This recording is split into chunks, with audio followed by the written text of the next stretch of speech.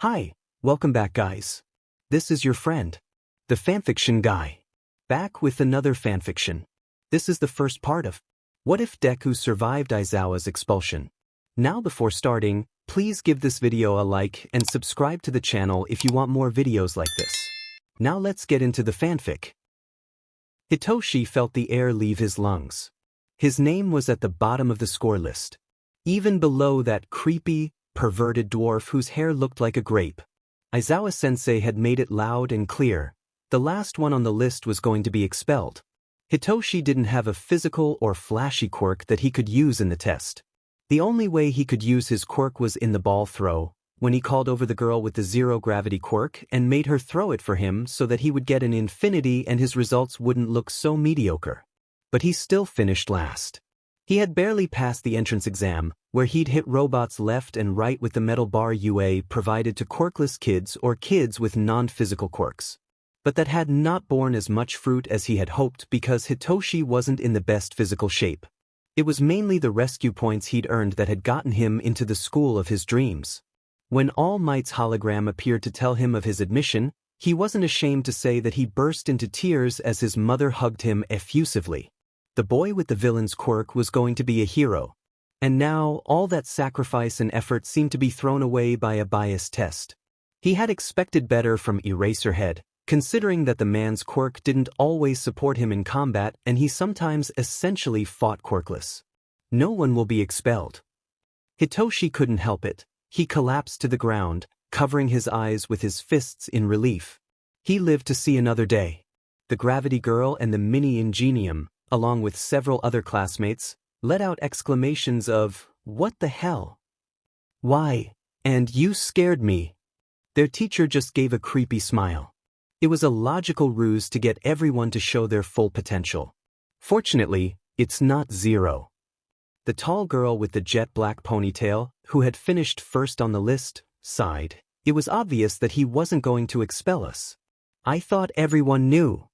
From the reactions of their classmates, it was not obvious. Even Hitoshi gave her a seriously? The girl flinched in embarrassment. Should I have told you? A tired and collective yes was heard. When they came back from the quirk apprehension test, they noticed a thin, green-haired boy wearing the hero course uniform, with black headphones over his ears, already in the classroom. His head was buried in a notebook labeled Class 1A Quirk Analysis. Ochako eyed the boy's relaxed posture with concern. He was in Aizawa Sensei's chair, the same teacher who had introduced himself in a yellow sleeping bag and looked at them like pests he'd have to deal with all year. The same Aizawa Sensei who had threatened to expel them if they didn't give 100% on the quirk apprehension test and had nearly caused the purple-haired boy with the brainwashing quirk to collapse. The poor kid didn't seem to know what he was getting into. She was about to say something when their homeroom teacher walked in and sighed wearily. "To your places in silence," he growled. They all sat down as quickly and quietly as possible. "You did better than I expected. Maybe you have more potential than I thought." He walked over to his chair, and the green-haired boy looked up from his notebook, focusing his gaze on the hero.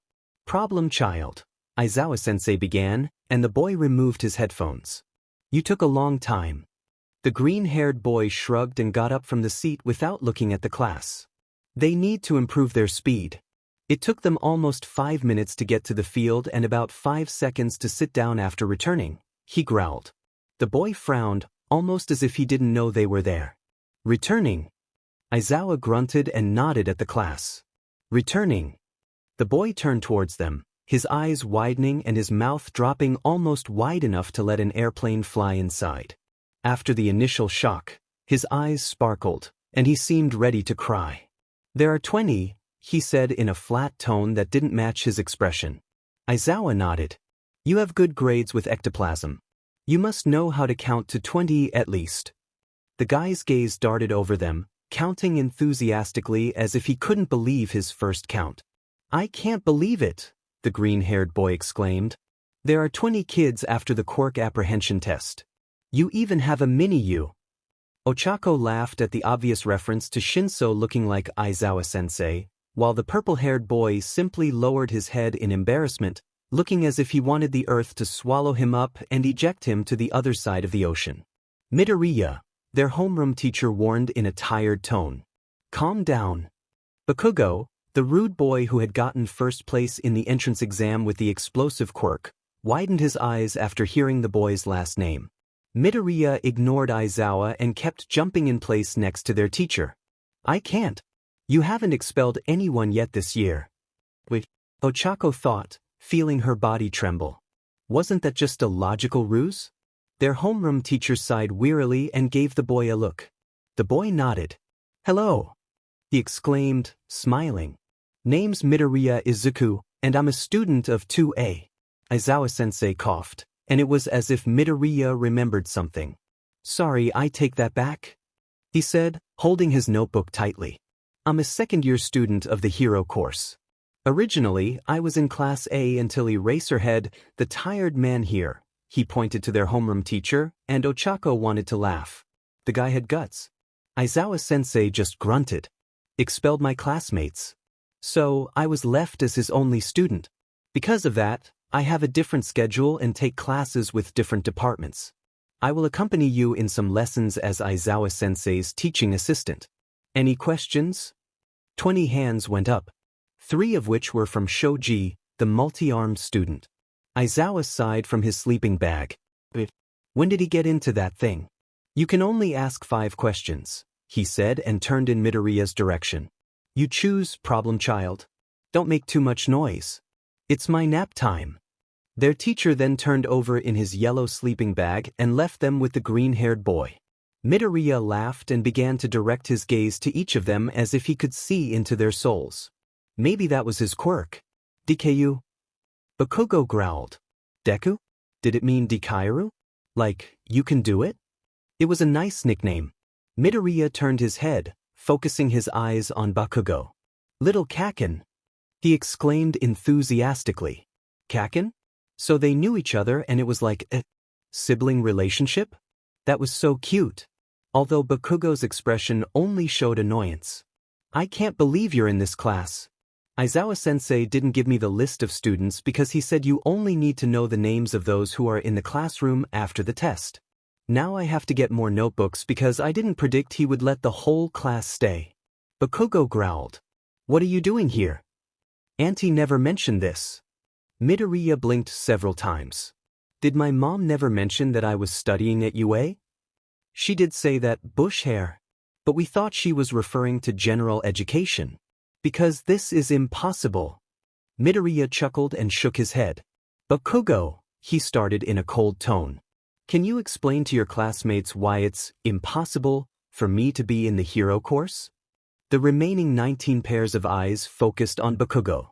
Even Shinso, who had done nothing but nod off in his seat, seemed interested in the answer. Bakugo snorted. Because you're quirkless. The air became thick with tension and an awkward silence rose in the class. Until Midoriya laughed. Ochako felt fear rise in her. After someone had downplayed him for something he couldn't control, he laughed. Aizawa-sensei must have seen serious potential in you because Izuku finally spoke. If you continue with that way of thinking, you will only get yourself killed. Bakugo seemed to want to reply but finally gave up and grunted.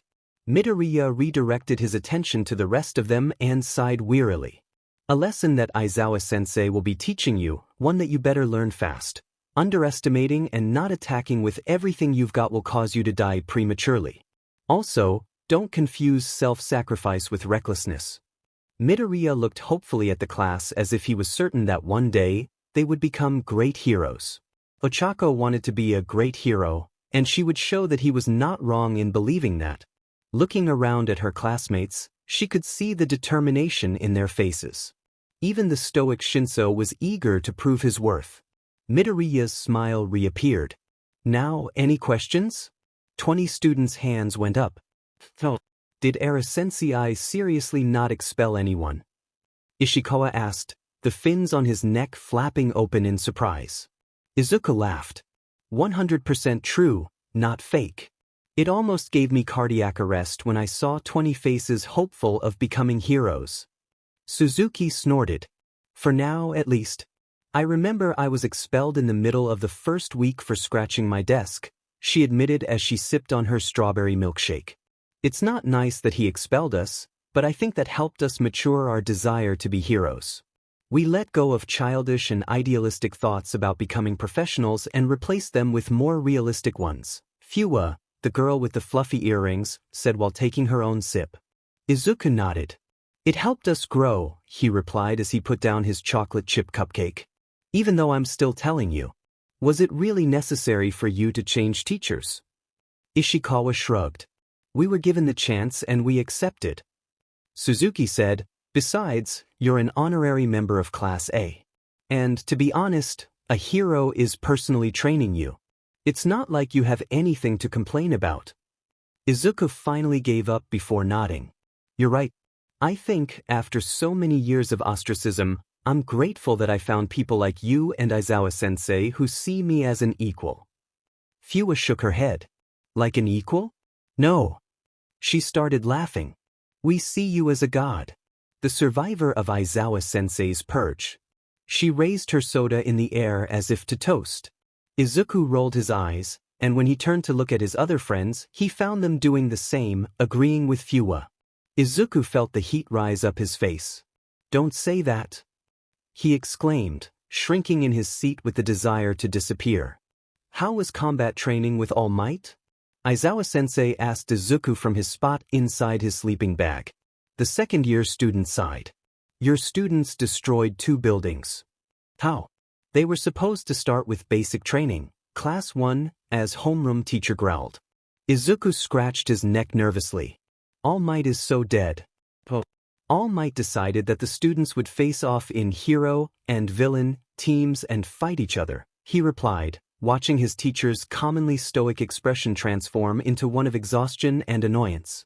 Some got excited, Izuku said for lack of a better term, and they left 2 buildings unusable. Aizawa Sensei sighed. Bakugo and Todoroki, right? Izuku nodded and added, and Uraraka, who used the debris created by Bakugo and threw it at a column so that Ida would be distracted and she could get the bomb. His teacher just sighed and sank deeper into his bag. You know, review the recordings and analyze the students' quirks. I will review them later to point out what they need to improve. The quirkless student nodded before fiddling with his fingers, as if he wanted to say something but was embarrassed to do so. Just say what you want to say, the erasure hero instructed. And make it quick so I can get back to my nap before I have to go through the atrocities of All Might and those hellhounds. Izuku took a deep breath. What do you think about giving a capture scarf to one of your students? Is that the quirkless student?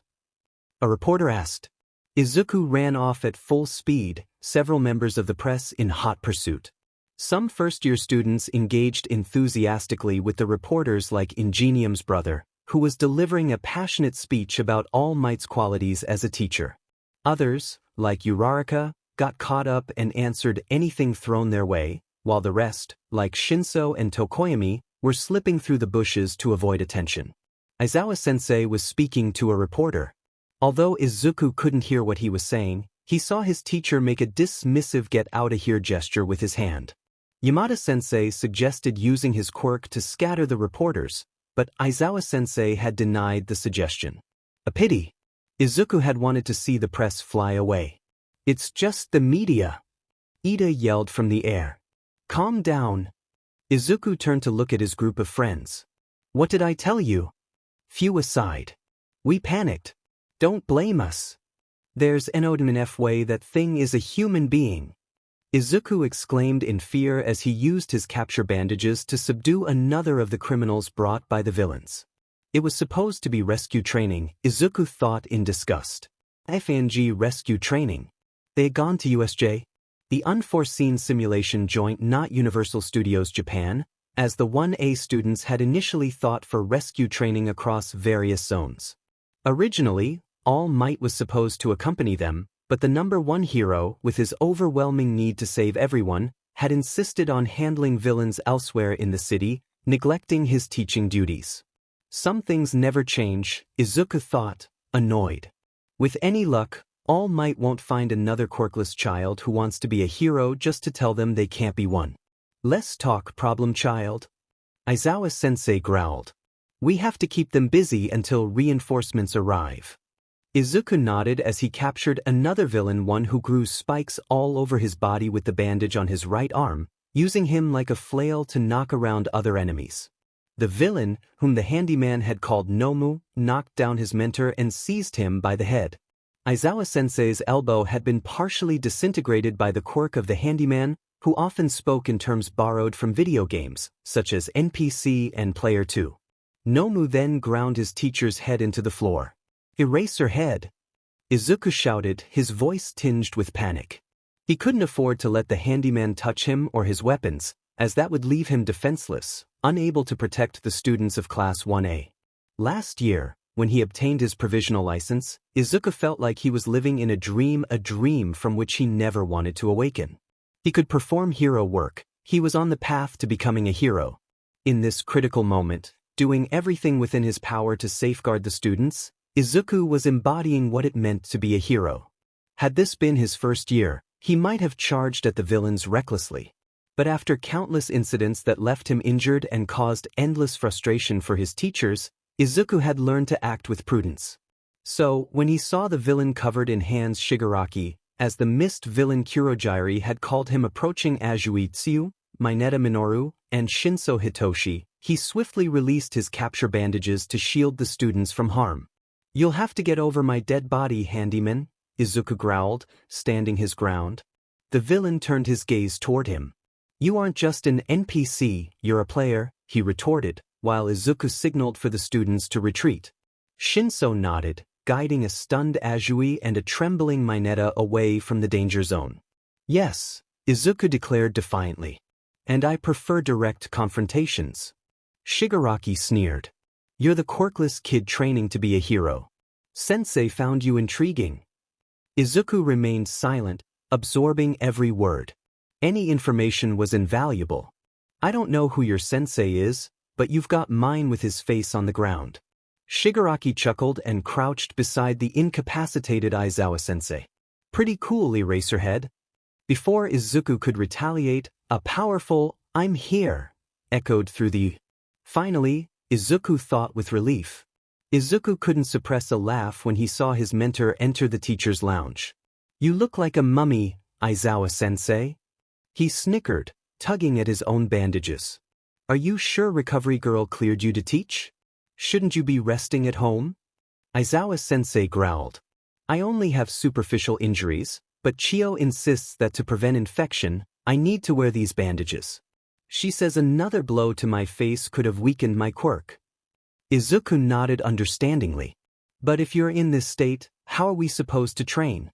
We had a one-on-one match scheduled for today." Aizawa-sensei made a gesture that might have been a nod. It was hard to tell with his body swathed in bandages. "Change of plans. We'll discuss what you've learned about the 1A's hellhounds." Izuku retrieved his notebook from his backpack. "Well, for starters, Kaminari seems to have undiagnosed ADHD. He needs a support item to direct his electricity to a precise point instead of letting it accumulate in his brain, which triggers his way mode." Aizawa-sensei nodded, acknowledging the observation. "Koda needs to speak up. I know he has selective mutism, but he needs to shout for his quirk to have more range. Bakugo has to control his temper. You saw how he attacked Shinso during the combat training supervised by All Might." A low growl emanated from Aizawa-sensei at the recollection. "And speaking of Shinso, his quirk is fantastic for heroics, but he hasn't practiced much and isn't physically prepared," Izuku concluded. Izuku understood why. Like him, Shinso had been socially ostracized for something beyond his control.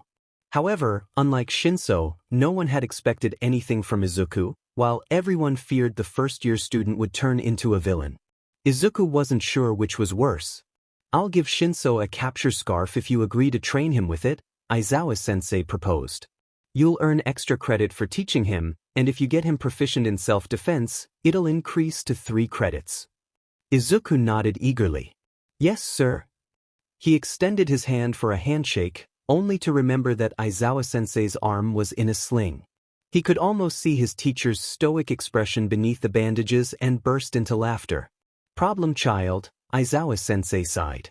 "Let's continue with the other hellhounds." "Don't look at me like that, Midoriya-senpai."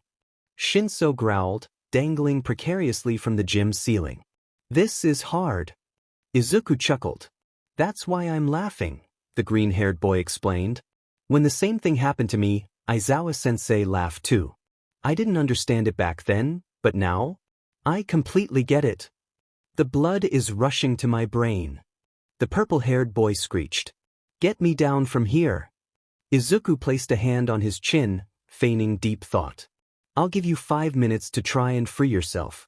Meanwhile, I'll grab some water from the vending machine, he said as he turned and headed toward the door, deliberately ignoring Shinso's pleas. Get me outta here. Shinso shouted again, desperation creeping into his voice. Izuku didn't respond, aware that the boy wanted to use his quirk. Izuku wasn't prejudiced, but he certainly wasn't foolish either. I hate this. Though Izuku wasn't looking at him, he could almost feel the intense glare of pure frustration that Shinso was directing at him. It was a small thing, but it was there. While most heroes strive to be seen as paragons of virtue, just as Izuku had idolized them for most of his life, the reality was that they were human beings. So they were allowed to feel. Feeling some resentment was normal. The key was not letting it consume you. Underground heroes didn't have the luxury of maintaining a pristine image. Their morals were often murky, and they weren't bound by the same social conventions or even laws. So they could afford certain liberties, like leaving a 15-year-old kid hanging from a ceiling. He thought before feeling a chill down his spine. Oh, I'm spending too much time with Aizawa-sensei. What do you have for me today, Midoriya? Nezu inquired, a sly smile curling on his lips, a look Izuku had come to recognize all too well. Being the personal analysis student of one of the most intelligent beings on the planet wasn't for the faint-hearted. You had to discern the good in the bad and the bad in the good. Chaos within order. Order within chaos. Yin and yang. All these paradoxes described Principal Nezu perfectly. Just a few suggestions for improving the sports festival, Izuku replied, holding up his notebook. Nezu's grin widened. You're not participating this year, correct? Izuku shook his head. The more I stay in the shadows, the more effective I'll be as an underground hero. I've got connections thanks to Aizawa-sensei. Nezu extended his paw, and Izuku placed the notebook into it. The chimera delicately opened the notebook, while Izuku took a sip of his tea. After several minutes of companionable silence, Nezu's enthusiasm was evident in his sadistically pleased smile. Izuku mirrored it with a soft smile of his own. The eyes of both geniuses' mentor and pupil met in understanding. Nezu took a sip of his tea and finally sighed. You never fail to impress me, Midoriya, he declared. It's the perfect blend of challenge and enjoyment, without crossing the line into actual abuse. Izuku nodded. So, do you approve the events I've planned for the first years? Principal Nezu nodded eagerly, extending his paw again. It's a deal, Midoriya. Izuku accepted the handshake with a mischievous grin. This year's sports festival is going to be quite the spectacle. Meanwhile, across the various departments, a chill ran down the spines of the first-year students except for one pink-haired girl from the support department. She feared nothing. I'm Dorura Kanoko, and you are watching Japan Good News. This segment is dedicated to one of the annual events that most entertain the public. Which one am I talking about, Sinako? Yes, Kanoko. UA Sports Festival has been wild, or at least the first year. I may say, don't even say it. We had a renewed festival for this new semester with new entries. Plus, we had Pro Hero present Mike as a commentator as always. That man knows how to encourage a crowd. Of course, he does, Sinako. And he was accompanied by a student. The surprise. Because, according to the program, Pro Hero Eraserhead would be who accompanied him. Kanoko. Eraserhead is the teacher of Class 1A, isn't he? Exactly, Sinako. Recently, UA has been lied to in the eye of the world. Since first-year Class A was attacked in rescue training at the Unforeseen Simulation Joint, AKUSJ, alongside the Pro Hero Eraserhead and 13. But, from some leaks, there was a third injured, a second year accompanying them. You're right about that. And, although there is not much information on that, Rumors indicate that the hero name of the student in question would be Void. Those poor children. Don't say it. But at least they discovered that the world of heroes is not all glitz and glamour. It's a profession, and they are going to be the pillars that will maintain this society. It's extremely curious how we can see the future mainstays in high-quality entertainment. Here we bring you a few excerpts of the most entertaining. Before the first event, we bring you the recording of the speech of the first-year student representative, Bakugo Katsuki, who entered with 89% on the written exam and 77 points on the practical. "I'm going to win this," the blonde student announced before the crowd of students. "You'll be great stepping stones to my success." The rest of the students weren't happy. But what confidence? Yup. Let's move on to the first event. First event, obstacle race. It seemed like this was going to be a typical event, right, Kanoko? Really, Sinako? But things took a turn, and we have everything on video. What the F is this? Reko Kaneo from 1C flew off after landing by accident on the elastic floor. Seriously? Saws? Shinso Hitoshi from 1A exclaimed as he ducked under the deadly blades. He got a free haircut. Monoma! Away's Yosetsu from 1B yelled, seeing his classmate get hit by a log on the TSTs. Monoma Nito from 1B was on the ground, and his classmate Shiosaki Iber had to carry him on her vines. Such a spirit, listeners. Present mixed voice was heard. Half and half. Bakugo Katsuki from 1A yelled as he chased after his classmate, Todoroki Shoto, son of number 2 hero Endeavor, as they traversed the rocky peaks. "Don't leave me behind." What the hell did they think when doing this? Jiraki Nora from 1D shouted, trying to escape the flying ball. In the entertainment, the voice of the mysterious second-year student exclaimed over the speakers. "And in challenging you all."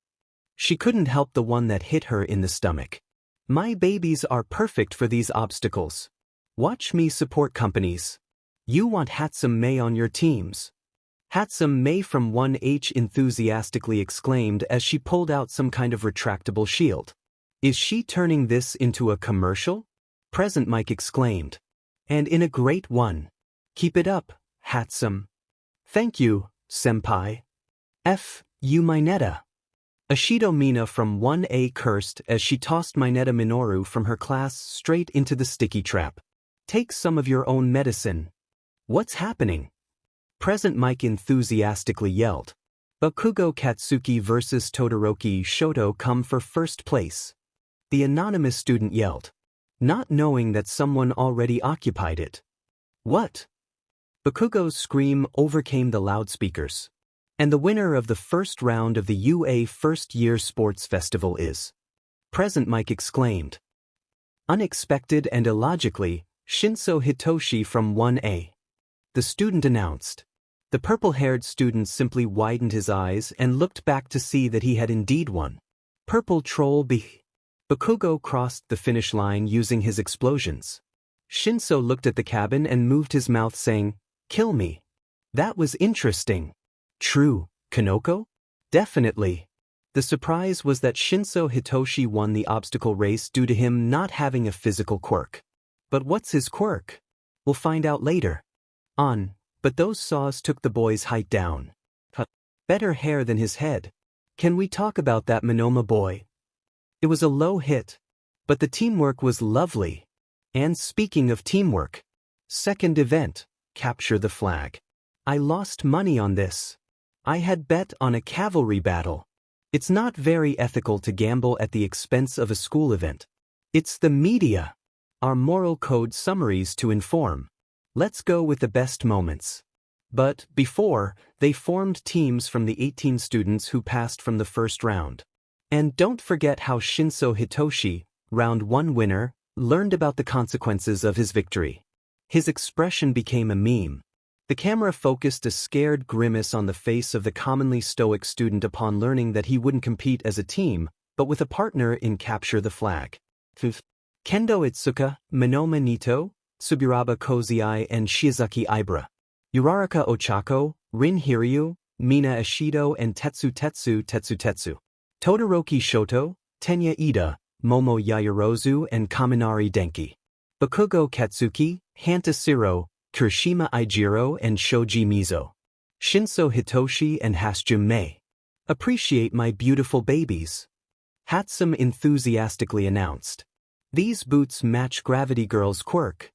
Hey! Uraraka scolded.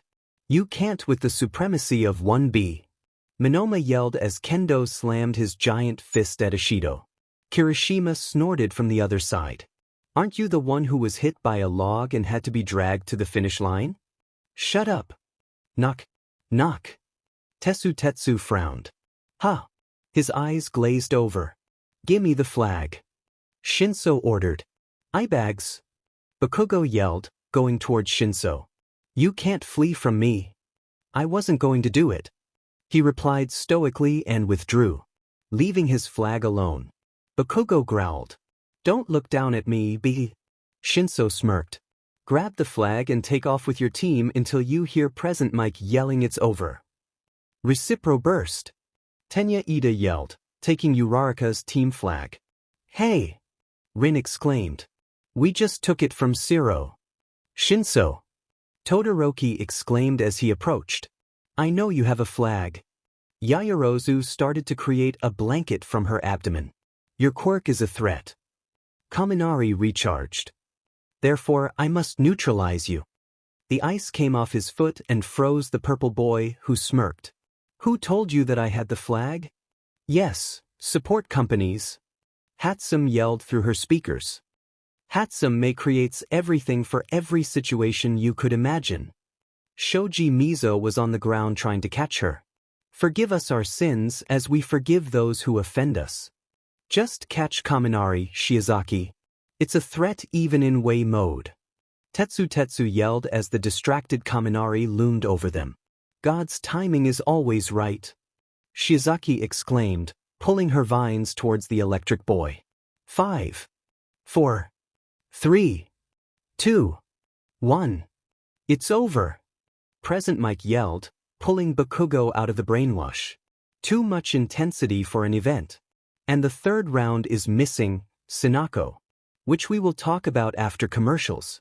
Along with the comments of this event. Japan Good News was brought to you thanks to Do you want hair as shiny and strengthened as All Might? By Mig Hair. And your hair will say I'm here. Do you want men to fall before you like with Midnight? With the Midnight Flower Perfume, you will achieve that and more. Put your hands up. Live every Tuesday and Thursday at 4 p.m. on the radio. Wash recommends it. Or a Curin detergent. End of ad space. And we return, little listeners. Covered.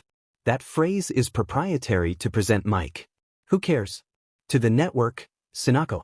Oh. Kanoko. But. Forget it. Everyone. Forget it. You're right, but we have to continue with the UA Sports Festival. Only the first year, because the second year will be tomorrow.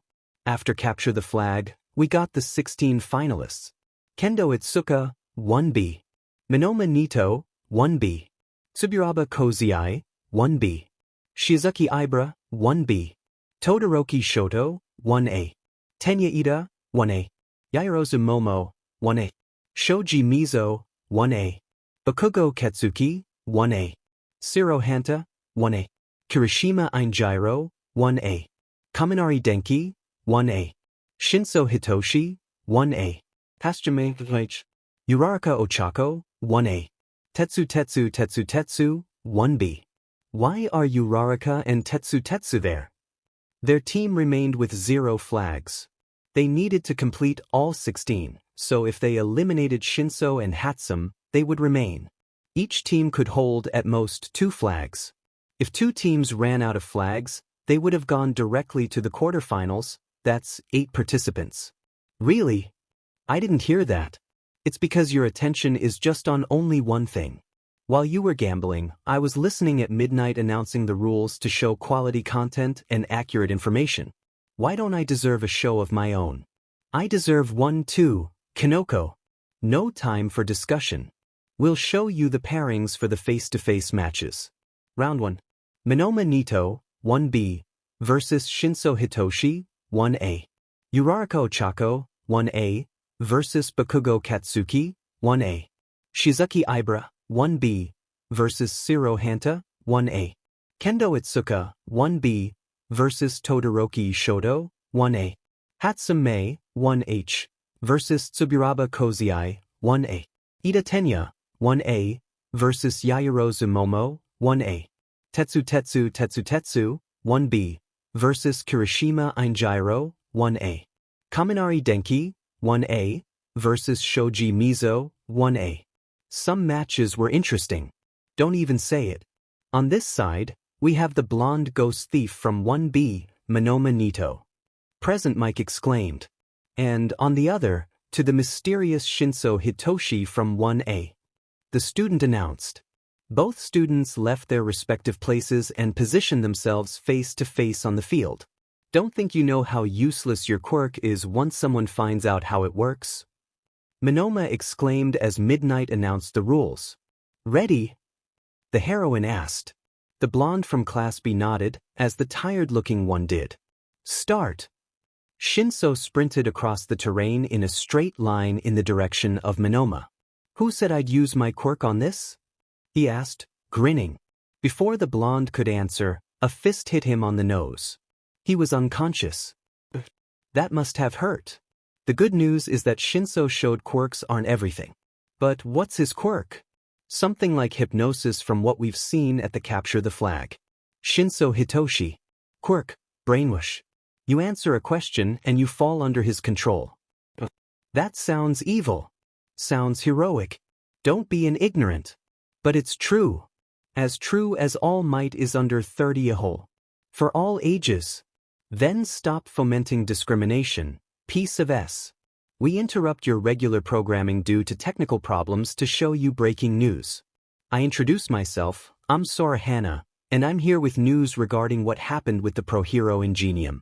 Unfortunately, his injuries will prevent him from continuing his career as a hero, having to retire at an early age. The family asks for respect and not to overcrowd the hospital where he's recovering. At the beginning of the UA second-year sports festival, which is still broadcast and will have a block tomorrow, there was a beautiful tribute to Ingenium's career. We will return as soon as we receive more news of his condition. We go back to the main block. I'm Darura Kanoko, my friend had to withdraw, so I'll continue the program. Well, 1A's Shinso Hitoshi beat 1B's Monoma Nito unpredictably and quickly. Perfect for a hero. But some matches got juicier. Uraraka Ochako was the purest definition of girl power and plus ultra when facing Bakugo Katsuki, her explosive classmate. Thank you. Uraraka said as she got up from the ground and looked at Bakugo with the purest expression of determination. Thank you for not letting your guard down. And then she linked the fingers of her two hands. Debris fell from the sky, similar to an asteroid shower.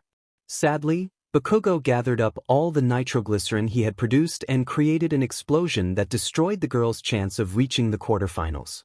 The crowd roared in rage, exclaiming that Bakugo had acted so brutally with his partner, noting that Uraraka had vanished to the ground and could no longer get up. Excuse me? The anonymous student's voice echoed through the stadium. Do you think Uraraka is so weak that she deserves Bakugo to be soft on her? That girl created a shower of debris. She's anything but weak. If you believe what you are saying, find another career. There's no reason to underestimate anyone based on anything. Uraraka gave her all, used all her strength. The least Bakugo can do is show her respect by fighting with everything he has. I like that boy. Uraraka didn't win her match, but she gained my admiration. Uraraka's quirk is zero gravity, which allows her to nullify the gravity of everything she touches. Her opponent, Bakugo Katsuki, sweats nitroglycerin and can explode it. It was one of the best matches, and it was only in the round of 16. Regarding the fight between Shiro Hanta and Shizuki Ibara, well, watch the video. Sheet. Shiro exclaimed as Shizuki's vines immobilized him. The green-haired girl sighed. Don't use that vocabulary. God doesn't approve. Besides, your tape is hurting me. They were both completely tied up. Shizuki's vines were around the boy from 1A and his tape was stuck in various parts of the girl's hair. The match ended with Shizuki yelling and dragging Shiro out of bounds. They both had to stick to recovery girl who was waiting for them with scissors.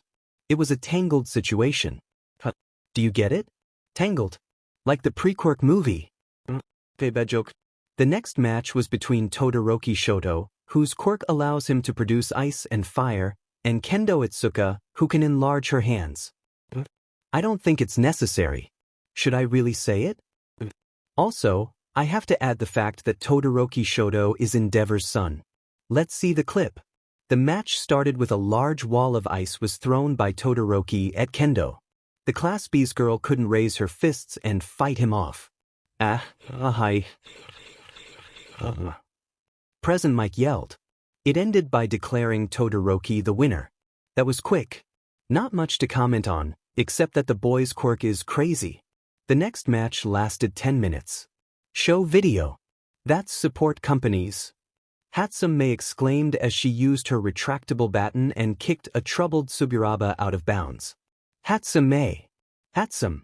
In my next match, I'll announce my other babies. Hatsum wins. Midnight said in a blank voice. She stole our speakers. Present Mike announced. The mystery student laughed. But she did her job.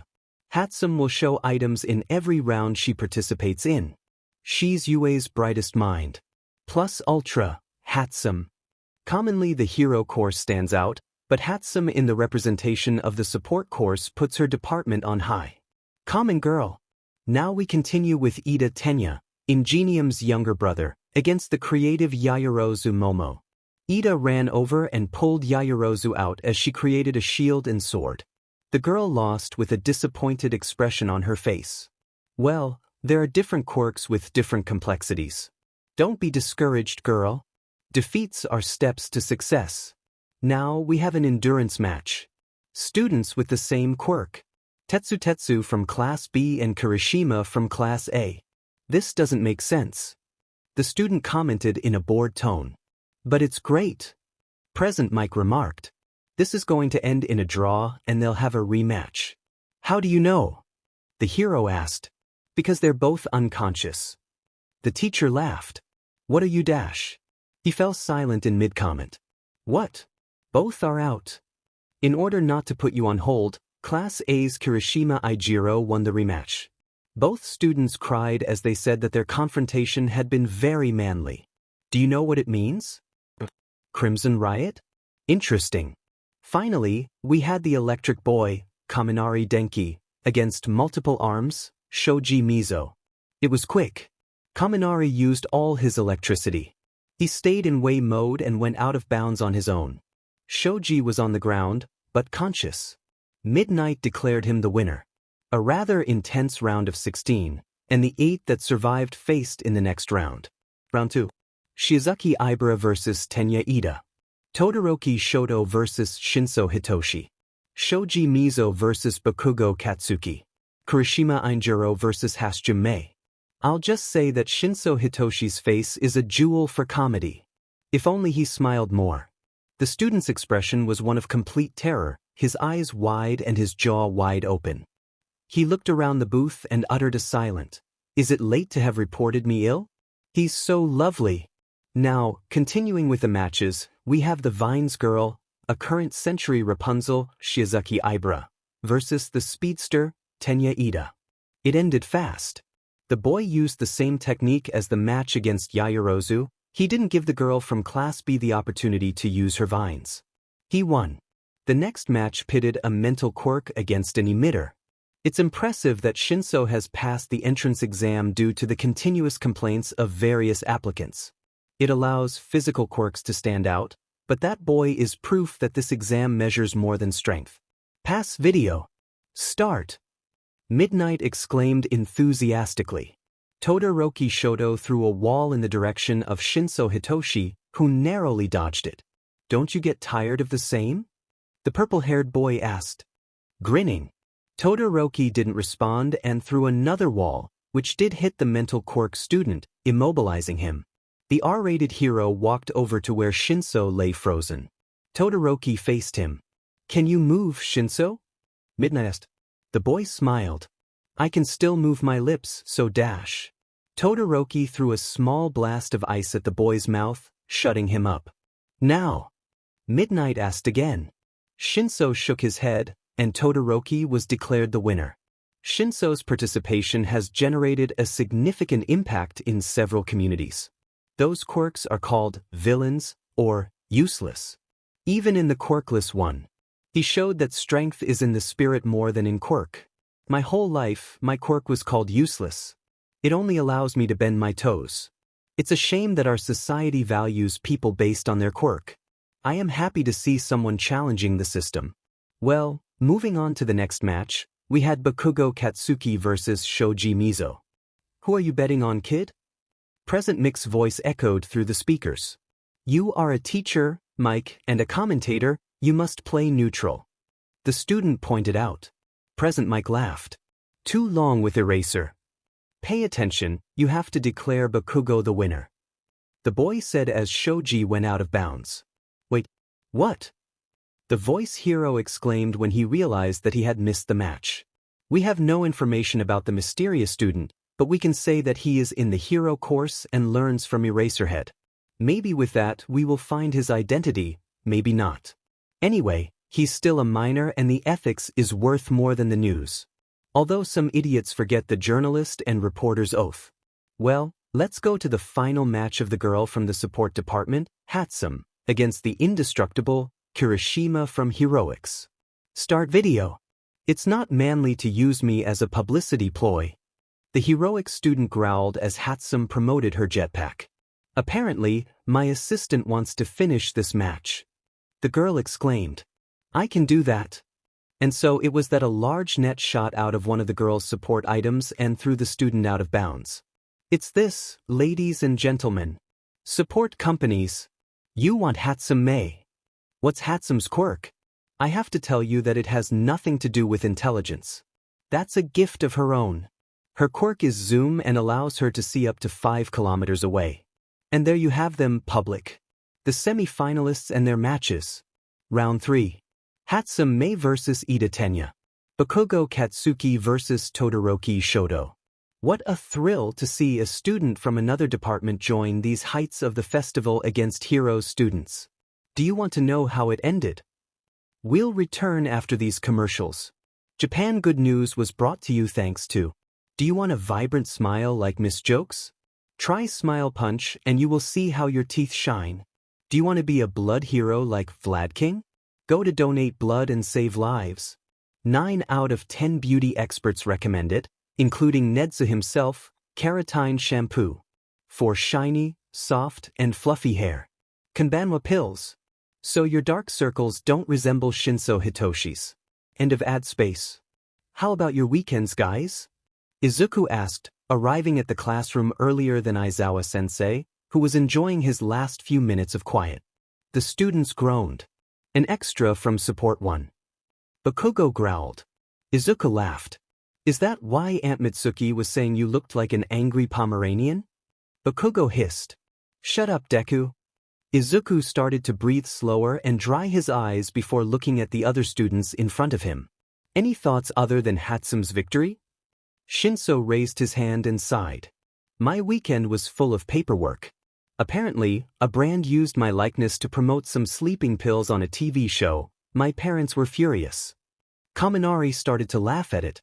On Japan Good News. That reporter defended you tooth and nail from quirkism. Ashido nodded enthusiastically. I heard they are giving her a show since she was trending on Twitter. Shinso nodded. My parents were excited about that. It was like a wake-up call or something. My father joked that they must have used his likeness instead of mine. Izuku frowned. Why?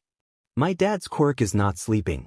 The dark circles I have are a hereditary secondary mutation, as is insomnia, apparently.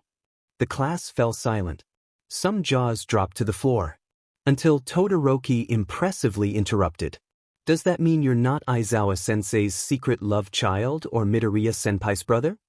Shinso made a face of pure confusion, and Izuku decided to put his own into words. What the heck, Todoroki? Internships. Shoyuta growled, showing the board. Those who didn't receive any will be able to choose between the agencies affiliated with UA. Uraraka raised her hand. Yes.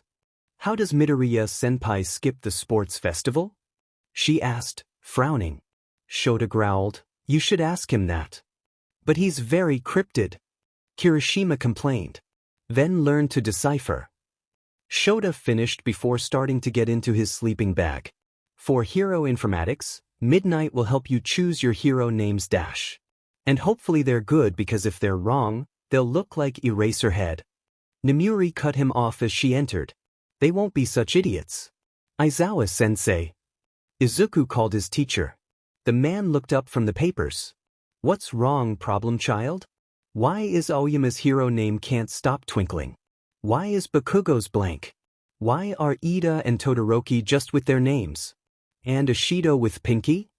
His teacher widened his eyes, showing emotion for once all day, and then his head slammed into the desk. They were such idiots. Okay. Izuku said, confused. Midoriya-senpai. Shinso stopped him in the middle of the hall. Shinso? School ended hours ago. Izuku scolded him. The boy shrugged. It doesn't matter. The point is that I found out from Fuwa-senpai that you do your internships with Aizawa-sensei.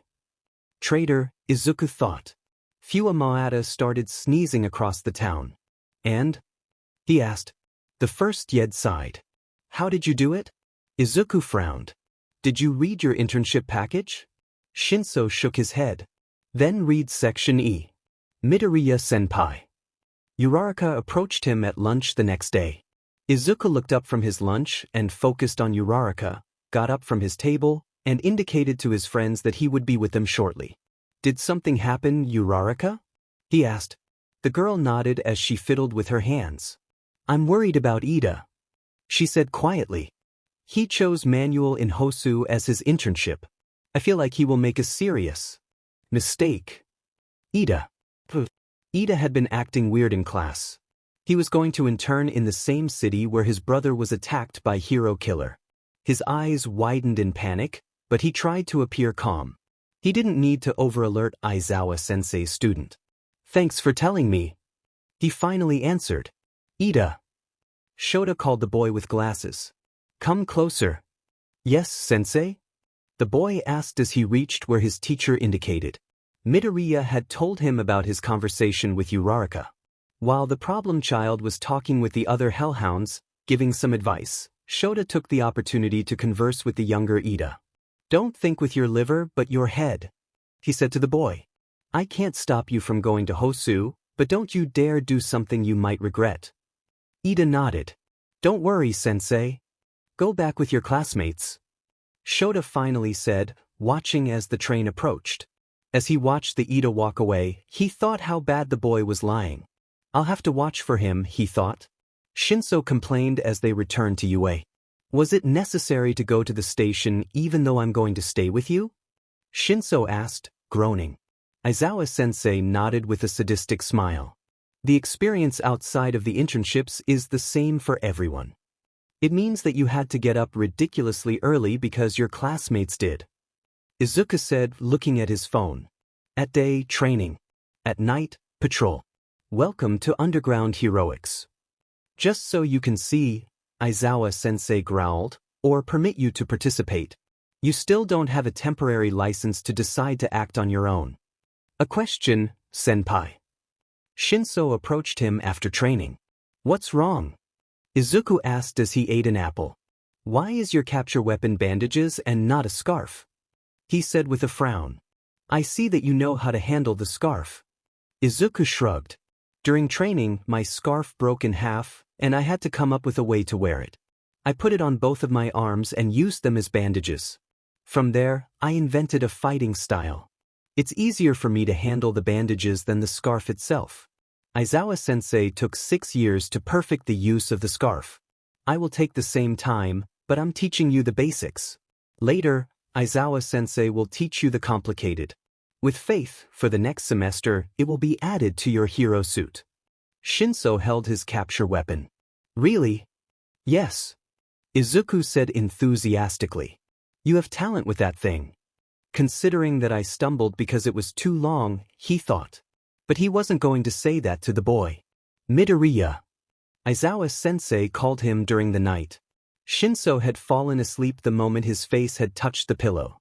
With faith he will sleep through the night, Izuku thought amusedly. Yes, Aizawa-sensei? He said as he approached his teacher, who was going on patrol. Wednesday, go to Hosu.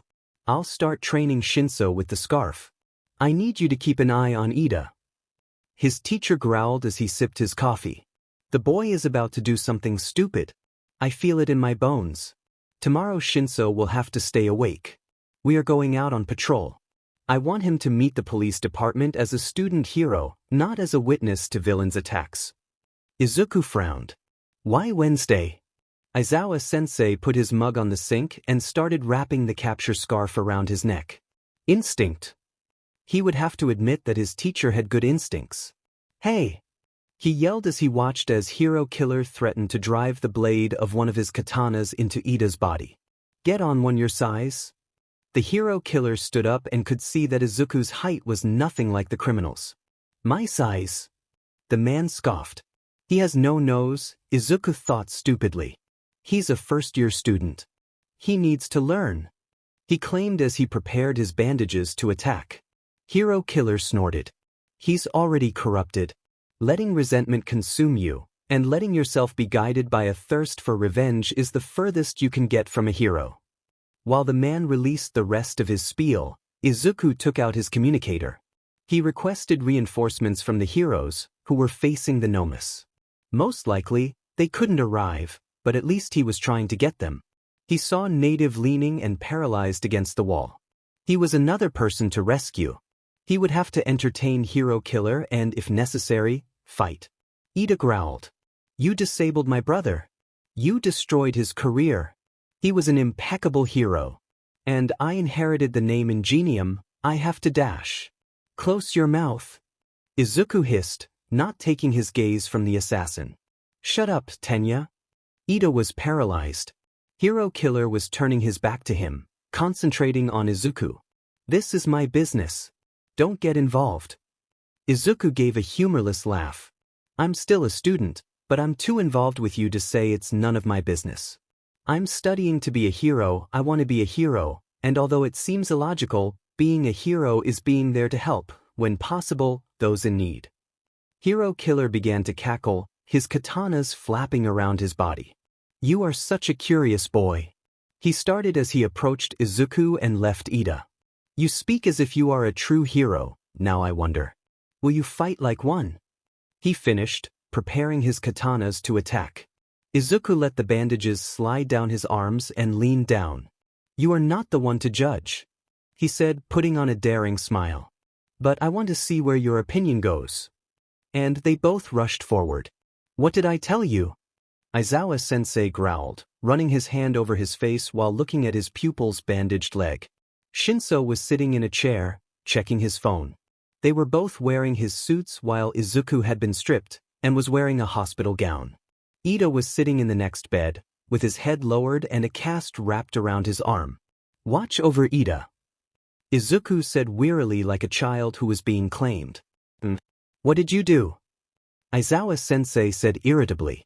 I faced Hero Killer and ended up with a katana on my calf. He replied dryly. His teacher examined him. You could have died. That criminal has murdered heroes, and you are a student with a provisional license. Izuku nodded. It was the most logical course of action. Hero's attention was on the Nomus and the other civilians. We were in an alley alone. Ida and Native were priorities. I tried to distract him, I called for reinforcements, but as I said, no one was available. I had to fight, and I managed to submit him before support arrived. I don't regret any of my decisions, he said decisively, facing his mentor. Shinso was observing the situation with a gleam of surprise in his eyes. Ida kept looking embarrassed. Aizawa-sensei was with his neutral expression before sighing. You did well. His teacher agreed. Although reckless, problem child, you did well, he said before turning his attention to Ida. Instead, this would reserve expulsion from UA. The student paled. Like Izuku and Shinso, Aizawa-sensei was a strict teacher, but Izuku knew he cared about students and had a soft spot for children. He hasn't expelled the students that year. Mineta was still there, despite being a pervert, and giving Izuku cold chills. Bakugo was still there, even if the boy was wild. Kaminari and Ishido were scandalous, etc. Aizawa Sensei must seriously have liked this class not to have expelled them by now. But I think I'll be lenient, and you'll only have a red mark on your record. I think your arm and Midoriya's presence in the hospital are enough to motivate you not to do something stupid like that again. He growled. Ida nodded fiercely. Sure, Aizawa Sensei. Then turned to Izuku. Forgive me, Midoriya-senpai, for everything I did and why you got hurt. Izuku nodded calmly and gave him a reassuring smile. The important thing is that we are alive, and we will recover. Aizawa Sensei grunted.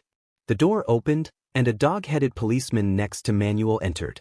The policeman introduced himself as the head of the Hosu Police Department, Tsugarami Kenji, and then delivered a spiel directed at Ida.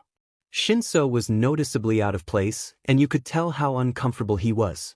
Most likely, Aizawa Sensei just wanted him to leave to find a corner to fall asleep until Izuku's mother arrived. Tsugarami said, "You guys won't be involved. Endeavor would get the credit." Izuku snorted. The guy who almost set me on fire while I was being held hostage by Hero Killer? Sansa nodded. Or do you want to come out of underground, Void? Izuku shook his head. I got it. Let's give the credit to Endeavor.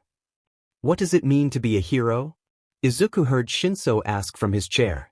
Aizawa Sensei had gone out for a cup of coffee, and Ida had fallen asleep. Izuku frowned. I couldn't tell you accurately. Why? The first-year student looked at him, confused.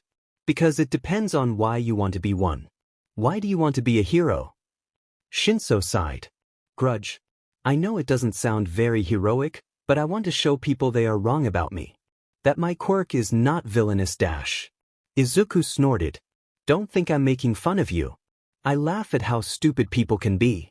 To a certain extent, I share your point of view. People called me useless for being quirkless, and I'm longed to show them that they were wrong. He remembered the times when some of his classmates teased him, looked at him with pity, or just ignored him. The teachers didn't believe him when he got good grades or did his homework. All Might told him that he couldn't be a hero. Despite that, my motivation was always to help people. I wanted them to see me and feel safe, but that evolved, and I have grown and matured. I want to save and help people. Being the best hero that I can be. He smiled. Tell me, what do you think it means to be a hero? Shinso thought about it for a while, his brow furrowed, and his eyes scanned the floor of the room. Finally, he sighed and ran his hand over his face. I think being a hero means helping others. Izuku nodded. That's what a hero does. He said quietly. But I tell you, your motivation is good. You understand people like us, rejected people. You want to help them. You want to make a statement that, if I'm honest, it's a good way to be a hero. Sheet. Izuku growled as he watched the video on Fua's phone. She nodded, biting her lip. Yeah. The flying Nomu and Stain saving you. Oh, and don't forget Endeavor saving your butt afterward. Ishikawa commented. If you only knew, Izuku thought as he rolled his eyes. And the hero killer's speech. Suzuki added. I know he is a criminal, and he's doing wrong, but you have to accept that he has some pretty valid points. Izuku could not help but think that the man's ideology was correct in certain aspects. He has been aware of that throughout his life and has just accepted it. The system was not perfect. Endeavor was a perfect example of a false hero, and he didn't know why, but his son, Shoto, wasn't very excited about being one, even though he was studying to be one. He had talked to Aizawa Sensei about it. The man had said that he would try to talk to him during their summer camp. Izuku hoped that he would because, from what he had seen during the sports festival, if he kept only using ice, he would end up killing himself. Throughout the Hosu incident, he knew that Todoroki had gone to do an internship in Shibuya.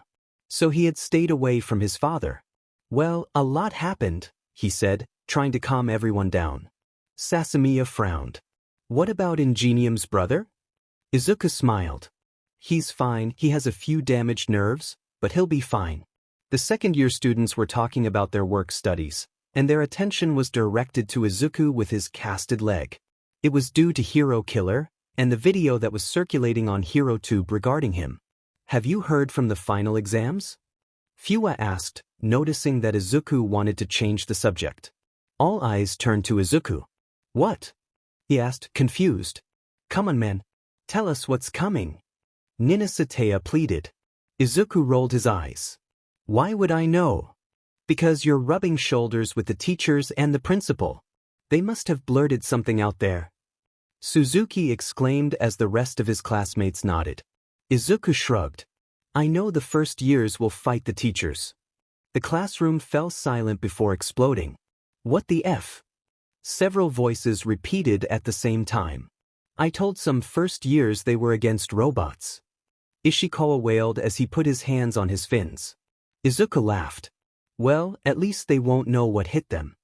Midoriya-senpai. Kaminari exclaimed as soon as Izuku entered the classroom, his leg wrapped in the cast and leaning on a crutch. Need help? Izuku denied. Don't worry. Rather, how did it go? The boy looked at him like he didn't believe him but finally relented and smiled. It takes longer to fry my brain. At least he progressed, he sighed. Sounds great. He told him as he put the books down on Aizawa Sensei's desk and retired to his next class. It was strange to see Kaminari alone in the classroom while the rest of the guys were most likely having lunch or something. Is something wrong? Kaminari denied. I just got low scores in the exams. I'm studying on my own, but Yaoyorozu will do a study session at her house. I hope to pass the exams, he said with sparks jumping around him.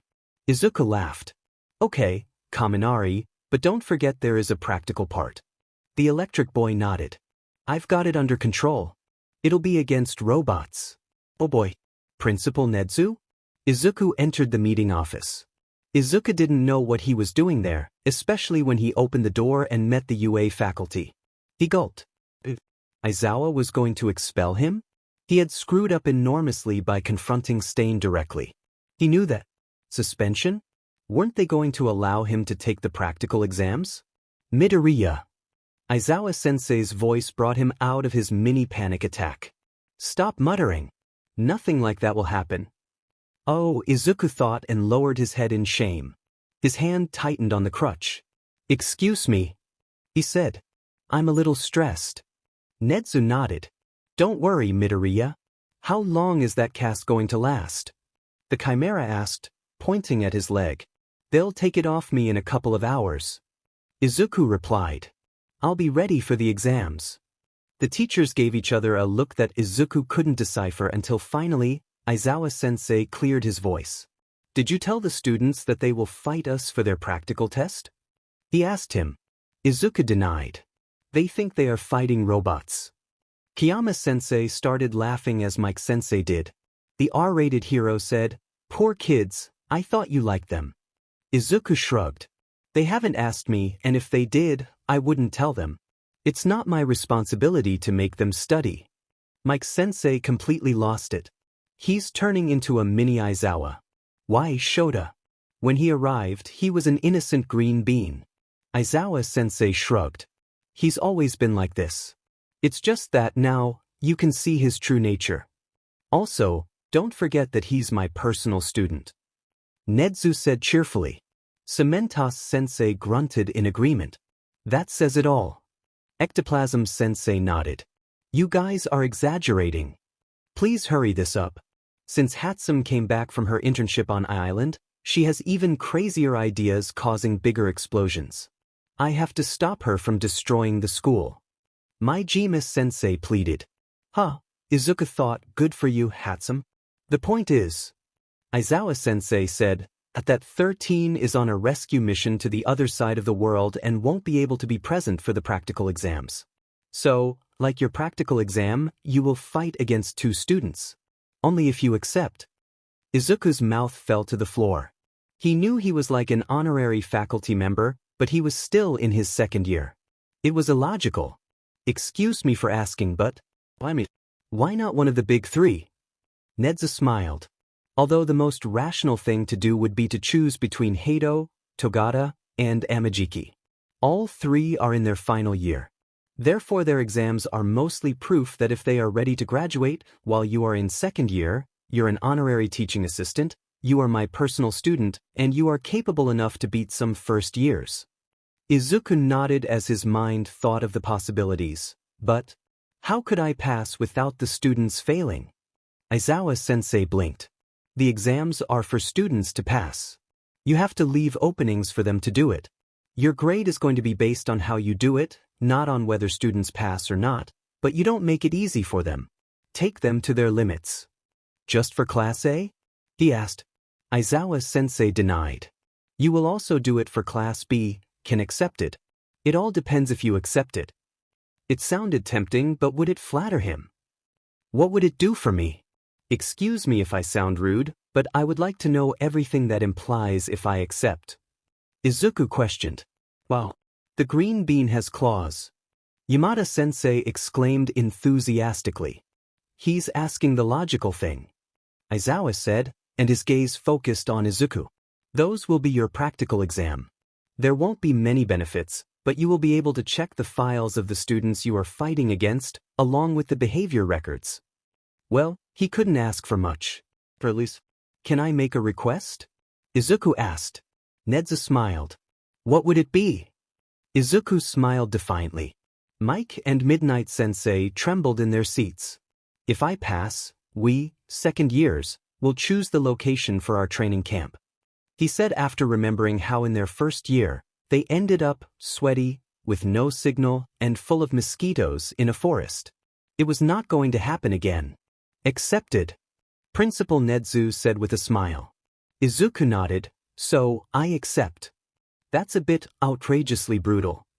Izuku said as he watched All Might throw Bakugo into the air. Uraraka looked disappointedly at her teammate as she tried to reach the exit. So she could pass the exam. Aizawa nodded. I'm going to have a hard conversation with him.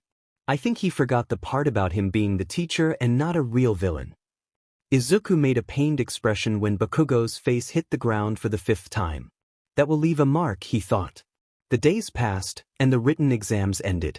Luckily everyone in Class A had passed, even Kaminari and Ishido, and that brought them closer to the date of the camp. The second-year students also successfully passed the written tests. At that time, they were in the rescue part of their practical exam. When Izuku was up against the Class B students, they would be developing the second half of the examination, which consisted of combat without quirks. After all, quirks weren't everything. Bakugo Katsuki and Uraraka Ochako's team passed the exam. Recovery Girl announced. Aizawa Sensei sighed. 2 others who will go to the camp. Izuku frowned. But they all end up going dash. Aizawa growled. Let me enjoy my logical ruse. Shinso was not happy. What are you saying? Izuku mockingly asked. I can't hear you through your scarf. Was all he understood from the purple-haired student's complaints. Well, Todoroki must be somewhere, since he doesn't come to the exit.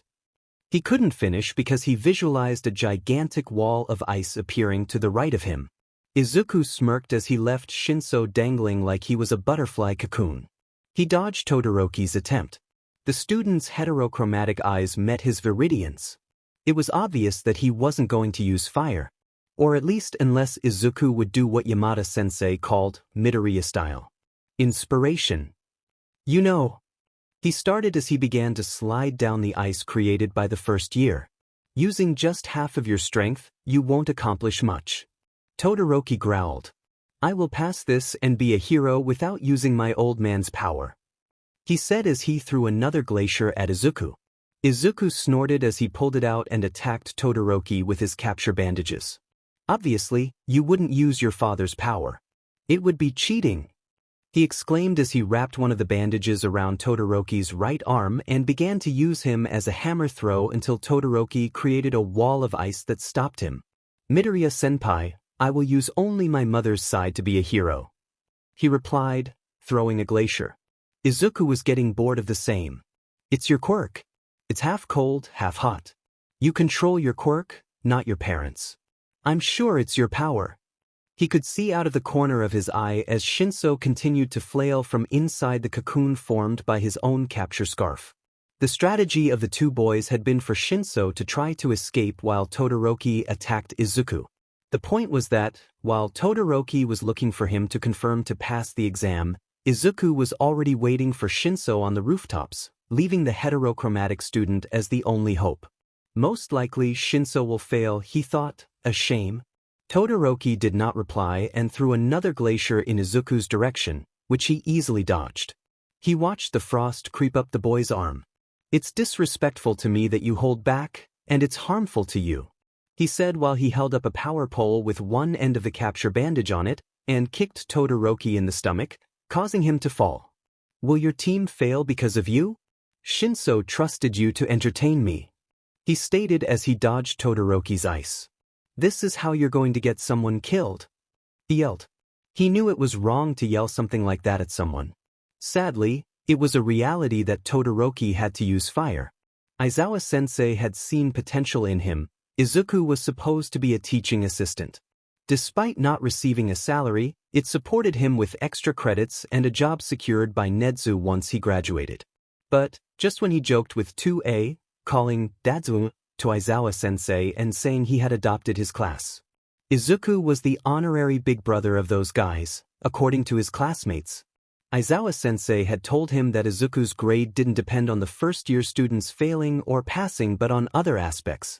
So, he hoped that making Todoroki use his fire and let him pass would be for the best. In case he deserved it. The weight of what he had yelled seemed to have struck Todoroki as the boy dodged the blows. Don't let your grudge drive your actions and free yourself from his control. Use all your power, he screamed, preparing to give the student a final blow. It's your power, isn't it? And then it happened that a wall of fire rose, and Izuku saw Todoroki smile for the first time. It's going to hurt, he thought. Child? Aizawa Sensei asked stoically. Sensei? Izuku replied. You passed the first part of your practical test. He told him calmly. You got Todoroki to use his fire, and you let Shinso keep you entertained for a few seconds. You told me to let an opening and I did, he replied with a shrug. Aizawa Sensei nodded. They both passed. Izuku sighed. I thought Shinso had failed. His mentor denied. He did his part of the plan and kept you entertained. He passed with the slightest bit. Well, something is something, Izuku thought. This is cruelty, he said as he watched Kaminari and Ishido escaping from Principal Nedzu. Ojiro and Aoyama had just finished their practical exam and looked exhausted. Ojiro sighed. And you couldn't see what Jiro and Koda did to Mike Sensei, senpai. Izuku vaguely remembered seeing the English teacher, shakily heading to the infirmary as he returned to the observation room. I'll find out later, he said, shrugging. Uraraka trembled. Make sure you have a bag aside. You will need it. A few days later, while Izuku was observing the exams for his analysis homework, he understood what Uraraka had meant. Young Midoriya, I'd like to make a proposal to you. All Might told him when the Class A exams were over. Izuku stopped and turned to see the symbol of peace. Class B exams will be in the next PRD. I need to rest. It's the second part of mine. Number 1 hero shook his head. His iconic smile that had once given Izuku hope was making him uncomfortable. It was looking at him as a predator, ready to steal his dream. A dream for which he was fighting and working. An unrealistic dream. A dream coming true. Please. The man pleaded. It will only be a few minutes. Izuku gave up. There was no point in refusing. If the man was going to be so insistent, he would wait another day to talk to him. Fine. He agreed. Make it quick. Let's see if I got it, Izuku said before taking a deep breath. There were two brothers, a good one, who seemingly was quirkless, and the evil one, whose quirk allows him to steal other people's quirks and transfer them to others.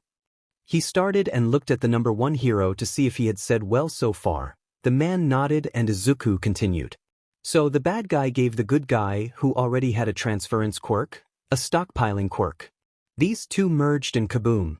One for all, the one you want to pass me. Exactly, young Midoriya, he exclaimed, smiling. I think you would be a great wielder. You would be a great hero if you had one for all. Idiot, Izuku thought. I'm being a hero. He corrected. I'm licensed and all. I don't need a quirk. The hero's smile tightened. I don't mean you can't be a hero without a quirk. I mean, you would be a better hero if you had one for all by your side. Izuku denied.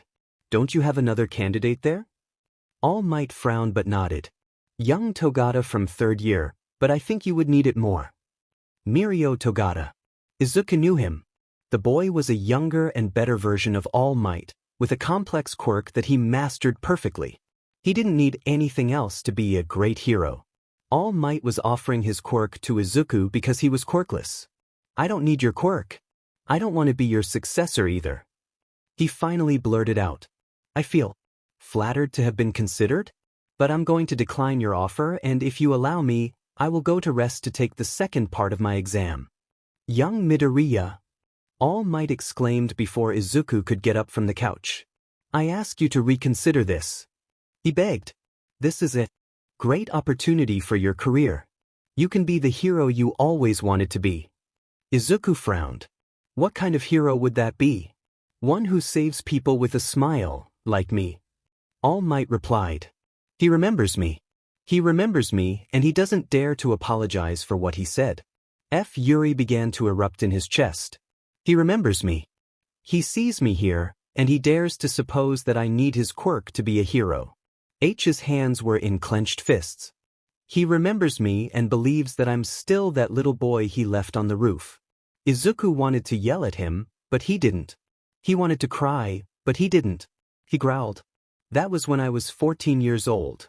He started. If you had told me then, I would have said yes without hesitation.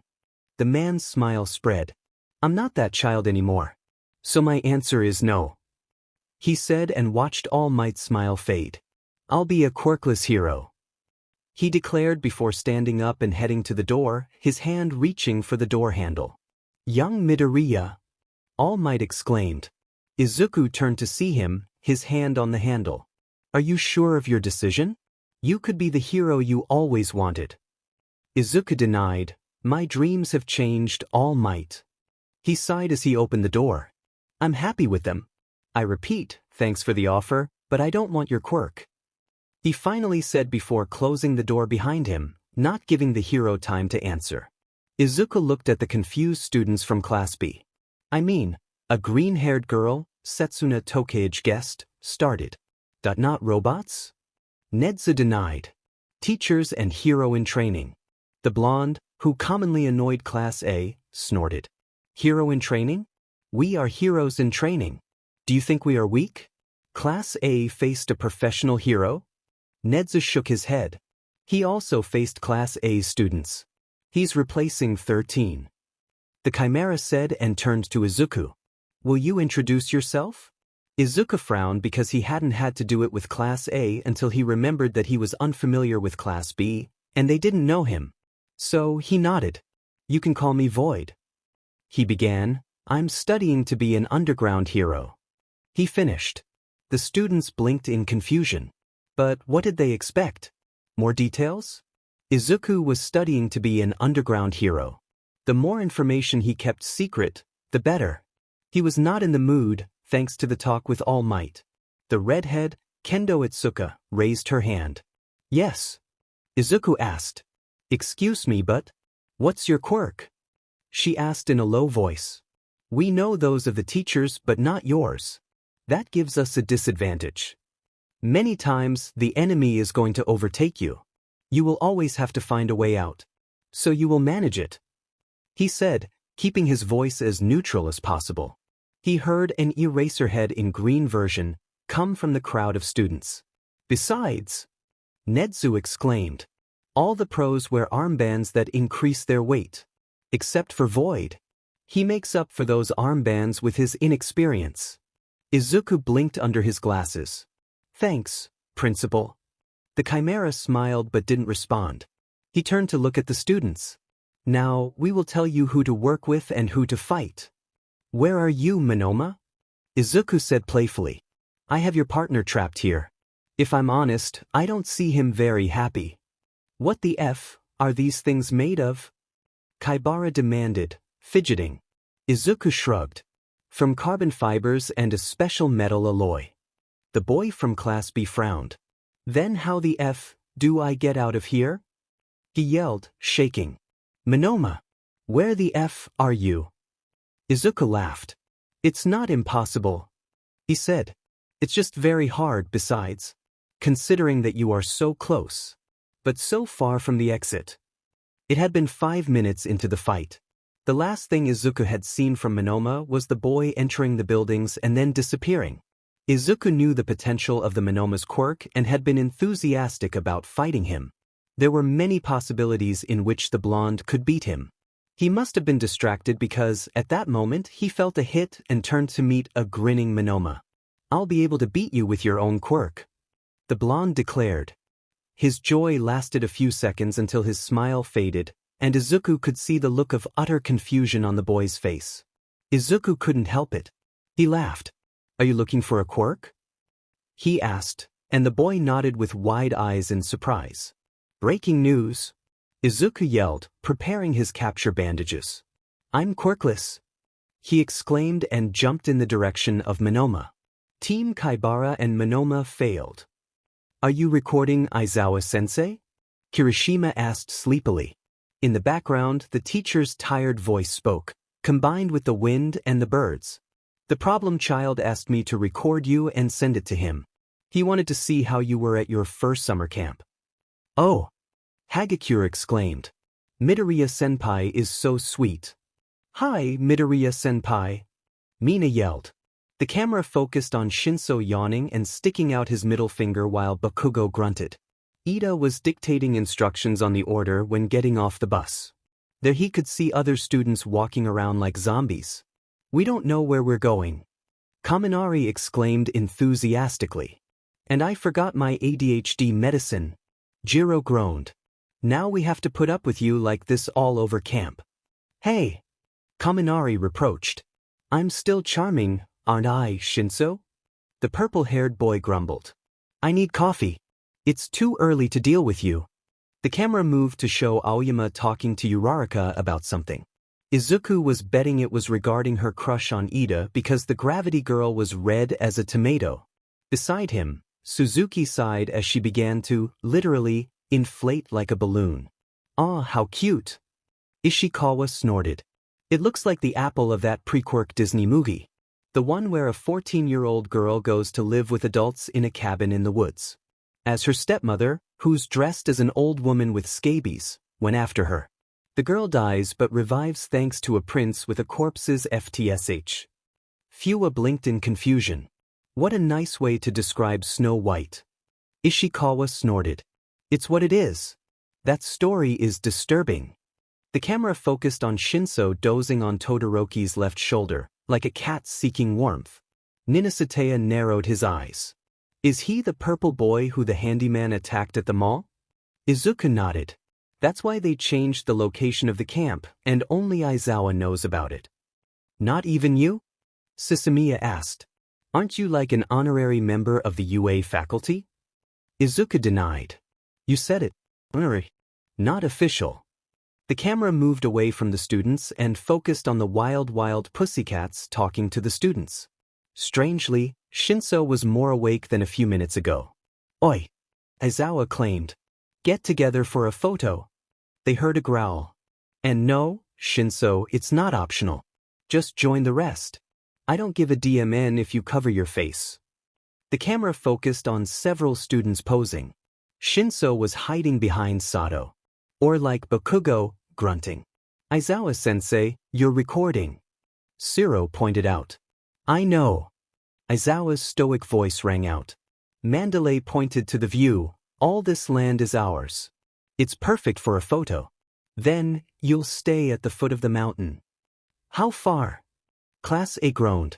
Then Shinso's eyes widened in panic, and, for the first time in a place other than training, he yelled. Get on the bus, everyone. Let's go back. The rest of Class A realized what awaited them and started running towards the bus. Run! Kirishima yelled. Hurry! Kaminari seconded him. To the bus! Uraraka exclaimed. Sorry, children. Aizawa's voice said in the same tired and stoic way as always. Mandalay exclaimed. We'll be waiting for you at 12:30. If you don't show up on time, you don't have lunch. Camp. Aizawa-sensei started, and the camera showed the desperate students trying to get to the bus as Pixie Bob touched the ground, already started. And then it happened that the earth rose. The first years screamed as they dragged off the cliff. The video ended, and the entire Class A of the second year began to laugh uproariously. Their faces. Ishikawa yelled as he fell to the ground, his fins moving along with his laugh. Fuwa snorted. Eraser really likes this class. He apologized to them. Hinata nodded. He left us in the middle of the road, and the bus just took off. Crows attacked us. Suzuki sighed. Our first year. Being expelled. Being re-enrolled. Changing homeroom teacher. It was crazy. Sisamiya exclaimed. But no more than the insomniac's face. Ninasatea nodded. Japan Good News was right when they said his face is perfect for memes. Repeat it. Again. Again. Suzuki said between jumps. She no longer looked like a balloon. I think we already made fun of naive first years a lot. Fuwa said. Let's eat. Class B ordered pizza for everyone. Izuku threw himself under the air conditioning. I'm dying. Snipe Sensei snorted. I thought you improved those reflexes with Aizawa. Izuku gave him the classic Aizawa Sensei erasure look. I've never tried to dodge bullets, only knives. Oh, that's why you're here. Plus ultra. His teacher exclaimed. Izuku groaned, hitting his face with the ground. Plus ultra. Ugh. Midoriya. Okawara from Class B greeted. Thank you for getting this place. Izuku nodded with a smile. You're welcome. I almost got burned alive, but it was worth it. The girl laughed. Completely. This place is amazing. No more mosquitoes. Suzuki joined the conversation. And air conditioning. Air conditioning. Sisamiya repeated while he was drinking water. And a lake for me to practice my new super move. Ishikawa yelled as he pirouetted out of the water like a dolphin.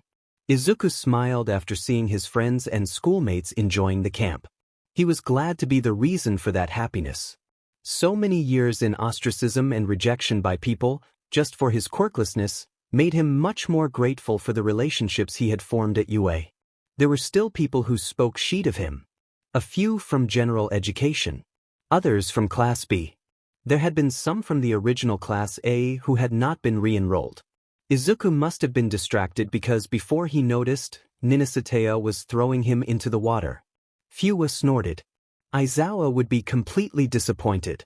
They light the campfire, and Class A was around it. Who tells the first story of the night? Hinata exclaimed and feigning a dark voice. Suzuki raised her hand and started hopping. Me. Pick me. Hinata snorted. I choose Suzuki because a spirit guides me to her. He said, making strange gestures with his hands. Suzuki took a flashlight from inside her bag and turned it on. Her face lit up, and she smiled for a second before turning it off. It was a bad decision. My eyes. She complained and started rubbing her eyes before huffing. I'm gonna count a story called, she started. Aizawa Sensei's Purge. Get about it.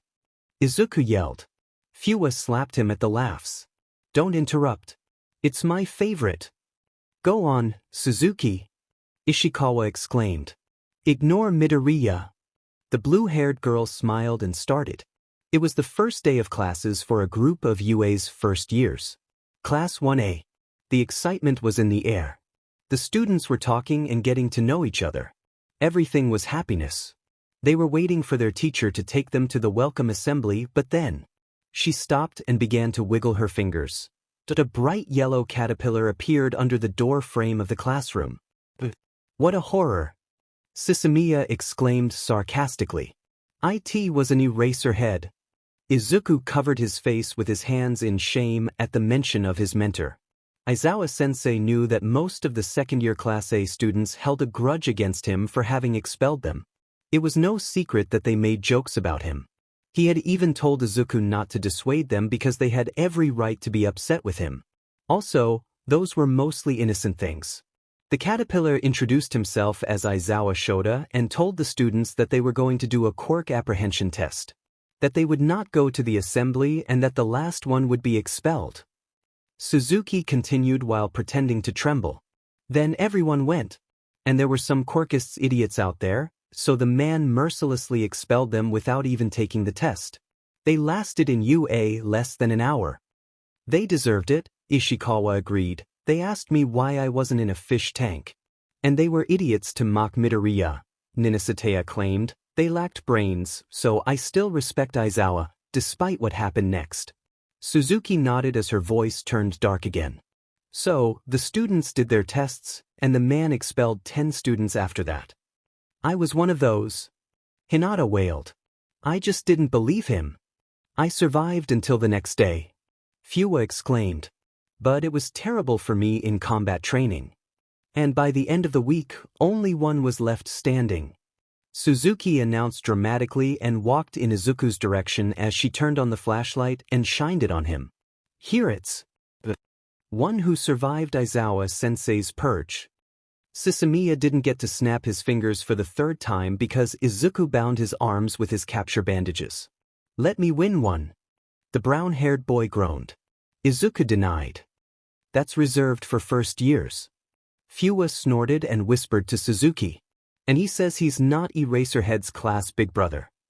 Izuku knew that he was Class A's first-year big brother, to some extent, but he wouldn't give them the pleasure of hearing him admit it. Snipe Sensei left as hastily as he had entered. They all looked at each other confused. Sheet. Ninasatea cursed as he saw something on his phone. This is bad. All eyes fell on him. What happened? Why did Snipe Sensei get like that? Fuwa questioned, approaching Ninasatea. Once she was close to him, her eyes widened in panic, and she looked at Izuku. What's going on? Suzuki yelled, trembling. Tell us. I'm scared. Ishikawa walked over and began to circle the blue-haired girl's back. Midoriya. Fuwa started. Her voice was shaking. Izuku's mouth felt dry. He didn't want to know, but he needed it. What happened? He said in a strained voice, trying not to panic prematurely. Villains attacked the first-year camp. Ninasatea spoke instead of Fuwa with a blank voice, looking at Izuku with pity. They took Bakugo and Shinso. And then Izuku vomited. Did you think I wouldn't notice? Izuku called out. In front of him, there was a group of students going on an excursion, trying to retrieve Bakugo and Shinso from the clutches of the League of Villains. Kirishima looked in the direction of Todoroki, who remained stoic. Ida, who was stiffer than usual. And, finally, to Yaoyorozu, who sighed. We have their location. Yaoyorozu said. We're not going to fight the villains. Kirishima exclaimed, we're going to extract Bakugo and Shinso, and, after that, we're back. Izuku shook his head. Heroes are going to rescue them. It wasn't announced at the press conference, so the villains wouldn't know. It's still dangerous. Todoroki reported. The villains could assassinate Bakugo and Shinso as soon as they realize they're after them. Is this the same boy who believed that Shinso was Aizawa Sensei's secret love child? Izuku thought as he blinked slowly. He finally sighed. I know it's difficult, he said, but professionals know what they're doing. We're just students. We couldn't. Midoriya-senpai. Weren't you rejected from the raid? An extremely animated voice sounded out of nowhere. Hagakure. Yaoyorozu yelled. How? You were unconscious. Did you see me unconscious? The invisible girl asked. Izuku wondered if there would be a smile or nod on her face. We saw you in the hospital bed. Kirishima pointed out, shaking. You were wearing the gown and everything. The invisible girl snorted. Did you see that it was me? How did you know it wasn't a pillow taking the place of the clothes? Now that he thought about it. Your clothes? Izuku screeched, covering his eyes. Then, he remembered that Hagakure was invisible. He was unable to see anything. You guys need stealth, and I'm mildly good at it. She bragged. No. Izuku said stoically. Just like no one should be here. The first years lowered their heads, but then Kirishima raised it. Wait. he exclaimed, and his gaze went to where Hagakure was supposed to be. What did you say at the beginning? Sheet, Izuku thought. That they rejected Midoriya Senpai's participation in the raid. She said. Kirishima observed him. Why don't you let us go? If you wanted to go, why didn't you? I already said it. We are still students. Izuku interrupted. I'm close to the two of them. I may get carried away by emotions and screw it all up, just like Aizawa should sit down to do the press conference and try to dissuade from villains. Todoroki growled and approached Izuku. Really? You who meddle in someone else's business come to us with that you can't go speech? It's the right thing to do. They kidnapped them because I wasn't strong enough. Wow. Izuku thought. Using his left side has ignited his inner fire. I wasn't fast enough. Ida said. I wasn't quick enough to think of a solution. Yaoyorozu exclaimed. I wasn't manly enough. Kirishima yelled with a raised fist. I was unconscious, but I'm usually like a background character that people forget. Therefore, I want to participate in this and do something heroic. Hagakure quickly exclaimed. Izuku blinked in confusion. He had to call Aizawa Sensei to bring these guys back to reason, but would he stop them? Izuku also had been a first-year student, driven by a great desire to help others without caring about his own life. No matter what I do, I can't stop you guys from going. Izuku said as he sighed. So, I'm going to stop you from being killed. You're next. All Might said to the camera, and the crowd erupted in screams. Everyone thinks he's talking to villains. Izuku thought. They don't know he's talking to his successor. All Might versus All for one battle had been brutal. The first-year students, along with Izuku, had successfully achieved, without confrontations, the extraction of Bakugo and Shinso. Amid the crowd cheers and the students' expressions of relief, Izuku felt his phone vibrate and terror washed over him. Aizawa Sensei. Oh no, he thought. Give me one good reason not to expel those students or you. Aizawa Sensei growled. Izuku lowered his head. You have every reason to do it, he said, but you don't want to do it. You know I made the most logical decision. His teacher narrowed his eyes and looked at him. What would that be? Accompany them instead of saying no and leaving them alone. Izuku replied, keeping his gaze against the man's. Izuku thought. I'm in a staring contest with Aizawa Sensei, the man whose quirk requires him to look at his opponents. I'm so fried. Why would it be the most rational? His mentor questioned him. Because you know perfectly well that they would have gone anyway. At least, I was there to keep an eye on them. He exclaimed. In his first year at UA, he had participated in several missions in which he had been involved. His mentor hated them, but he never gave up on him. He was always there to watch over him. Aizawa Sensei didn't reply but ran his hand across his face before sitting down on the chair across from Izuku's and groaned. You acted stupidly. A lot of things could go wrong. His teacher began. But it's useless to think about the what if, when even the other heroes determined that you won't be judged by vigilantism. Izuku opened his mouth to contradict him because the Greenette could not exercise vigilantism thanks to his quirkless state.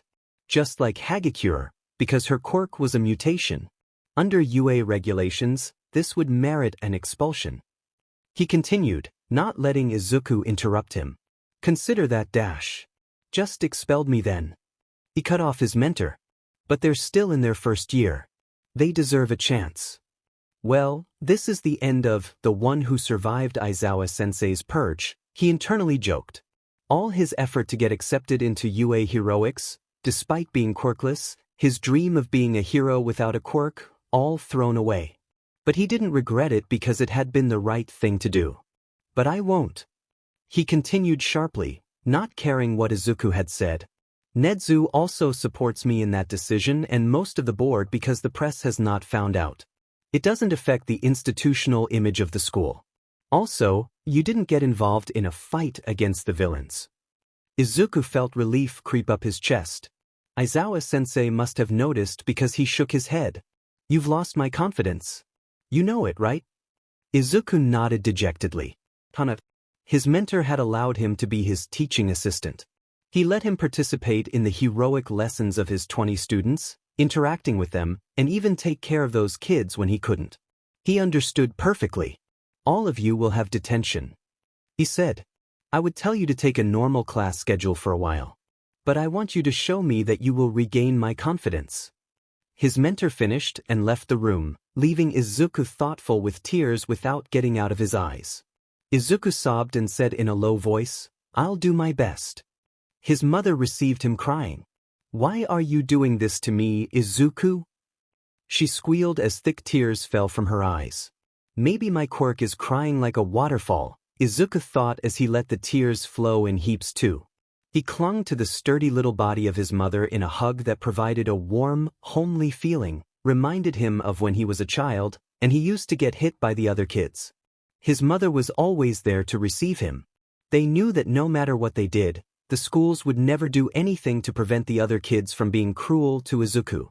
Instead, his mother could only do one thing: pick up the pieces of her son and unite them with love, as if Izuku were Kintsugi. Excuse me, Mom.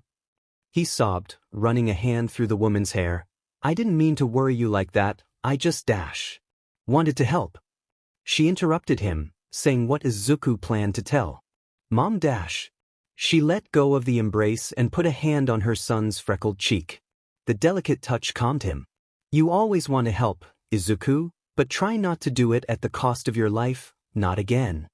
His mother sobbed, holding Izuku's hands. They were full of scars, marks that he had earned from when he was attacked by a villain in his work-study. Izuku had used his capture bandages with excessive force, and she gave them soft and delicate kisses. Please, baby, I'm letting you be a hero, even though you worry me every time, and I feel like my heart won't be able to support this much. Please promise me you'll stay alive. Izuku couldn't promise that he would do it. Heroes weren't allowed to make promises. I'll do my best, he replied, giving his mother another hug as he stroked circular shapes on her back. I'll try to come back home every time. His mother sobbed into her son's chest. Izuku could see how she tried to focus on his heartbeat, as if that rhythm determined that Izuku meant it as a promise or just a way to calm her down. She sighed. Try to come back. She told him. Even if you are broken, try to come back. I'll always be here to pick up your pieces. All Might was being brutally beaten. His flesh shattered. Completely open morbid wounds. Purple limbs purple. Spitting blood. Like a horror film. A confrontation that had taken too long to happen. Two deadly enemies. There was no place for All Might to lose. Not if they wanted to have a future. It had been that way for several minutes. Until United States of Smash was screamed. A blinding light swept through the full view of the camera. On an unconscious body, with his fist raised, All Might declares his victory in Kamino Ward. Kamino's incident has revealed a great truth to the world. All Might, the symbol of peace, our pillar, has been fighting too long, despite his wounds. You are all right, Yuka. That battle was brutal. And the villain, All for One, is finally in Tartarus. He will rot there. All Might is at Kamino General Hospital receiving treatment but not expected to return to his heroic career. It's the best. It's the moment for other heroes to protect us from the villains. All Might can rest. But the retreat of All Might, what does it mean for society? Thanks for asking, Koto. That's why our friend, Isuyuhana, is along with Misako Kaneo and Yuriko Aki, experts in quirked society theory and heroism sociology. Thanks for the pass. I'm here with our guests. Please, introduce yourselves to our audience. Good morning, everyone, my name's Miyazako Kaneo. It's a pleasure to be here. I am Yuriko Aki. Thank you for accepting to be in our show. Kamino's incident has been shocking. It seems that the villains are more active day by day, don't you think? When the hero profession emerged, originally was vigilantism. Then, the government decided to regulate it, and now it's one of the most in-demand careers in the world. Although heroes provoke a sense of security in the population, they also generate villains. Could you explain? Heroes are supposed to protect people. How can they generate villains? Nothing is black or white. We are in a society where we can only do the best we can. We will never be satisfied. Heroes give us an overly idealistic society vision. They always win, or at least, it has been a long time since we have had a great tragedy that heroes haven't been able to stop. Makes you wonder, what will happen the day the heroes fail? The day they show they are humans too? Or at least in which people realize that they are not invincible. Society gives priority to quirks. It discriminates because a hero represents what's good, right, and fair. Most heroes have flashy, strong, and glamorous quirks. They smile at the public and motivate the masses. What about those who are not like that? Underground heroes, for example, work in society's darkest parts and enormously contribute to it while stepping away from any spotlight. Does that make them weaker? Or their gray morality? It's much more realistic. Does that mean they are bad people?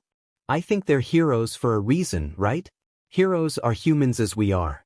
Victims of the idealization of the system. As well as those who are quirkless or have villainous or weak quirks. Do you mean that you consider that the villains are victims of society? Some yes, others no. Anyways, society is a fundamental factor. Villains increase with heroes. They are two sides of the same coin. Such as the quote, "You die as a hero, or you live long enough to become a villain." The line between both is thin. For example, we have vigilantes. They aren't villains, but they are unregistered heroes. Besides, they are on the wrong side of the law. They help people.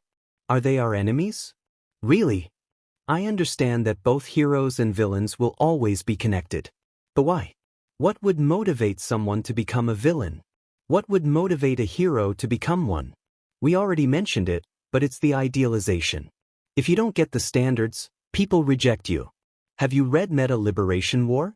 No, I haven't. What's IT about? If you give freedom to a limited number of people, then the negative consequences will go to others. That's the greatest desire of the human being is to be happy. When you are not completely free, how can you be happy? Quirks are part of us, but we cannot use them freely because chaos could be generated. Only certain people are empowered to use them. It's not that we say that all of them are adequate. It provokes more harm than good, sometimes. At the same time, we've become very dependent. Quirkless are always despised, but what will happen the day when we can't control our quirks? There is a rather old theory called Quirk Singularity Doomsday by Kyudai Garaki. It ended with the man's career after its rejection. We must admit that he was right in assuming that the quirks get stronger through generations. There will come a day when we won't be able to use our quirks. Society will collapse. The system would have to be reformed since it doesn't include quirkless people, only quirked. Do you realize what the meta liberation proposes? Before it's too late, we should be able to enjoy our quirks, use them freely. This is how you realize that villains are people who, many times, have been neglected, abandoned, and rejected. They want to get rid of the system that labels us. With the symbol of peace apart, the other heroes will have to work harder. I understand that All Might has left a great void in our society and hearts. Believes and trusts in the new generations of heroes. He told to every villain, "You're the next, to not generate more damage." Haven't you noticed how active the villains have been this year? UA, the best heroic school, was attacked in April. Then the hero killer. Hosu Nomu's incident. The attack on the heroics training camp. League of Villains rise. All for One's rise. Many things have happened and will happen. At this rate, it seems that the villains have given us a PRD of false peace. Without All Might, the people's faith is strong, but it's on a tightrope. I think we could be on the doorstep of something bigger. Like what? The rise of the villains. He was in Aizawa Sensei's office, presenting an analysis of the students from Class 1A so they could prepare super moves for their provisional license test. Since the day of the Kamino incident, the situation has been tense. Ishikawa had almost had a cardiac arrest when Izuku told them about the threat of expulsion. But the Greenette reassured them by telling his classmates that it was not going to happen and, for the moment, he would just have to regain the man's trust. Still, he noticed that his mentor was distracted. "You saw the interview with the sociologists, right?" he asked. Aizawa Sensei grunted and nodded. "There's an investigation into everything they mentioned on TV. We don't have enough clues yet, but we hope to have them soon. Izuku nodded. This year's very hectic. That interview has only shaken everything. The commission censored the show. They have suspended it, trying to erase any trace of that interview. The other channels are forbidden to mention it. In addition, sociologists have not declared anything since that day. It's as if they had disappeared. Do you think we are facing something big? He asked. His mentor sighed. I'm sincere, I don't know Midoriya, but we can't stop. We have to strengthen ourselves, be able to trust each other. I hope I get it. Izuku admitted with a slight smile. Can we talk to you, Midoriya-senpai? Kirishima called out to him as Izuku made his way to the Class 2A dorms. Izuku turned. Does it need to be right now? The redhead student nodded. Please, we haven't seen you much recently, and we want to talk to you. Izuku sighed. Okay, but be quick. I have analysis to finish. Izuku followed Kirishima to the entrance of 1A's dorms and met Shinso, Yaoyorozu, Hagakure, Ida, Todoroki, even little Kaken was there. What's up, guys? He asked. Ida stepped forward and bowed in a perfect 90 degrees. Sorry to get you in trouble with Aizawa sensei. Yaoyorozu nodded as she placed a packet of tea in his hands. Izuku saw the tag faintly, and his eyes almost popped out of their sockets. This packet costs the same as the rent of the apartment. He thought.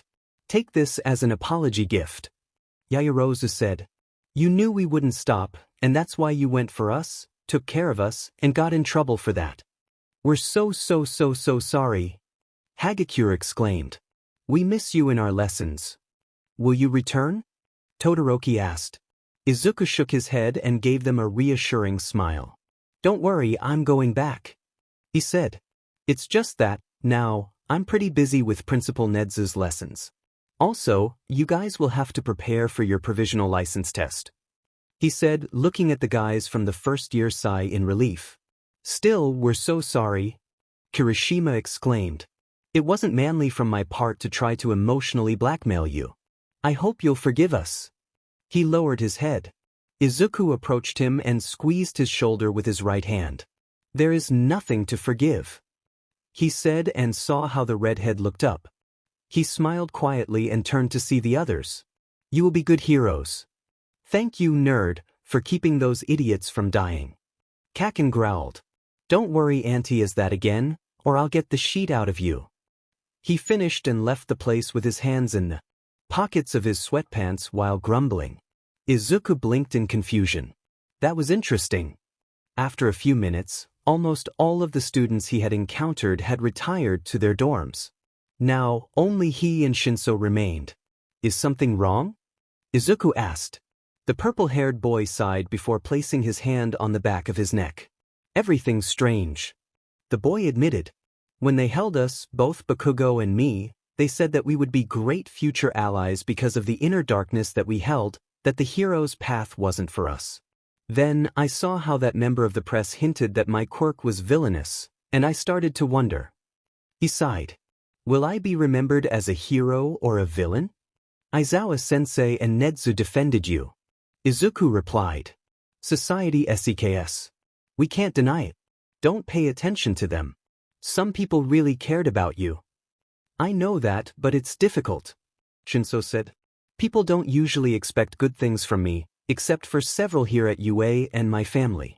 Izuku snorted and lay down on the grass, his gaze directed at the night sky. Even though he couldn't see the stars, it was comforting. Accompany me, he told the purple-haired. The grass feels like your hair. Shinso looked strangely at him before dropping his shoulders and throwing himself to the ground at the side of Izuku. Why are we lying on the grass staring at the dark sky? Because we are seeing things that seem not to be there. Izuku said, there are no visible stars, but we know they are there. Your quirk can be used for both heroics and villain, but you are a good person. So the villain is not there. How do you know? Sometimes I do unheroic things. The boy confessed. Izuku sighed.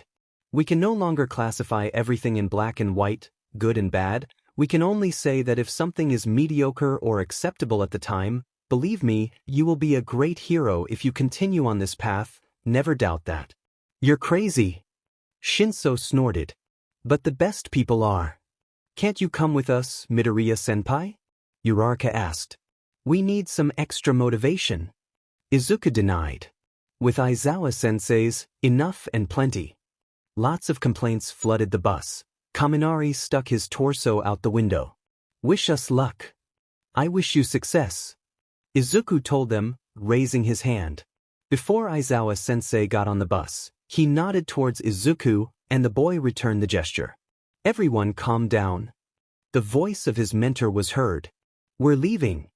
Within seconds, the bus was prepared and subsequently began to move forward. Izuku started laughing when most one. A student stuck half of their bodies out the windows and yelled in unison. Bye, Midoriya-senpai. Thanks for the good wishes. He could see out of the corner of his eye as Aizawa got up from his seat and activated his quirk. His eyes were glowing red, and his hair was levitated. Most likely, he was yelling at the guys to return to their seats. Now that he thought about it, Izuku stopped short and slapped his face with his open palm. Sheet! He whispered. I didn't tell them they'll be the prey. Don't you tell them about the crushing of UA? Suzuki scolded. What kind of senpai are you? Izuku shrugged. I know they can deal with it. Liar, you forgot to do it. His mind scolded. You are cruel. Hinata said, throwing herself on the couch with a bowl of popcorn. Those poor unfortunate souls are going to their doom. Fuwa frowned. But we didn't know it either, and we all got our licenses. Yeah. And we didn't even have half of the experience of those guys. Ishikawa exclaimed over his seaweed tea. Let's just hope they give their best. I don't doubt that. Izuku smiled as he poured himself a cup of Yayorosa's tea. This is the most expensive thing I will have on my stomach, Izuku thought amusedly. How are you so sure? Ninasatea asked. Izuku shrugged and took a sip from his cup, the warm liquid caressing his taste buds and then running warmly down his throat. I just know it. He admitted. They have spirit. Those guys are gonna be fine. Aren't they going to be okay? Huh. Ninasatea snorted. Izuku rolled his eyes. 18 students out of 20 is not bad. Suzuki frowned after reading the report. Bakugo and Todoroki? Izuku nodded, running a hand over his face as he looked at the students' grades. At least they didn't fail the crushing of UA, he thought. They failed because of their own. It ended up being that Bakugo had yelled at the actors who played the victims and caused unnecessary damage. At the same time, Todoroki had ended up facing a Shiketsu student during the rescue part. Idiots. I don't want to sound cruel, Suzuki began, but if someone was going to fail, I thought it would be Hagakure or Shinso, not those two. Todoroki and Bakugo had shown that they were strong students. They had almost destroyed the stadium at the sports festival. Shinso and Hagakure were the least destructive students in Class A. He and Aizawa-sensei had talked about them. Those two had the lowest chance of passing the exam, considering they would face second-year students with extremely powerful quirks. Neither would have an advantage over the exam format.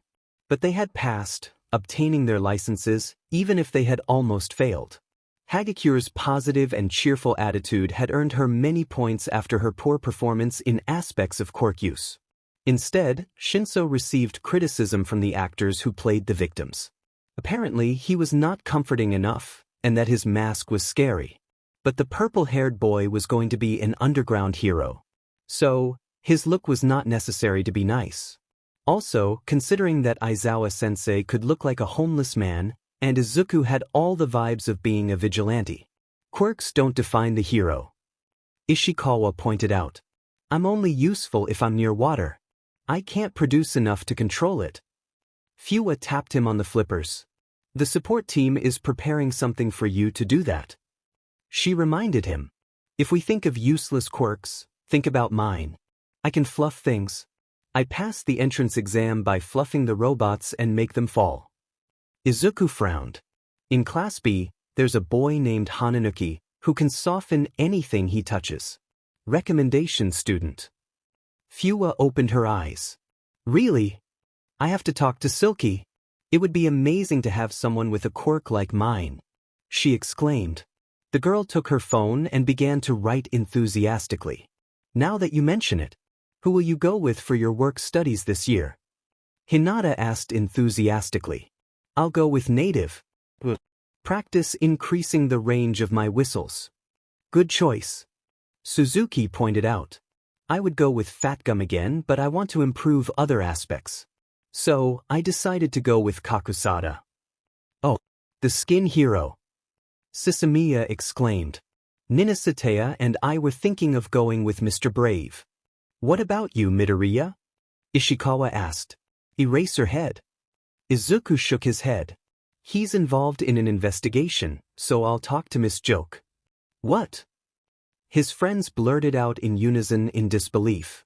Does this count as betrayal for Era Sensei? Suzuki exclaimed. Miss Joke proposed to him on the day of the license test. Izuku shrugged. She does it every time they meet. Aizawa Sensei is used to her. That woman has my respects. Ninasatea exclaimed. Anyone capable of teasing Era Sensei and getting away with it deserves heaven. It will be interesting.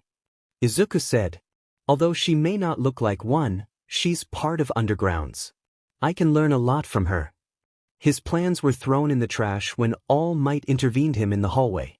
So, Night Eye. Fifth.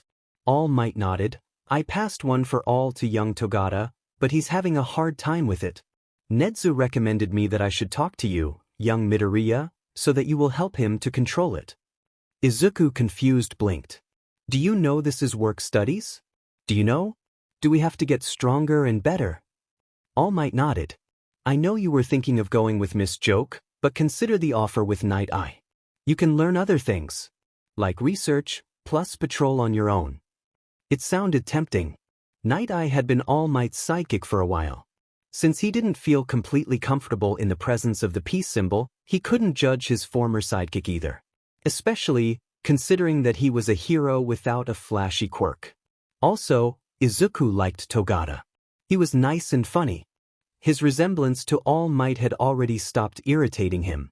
Helping him control one for all would be good practice for his analysis. There were many positive points. So, All Might asked, smiling. Do you agree, young Midoriya? He extended his hand. Izuku sighed and accepted it. It's a deal. This Essex, Hitoshi exclaimed. I have no options for work studies. I'm screwed. Are you sure? Midoriya-senpai asked with a smile that could only spell trouble. Hitoshi narrowed his eyes in suspicion. Midoriya-senpai snorted at the expression and handed him a folder. I think I have the solution. The green-haired boy told him. And without saying more, he stepped out of Hitoshi's sight. The purple-haired boy blinked in confusion before opening the folder suspiciously. When he saw the information that was there, he snorted. Interesting. He nodded. Midoriya. Aizawa Sensei said. Izuku put on his best, I don't kill a fly, look. Yes, Aizawa Sensei? Really? Joke. He asked, lifting Shinso's paper. Izuku shrugged. He asked me and it happened that I had Miss Joke's contact. Aizawa Sensei grunted and dropped his head on the desk. Why the few, a quirkless, could get a license and I didn't? Bakugo yelled at him. The blonde's hands were gripping Izuku's hoodie by the neck, his eyes furious and bloodshot. Because I didn't act like you. Izuku said, freeing himself from the first-year student's grip. Bakugo rolled his eyes. Obviously, you don't act like me. Because you're not like me.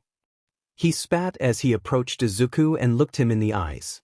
Izuku was not very tall. Therefore, he and Bakugo were almost the same height. He was just a few inches taller than Izuku. Izuku shook his head. But with civilians, you must act well. You don't want to be another Endeavor. He pointed out. You know what you did wrong on that exam. You don't want to accept it. You know nothing. He growled. You don't know anything. Then explain. Izuku challenged. I hear you. Bakugo's bloodshot eyes glared at him with murderous rage, his fists clenched, his knuckles turning white. Always people told that I'm the best. He spat. I came here, expecting to be number they're all extras, but sheet. It seems everyone is better than me. I'm supposed to be the best. Round cheeks kept me in the arena longer than anyone at the sports festival. My internship with Best Jeanist was a waste of time. Eyebags beat me in a race. I passed the practical test, thanks to round cheeks. I was kidnapped at camp, and dash. Bakugo didn't finish the sentence because his eyes started to fill with tears and his growls turned into sobs. What the F dash? The last time Izuku had seen the boy cry had been when they were still children. What was affecting him so much? I'm weak. He blurted out. I'm so weak that I couldn't stop from being kidnapped. Because of my fault, All Might can't be a hero anymore. What should I do? Izuku thought, panicking. Hug him? No, this is Bakugo. Tell him that everything will be okay? No, if what Aizawa-sensei said a few days ago is correct, everything will go to hell. Should I call Aizawa-sensei? Hound Dog? All Might? Kirishima? Uraraka? Shinso to use his quirk in Bakugo to calm him down? Then Izuku had an idea. A destructive one. But it would be nice for the boy. Bakugo! The blonde was still teary-eyed. What the F do you want? He yelled. You already see me being pathetic. Do you want to spread your quirkless ego in my face or something? Izuku shook his head. Tomorrow at 4 p.m., meet me here. There is a place where I want to take you. Could I receive a special pass, Bakugo included, to leave UA from 4 p.m. until curfew? Aizawa-sensei narrowed his eyes. Reason? He asked. To release rage. Why are we here, Aizawa-sensei? To release rage. Aizawa-sensei nodded. You have 1 hour of tolerance from the end of the curfew. If you don't comply, I'll give you both detention, get it? Perfectly clear. Izuku replied. I'm tired of being underestimated. I'm sick of being considered weak. I'm tired of everyone. I'm not weak. I'm not useless. I'm not a waste of space. My name is Midoriya Izuku. No quirkless boy. Are you listening to me? My name is Midoriya Izuku. I'm quirkless and I'm not SAP to admit it. So stop using it as an insult. Mido-senpai. Hatsume's enthusiastic voice greeted him from the intercom. Hatsume? He asked. Shouldn't you be in the bedrooms? I applied for a weekend pass to take care of this place while my mom is visiting a friend. The girl exclaimed. Izuku smirked. Do you have crazier ideas? Yes. The girl squealed. Winning the sports festival was as good as you recommended. Island was fantastic. So many new ideas for new babies. Bakugo's eyes widened in surprise. Crazy items? Blasty is with you. The girl exclaimed. Are you here to release rage? You know Hatsume. Izuku replied. Wait a minute. I'm going to open the gate. The girl said. Aizawa-kun? What a surprise. A salmon-haired lady greeted them. Same here, Hatsume-sen. Aizawa-sensei said. It's Midoriya, my student. My pleasure, Hatsume-san. Izuku shyly greeted. The woman looked down and examined the green-haired boy as if she was looking for something wrong with him. Release rage. Yes. Aizawa-sensei nodded. It has been a stressful season. Release rage. Bakugo snorted. What kind of sheet is that? The kind of sheet that keeps you sane. Izuku replied as they followed Hatsume. It's quite therapeutic. And fun. Hatsume exclaimed, but only if you don't use your quirk. Why the F can't I use my quirk? Bakugo growled. Because you would do it faster, and that completely removes the motive for this. Izuku shrugged. After a few more seconds of walking, they found themselves in front of a pile of rusty cars and home appliances. Most likely, they were free of anything that could be salvageable and reusable, Hatsume's courtesy. Well, the girl said, turning and spreading her arms. You can destroy everything in this area. No quirks.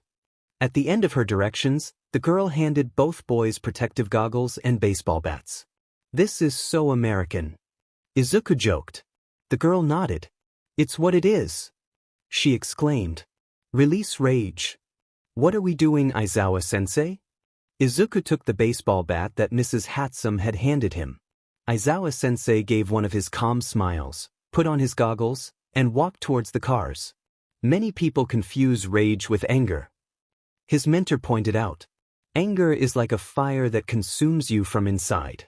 Instead, rage contained frustration, a storm of anger and sadness. It's lethal, he said and raised his baseball bat. Izuku's eyes widened in surprise as the commonly stoic teacher banged on the window of one of the cars. The glass on it exploded at the touch of the wood. Therefore, you have to release it. This is pathetic, Bakugo claimed. Better fight me. Izuku shook his head. You can't hurt people every time you feel like this, he said and held out the baseball bat. Take this and break things until you feel like you can breathe again. What is going to fix this? The damage has been done. The blonde yelled. You can't fix what's already done. Izuku said, but you can't let your emotions hurt others. Stop using your cheap philosophy and fight me. Bakugo exploded. Have you heard of the kintsugi? Aizawa Sensei asked. Izuku nodded. It's breaking ceramic and reattaching it with special resin varnish. Aizawa Sensei nodded. Do you know why it is considered an art and part of a philosophy? Izuku denied. In the face of adversity and mistakes, you have to know how to recover and cope with the scars. His mentor replied. It will sound masochistic, but there is beauty in the pain we have been through. Izuku knew pain better than anyone. The only light in his life for a while had been his mother and the Bakugo. He sometimes remembered the most sinister thoughts that overwhelmed him and tried to push them away. Scars are not aesthetic, but they are proof of our battles. Aizawa Sensei said, sometimes, to repair something, you have to break it first. And remember, broken does not mean irreparable. Izuku walked over and abruptly placed the bat on the blonde's chest. Take this thing and destroy that car. He ordered. Release your rage and destroy that hidden car. It was strange to hear Izuku scream. He was commonly a calm and quiet presence. It was even weirder to hear him angry. Bakugo was seeing those two facets in one. Anger can give you strength, but rage leaves you completely blind. Izuku said, that's why you can't suppress your emotions like this. You saw what happened in the license exam, right? And then Bakugo's bloodshot eyes turned murderous. The blonde ripped the bat out of Izuku's hands and yelled, running towards one of the cars. Aren't you sick, Midoriya? Aizawa Sensei said. Do you remember what happened today? What Kanemoto said? Izuku's fingers wrapped around the bat tightly. He said that I was too weak to be on the hero course. That I was just a waste of space. And is it true? Are you a burden? Aizawa Sensei asked him. I am not. Izuku squealed. Suppressing emotions is never a good thing. His mentor pointed out. You have to release them from time to time, get it? Izuku nodded. He was shaking. At this, his teacher reached out his hand and motioned for him to approach. Izuku felt his grip on the bat tighten, and he started walking. Bakugo started hitting the car with the bat. The anger that the blonde felt could be felt vibrating in the air. I was supposed to be the best. Not AF weak. He yelled. It's my fault that All Might has retired. It's my fault that he can't be a hero anymore. Tears began to flow from his eyes. Are you sure it is your fault? Izuku yelled. Understand it's not your fault. Free yourself from the false guilt now. Just destroy that car, Midoriya. Aizawa Sensei told him. I promise there is nothing wrong with that. Really? Izuku quietly asked. Am I not weak if I do? Aizawa Sensei denied. You are not weak if you have emotions. You are weak if you repress them. And then Izuku took a deep breath and, with all his accumulated strength and rage, he struck the car. It took several minutes for Bakugo's blows to subside. The blonde was sweaty. There were still traces of tears running down his cheeks. His red face and puffy eyes. But he looked calmer. Are you feeling better, Kaken? Izuku asked. It was effing great. Bakugo exclaimed. Izuku smiled. I'm glad. He bent down and started rummaging through his backpack until he pulled a towel from inside and tossed it in the blonde's direction. Dry off. He ordered. We have a few hours before we go back to UA. I think it's enough time to visit our mothers and arrive before curfew. he said, checking his phone. Come on, we have to pay to Hatsum. Calm, child. Aizawa-sensei said, approaching Izuku while he was weakly hitting the car. You have suppressed your emotions for a long time, right? Izuku sobbed before nodding. I'm trying, he said. I really don't want to fail. This is my dream. You have potential. Aizawa-sensei put his hand on Izuku's head and stroked his hair a bit. Remember, you are the only one I didn't expel this year. And I want to do this. Izuku said. I want this with all my will, seriously. But it all comes back to me. You mean the insults and teasing? Aizawa-sensei asked. Izuku nodded. Several times they left me red spider lilies, he said, and watched as his mentor's eyes filled with fury. They told me I wasn't worth and things like those. That I was better off dead. Seriously, I thought it hadn't affected me. But today, after so long, it came back. That's suicidal bullying, child. Aizawa-sensei growled. What was your school's name? Aldra Junior High. Izuku replied. Why are you asking? I think Nedzu could visit them. He replied nonchalantly before sighing and crouching down at Izuku's height. This world wouldn't be a better place without you, get it? Izuku nodded with his head down. I hope you're sincere. Aizawa-sensei said. Because you still have a way to go. Mistakes to make and suffering to live. Izuku felt the weight of his mentor's hand on his shoulder, and he raised his head slightly. But there are also experiences that you will enjoy, okay? It's not your time. Was it okay, Midoriya? Aizawa-sensei asked after Bakugo went to his bedroom. Pretty good. Izuku replied. Hatsum-san is on a trip, but I was able to talk to her. She sends her regards. His mentor nodded. Good to hear. He replied. Good night, Midoriya. Good night, Aizawa-sensei. So, are you Midoriya? Sir Night-Eye said, drawing his slim figure closer to him. This man is more intimidating than Sensei, he thought. How is this possible? Izuku nodded, trying to stay calm. Yes, my pleasure, Sir Night-Eye. The man frowned and looked him up and down as if searching for something, examining him. Izuku watched as the man's slender fingers approached his face, and the second-year student quickly grabbed his wrist. It's rude to see the future of others without asking their permission, he said, and released the man. Sir Night-Eye blinked for a few seconds before nodding calmly. I see that it's not in vain what people say about you, the thin man exclaimed as he walked towards his desk. Eraserhead is a complicated man. I was surprised when I heard that he had an apprentice. And he has another one this year. Izuku added. He is a good mentor. Sir Night-Eye nodded. Yes, he seems like one, he said quietly as he held out his hand. Your papers? 1 second. Izuku requested as he bent down to find the folder with the forms for his work study. He felt the familiar texture on his hand palm and drew it from inside his backpack. He got up and handed it to the man in front of him. Sir Night-Eye looked at the sheet. What are you going to contribute to my agency? He asked. Izuku shrugged. All Might asked me to come here to support Togata with his handling of One for All. The man in the suit frowned. Why would that be, Midoriya? To be honest, I don't know, he admitted calmly. He offered me One for All, but I declined. Maybe it's because I'm good at analyzing quirks. As I said, I'm lost as much as you are. I always like honesty. The man grumbled as he pressed the seal against the blade. I would be lying if I said I'm not intrigued. May we both be surprised. Izuku finished.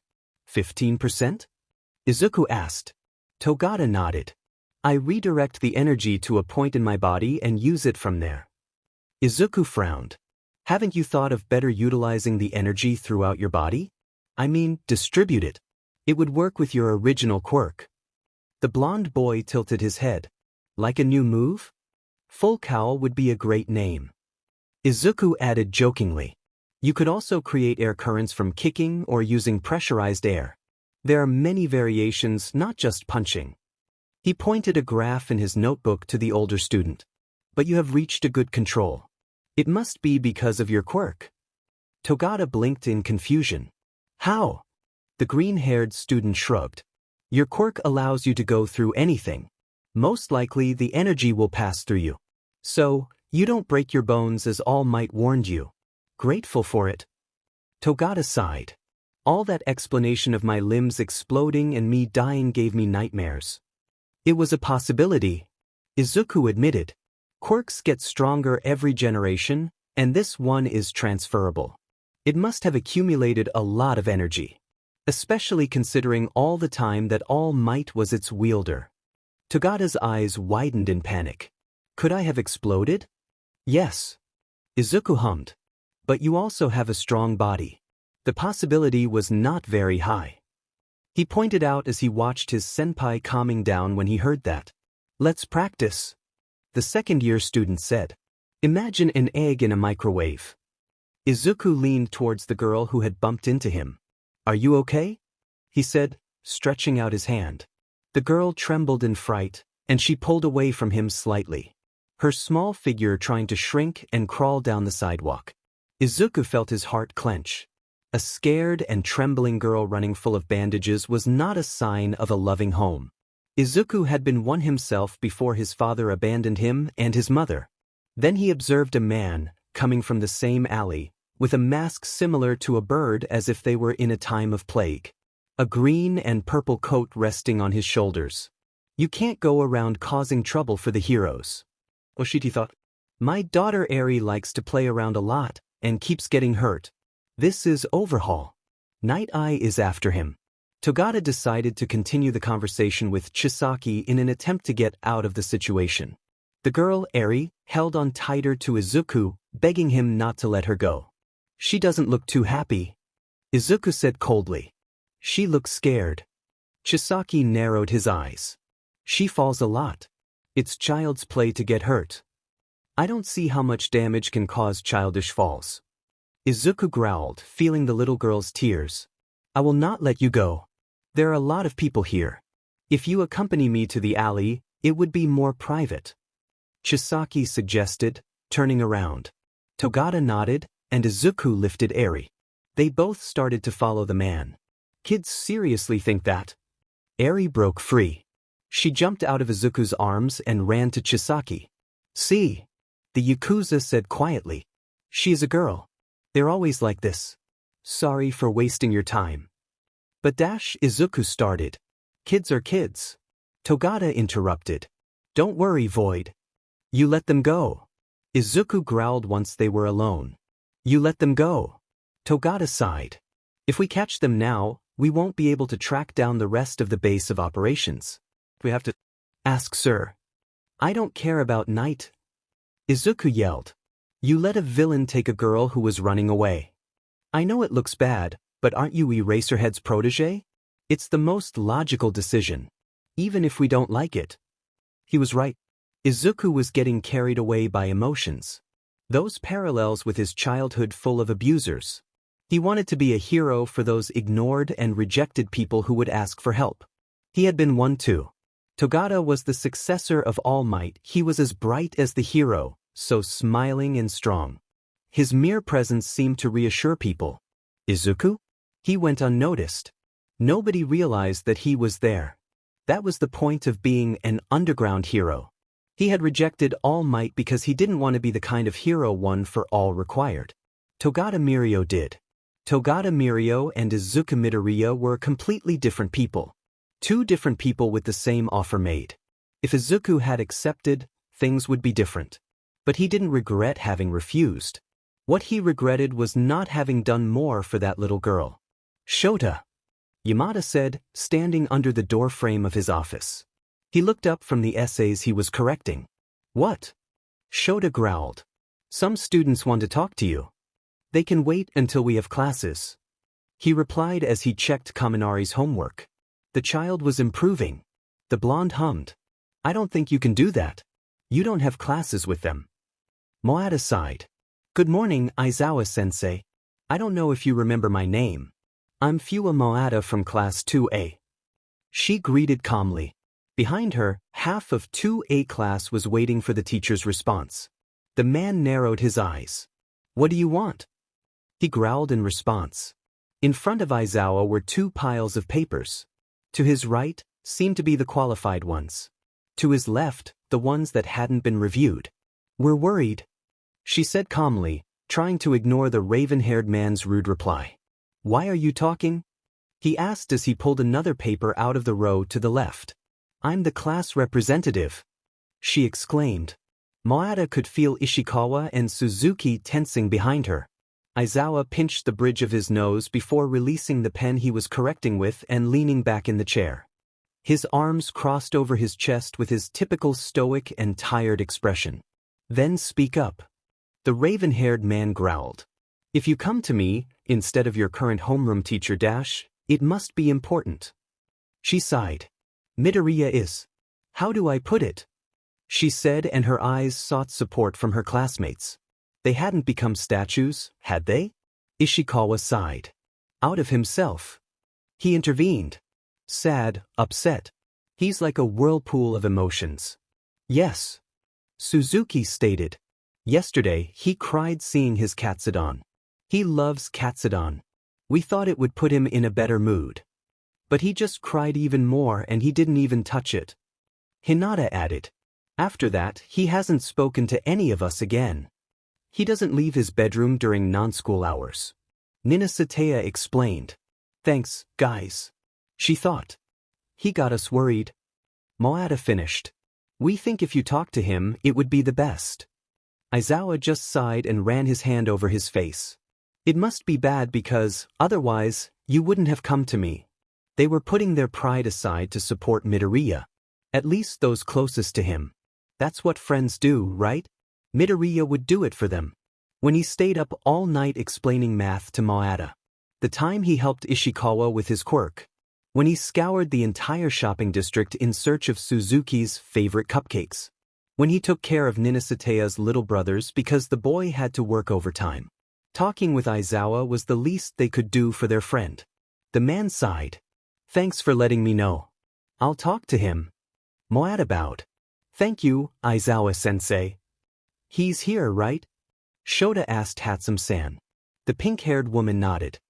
"He looked quite sad, but I think he's calmer now." "That's good." Shota sighed. "I'll talk to him." Izuku was leaving the last bits of frustration in the car. "This is why you have been distracted in class." The stoic and calm voice of his mentor took him out of his thoughts. "Didn't we agree that you would do this well?" Izuku remembered Aizawa's words. "I will keep an eye on you. If you're going to do this, do it right, Midoriya. Got it, problem child?" "I'm releasing rage," Izuku said, wiping the remnants of tears from his eyes. "I was just frustrated. I almost committed a recklessness that could cost lives. Togata was the one who held me back." The man hummed. "I heard that, but you didn't. It's a nice change, considering what happened at your work study last year." The scars were still on his hand, the marks had never completely disappeared. "What are you doing here, Aizawa-sensei?" Izuku asked. "It's not to be rude, but I didn't expect to see anyone here." "Because your friends were worried," his mentor said. "Friends?" Izuku frowned. "The class I expelled." The man replied. "They hold you in high regard." The guys from Class 2A? Had they talked to the man they held a grudge against just because of Izuku? Was Izuku really that important to them? "Don't look surprised, problem child," Aizawa-sensei said. "You earn the esteem of people who are willing to meet you.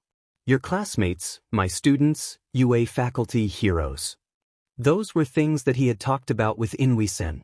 Since the beginning of his first year, the UA therapist had seen him, and recently Izuku had been going less often. Everything for him to get out of his head that he was inferior to others. Years of ostracism do that to your head. He had expected discrimination and loneliness. But, barring a few students, Izuku had found a school that cared about him, had met wonderful people and was fulfilling his dream. So, stop getting depressed, because no one has died. His teacher said. To err is human. What you do after that is what defines you. In the middle of the night, Izuku Midoriya's phone rang. "It's time." Since he could remember, Izuku knew he wanted to be a hero. Since he was 4, people told him that he could never be one. The sobs of his mother and the constant stream of apologies pouring out of her voice still pierced his soul. Mom, can I be a hero without a quirk? I'm sorry, Izuku. I'm so sorry, Izuku. I'm sorry, Izuku. I'm so sorry, Izuku. I'm sorry, Izuku. I'm so sorry, Izuku. And so, he continued his life, with the burning desire to be a hero and training for it. He would take any class that accepted quirkless children. He would do any training regimen: ballet, kendo, kickboxing, karate, gymnastics, swimming, kung fu, capoeira, parkour, fencing, etc. Izuku would be a hero. He would be a hero like All Might. A hero who would save everyone with a bright smile. Or so he would believe until he met the man in person. He was not proud of what he had done. It definitely hadn't been his brightest idea. But, for his 14-year-old self, it was a necessary measure for his idol to give him the confidence boost he needed. He ended up with the hero telling him that he had to be more realistic.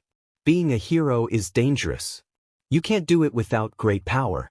If you want to save people, you could join the police force or be a firefighter. It's okay to dream, kid, but you have to be realistic. And he left, leaving Izuku with broken dreams and hopelessness on a rooftop. What kind of person leaves a child on a rooftop after saying that? Rather, what kind of hero? Well, it ends up being that instead of demotivating him, it lit a fire that Izuku didn't know he had. Anger is a great motivator, use it correctly, and it's capable of propelling you to success. Letting it dominate rationality and will create a painful fall. So, he trained harder. He needed more flexibility if he wanted to pursue underground heroism. Brute force wouldn't help. It was his routine until the date of the entrance exam. That day, he faced the fact that he was against robots. Robots. How would guys with quirks intended for organic matter or those that only affected people do it? Worse yet, how would Izuku do it? The answer came in the form of a red stop sign. The fake city where the test was taking was ridiculously accurate. They could turn those into homeless shelters if they wanted to. He took the signal and ran as far as he could. The other applicants destroyed all the robots they came across, leaving none to people like Izuku. So, he had to go to an area without the other children and take advantage of those robots, while avoiding that some children were crushed by the machines or injured by the quirks of others. He smashed a few robots and then it happened. The zero sheet pointer. Small obstacle, my butt. The exams at UA were supposed to change every year, but it ended up being that the exam consists of the same thing, only that there are slight variations. The case of this one? It was a city. The previous one had been in a kind of industrial area full of pipes. So, Izuku planned to continue destroying robots until he realized that some people needed help. Some of quirk exhaustion, others had been trapped under rubble. The robot advanced. They're going to stop it, right? Izuku ran to the aid of those people. When the end of time was announced, he was disappointed. Only 15 DMN points. It wouldn't be enough. He was grateful that he was wrong and helped those people. 50 F points, 35 rescue plus 15 villain. Furthermore, he had achieved the best score on the written exam, 95%. He had passed the grade of Present Mike and other heroes who had studied there. His dream was taking off. Joining UA had been the easy part. Staying there with a teacher like Aizawa Shota, Eraserhead, was somewhat difficult. Everything had started on the first day of school. 20 enthusiastic hopeful heroes in Class 1A, among which there were 5 who were quirkists. They started teasing a boy with fish features, asking him why he wasn't in a fish tank. Then a girl with a dog mutation was asked if she wanted a cookie. They made fun of another boy's bald head and a girl's quirk. When they finally reached Izuku, he admitted with all the pride in the world that he was quirkless. His classmates made faces of astonishment, but the idiot scoffed at him and asked him why he was still there if quirkless people were supposed to be extinct. Then, a kind of yellow caterpillar caught his attention from the doorframe. Out of it came a man dressed in black, looking tired and disheveled. Izuku recognized Eraserhead from his scarf. It only took the man 5 minutes between showing up, introducing himself, expelling the quirkists, and asking them to do physical apprehension tests, with the use of quirk allowed. All this at the risk of expulsion. They wouldn't give him that much power, right? Especially since they hadn't done anything wrong yet. At the end of the apprehension test, Izuku was in the bottom 5, but he wasn't the last. Aizawa-sensei expelled 10 other students. So there were only 5 left. The girl, whose quirk fluffed everything she touched, introduced herself as Fuwa Moada. The boy with the fish mutation name was Ishikawa Kenji.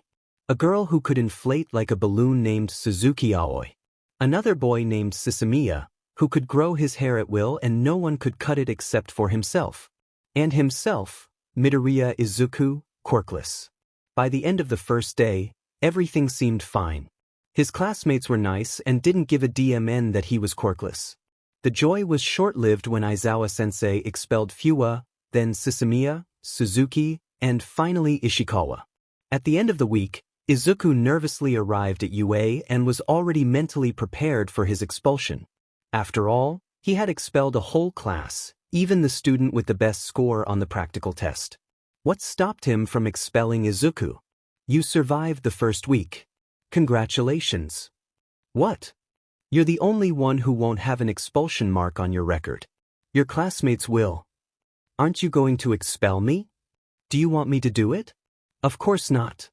Why do you ask me? Because you expelled my classmates. Child, I don't waste my time on useless things. I only teach students with potential. Do you really think I have potential? It's not 0. Even though I'm quirkless? I don't see what would be the relevance of it in the field of heroism. Do you really think I could become a hero without a quirk? Do you believe it? If you don't have confidence in yourself, then maybe I overestimated your potential. No, I can be a hero. So here is your chance, child. Don't waste it. One opportunity is enough and plenty. 14 of his original classmates were re-enrolled and offered to have another homeroom teacher. Snipe took Class A, while Izuku became Nedzu's personal student and was trained by Aizawa-sensei. He was still a member of Class A. He was with them for heroics and some general education classes. Sometimes he even joined the support department. After the sports festival, he didn't participate. Kiyama-sensei entered the classroom to announce that they would be choosing hero names. Some were creative. Ishikawa was for the aquatic hero, Luca, in honor of the pre-quirk movie where the protagonist was a sea creature boy, and his name was Luca, which means last universal common ancestor. Fuwa went for cotton candy because the things she touched felt like cotton. Suzuki chose Colossal. Sisamiya chose Samson. Ninasatea, target shooting, among others. When Izuku's turn came, he came out with the blank slate.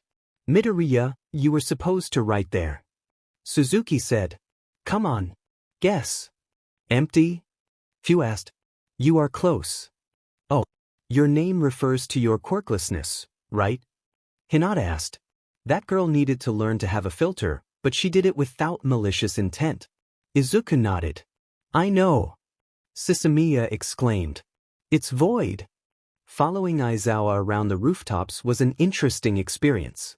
His parkour and gymnastic skills were very supportive of his keeping up with the underground hero. He began educating and training Izuku to be a future one.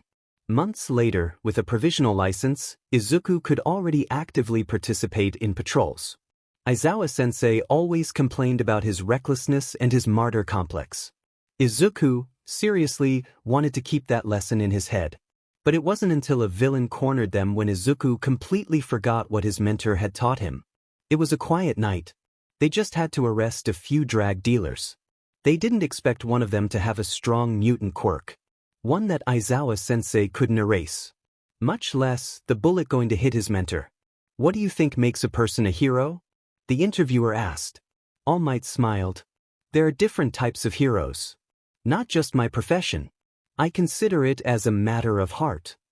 And for our viewers who wish to be professional heroes like you, I'll just say that if you ask pro heroes about their school experiences, they all will tell you at least one anecdote of their bodies moving on their own to save someone.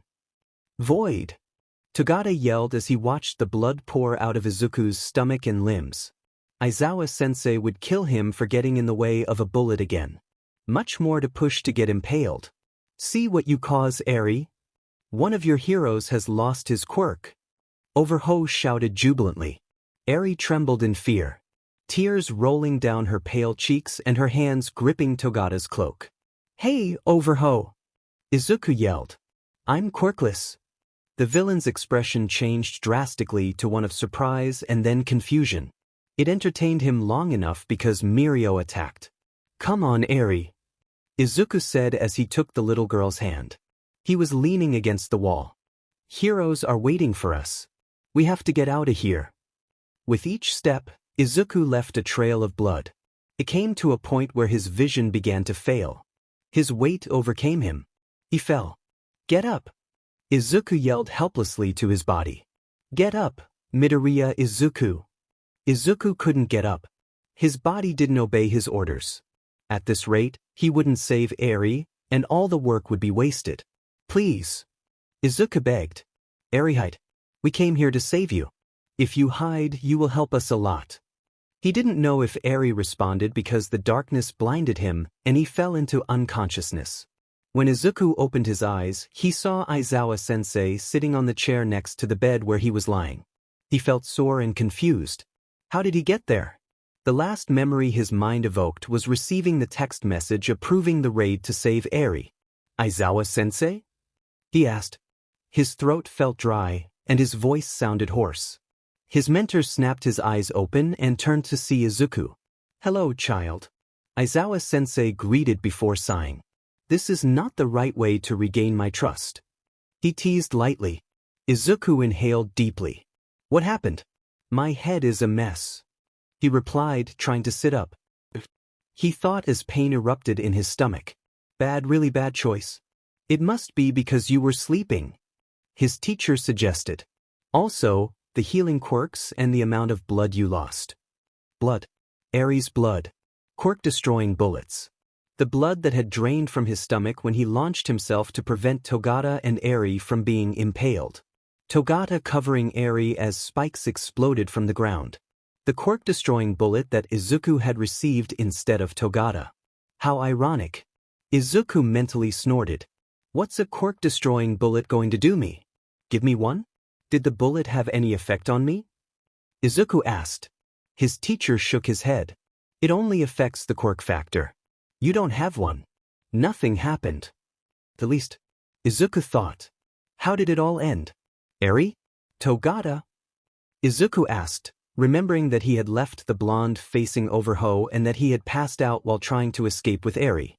Aizawa sighed. "Eri is quarantined. She has a fever. Also, the excessive use of her quirk." The man said with a touch of bitterness in his voice. "Eri will be treated by psychologists due to post-traumatic stress and will be under my guardianship. On the other hand, unfortunately, Night Eye passed away. Sometimes they couldn't save everyone. They had to accept it if they wanted to be heroes. Although it always hurt, and there was that feeling of guilt. With possibilities crashing into thoughts. Everything that wasn't made. Being a hero was not what the TV painted. Being a hero was to be willing to carry burdens. If you can't do it, you shouldn't be one. Losses are part of the job." Obviously, he felt sad for Night Eye. It was not as if Izuku had been able to know him in depth beyond a few conversations. But he felt worse thinking about how Togata had reacted. The man was a kind of father figure to the blonde. His mentor. The man who believed in him. He hoped they had come to say goodbye. "He left you a note," Aizawa Sensei said, handing him a piece of paper. He asked a nurse to write it down while he waited for Togata. Izuku nodded, taking it. "How was Togata?" "Shattered," his teacher replied. "But he will recover. He's strong." "He really is," Izuku said as he stroked the folded paper. His teacher must have noticed that Izuku might need some time alone because he sighed heavily and got up from his chair. "I'll call the nurse to check you. I'll call your mother too. I told her I would keep an eye on you. You have to stop giving her those scares." And so, Aizawa Sensei walked out the door, leaving Izuku alone and allowing him to shed some tears. His mother was going to kill him after a prolonged crying episode on her part. She was going to tell him that he had to start taking Aizawa Sensei's lessons seriously. That at this rate he was going to kill her because of strong emotions. With his hands shaking, Izuku opened the paper that Night Eye had left for him. "Please take care of Mirio." He's like all might. Thanks for your help. Until always, Midoriya Izuku. Izuku, tell me. After Kamino, what do we talk about? His mother asked with teary eyes as she wrapped him in a delicate hug. Izuku raised his hand to caress her mother's hair at the same time he put his head in the crook of her neck. That I would help people without putting my life in danger. I remember it. Sorry, Mom. Please, Izuku. She begged. You need to listen to your teacher. Midoriya. Togata greeted as he entered, carrying a basket of fruits in his hands. I brought fruits. They are from classes 1A and 2A. Izuku gurgled at that. My mom will be delighted. Togata nodded as he placed the basket on the table. How did she react? We cried. It's a family second quirk. Izuku sighed. I feel bad for worrying her this much. I'm quite reckless. But you saved our lives. The blonde boy exclaimed. And everything is fine now. Stop concerning, and think that you'll be out of here by tomorrow. The room fell into an awkward silence, Togata sitting in the chair next to Izuku's bed. I'm really sorry about Night Eye. Izuku said. I know you two were close. Togata's smile didn't disappear. His eyes focused on the open window. Sir was a complex man, but he had a huge heart. Before he died, I made him a promise. I'll keep smiling for a bright future. That's my motto. Izuku frowned. When he was growing up, he had smiled a lot in a desperate attempt to hide everything that was happening to him. In that way, he wouldn't worry his mom. All Might always said that in his interviews. The people in this world who can smile are always the strongest. After his time training to be a pro hero, Izuku had realized that was true only to a certain point. All Might could afford to smile at civilians. He was the symbol of peace and a pillar for them.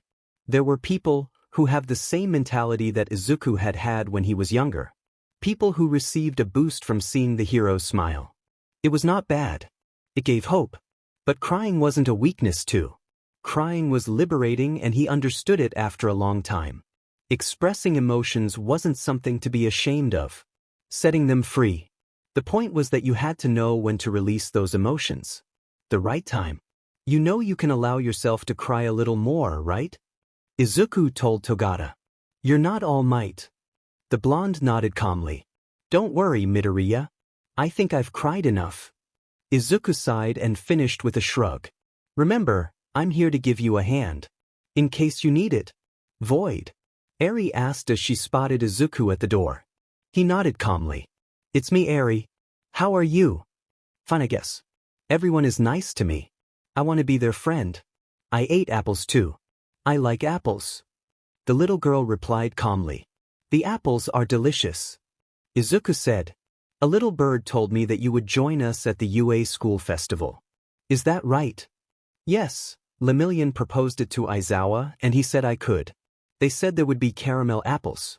They're sweeter than normal ones. How is that possible? She really likes apples. Izuku thought. So many things are possible. Izuku exclaimed in a low voice. I'll give you the school's tour. Lemillion will join us later. Little Eri made a strange face. Izuku frowned. Sorry. Eri said. I can't smile yet. I asked Lemillion to teach me to do it, but he said that I shouldn't force myself. Lemillion is right. Izuku emphasized. Don't worry, Eri. There's plenty of time for you to smile. Can I give you a hand? Ishikawa asked as Izuku walked up the stairs in the direction of his bedroom. He wanted to be alone. Since he left the hospital, his friends hadn't left his side. According to them, it was to prevent him from ending up sacrificing for a fly. Izuku denied. Guys, no worry. I'm fine. His friends gave him a look that indicated that they didn't believe him at all. Fuwa snorted. Of course you're fine. It's not like you've been about to die again. Trust me. Izuku said, raising his hands in surrender. I promise. I'll only go to my room to sleep. I won't give my life for a fly. Hinata narrowed her eyes. Your mouth says words. But, I'm not sure if your body will obey. Suzuki nodded. We should call the brainwasher from 1A. He would put Midoriya to sleep. Yeah. It's just to make it sure. Nina Sataya agreed. Izuku rolled his eyes and continued up the stairs. I'll see Class 1A tomorrow. Let me rest because I'll have to deal with them too. When Izuku entered 1A's classroom, he was received by a unison Midoriya Senpai that was yelled by the first-year students. Izuku sighed. Hi guys. How are you doing? Karo, how are you feeling? Azui asked, ignoring Izuku's question. Fine, Izuku replied. The worst part is over. You were so manly in the raid. Kirishima exclaimed. Don't acclaim him. He was an imprudent sheet. Katsuki yelled at the redhead guy. After that, his attention focused on Izuku. You almost killed Auntie of Concern, F shitty nerd. That was Katsuki's way to say, you worried me a lot. Don't do it again. Shinso nodded.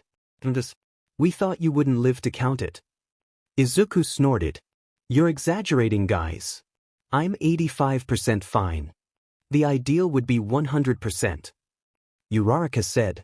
It's part of being a hero. Izuku replied. After that, he gave them a reassuring smile. In other things, have you already chosen what to do for the school festival? It's the next week and we'll have a special guest. When Hitoshi asked Midoriya Senpai regarding the event that Class 2A had held at the school festival in their first year, the green-haired boy ran. So, he asked Fuwa Senpai, and she sent him the link of a video. Now, they were laughing in the common room of the Class 1A dorms. The footage began with a man in a yellow sleeping bag and a group of 10 students surrounding him. Let him free. Midorika wants to be free. A girl said. He recognized her as Suzuki Aoi, one of the Midoriya Senpai's friends. The girl was extending a sock in the direction of a giant covered cage. The man in the sleeping bag looked at them indifferently. Midorika doesn't need you. He's perfectly fine. A shudder came from the CAG. Master. Midorika wants to be free.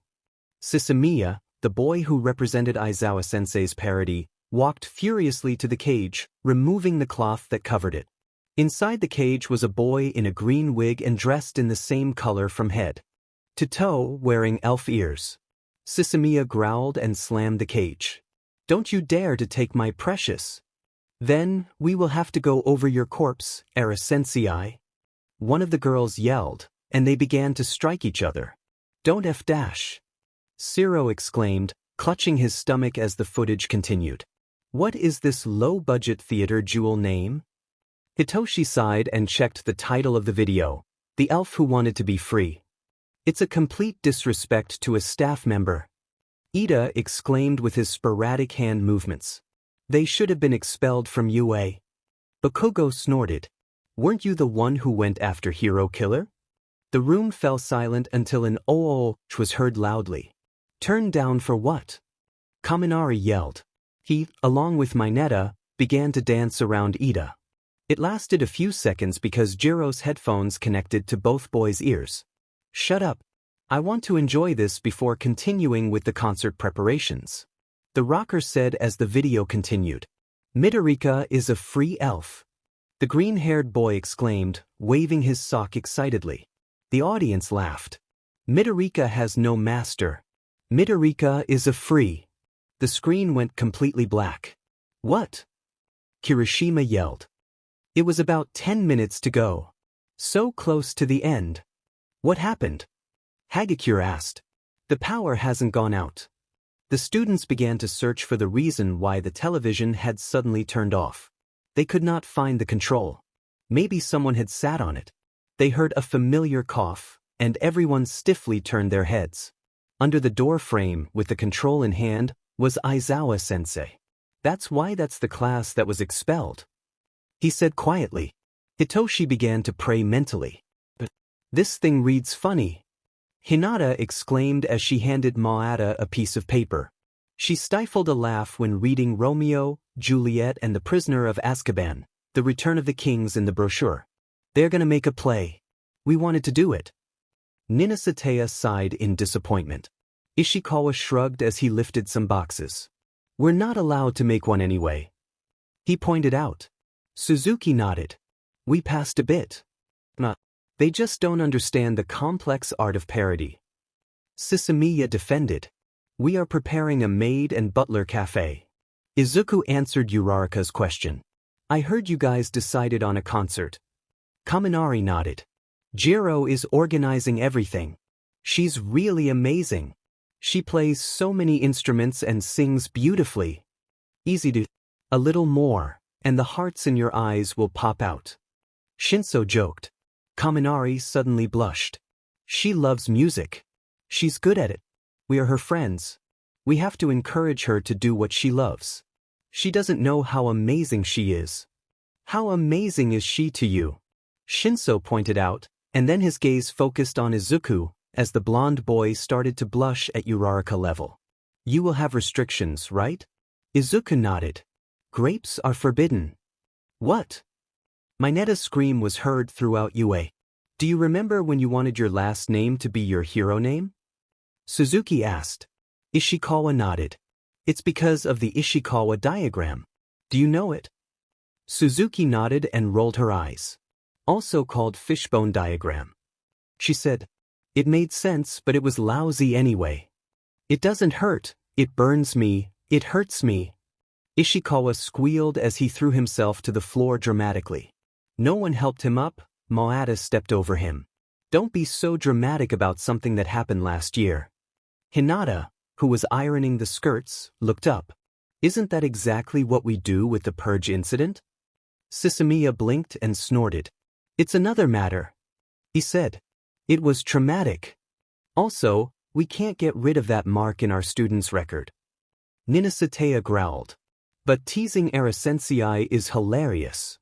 When Shota Aizawa entered his office, he was greeted by a laugh from Hisashi Yamada. A bunch of yellow sticky notes were taped to the wall. In the middle of everything on top of his desk was a large painting of Midoriya marked, Air. I should have expelled them permanently. He growled as Kayama entered and joined Yamada's laughter.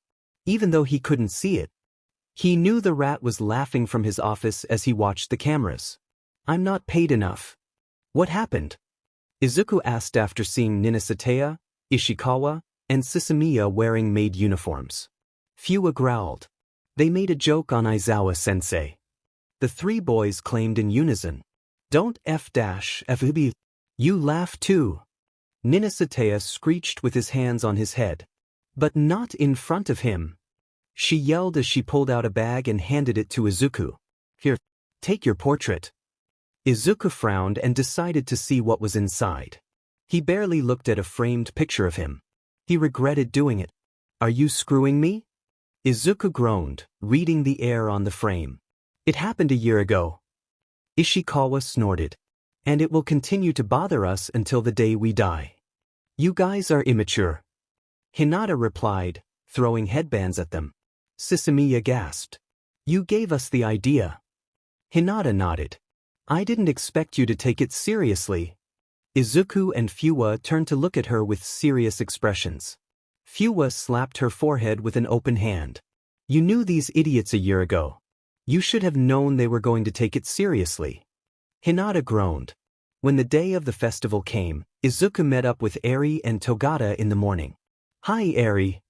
Izuku greeted, smiling. How is everything? The little white-haired girl looked at him with her big red eyes.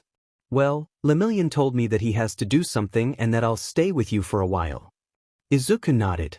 Lemillion has a few things to do with his class, but he'll join us later. He extended his hand to Eri. The girl took it and squeezed it hard. Yes, Eri. It will only take a few hours. Then I'll join you. Togata promised and then looked up from her to Izuku. Didn't your classmates plan anything? Izuku denied.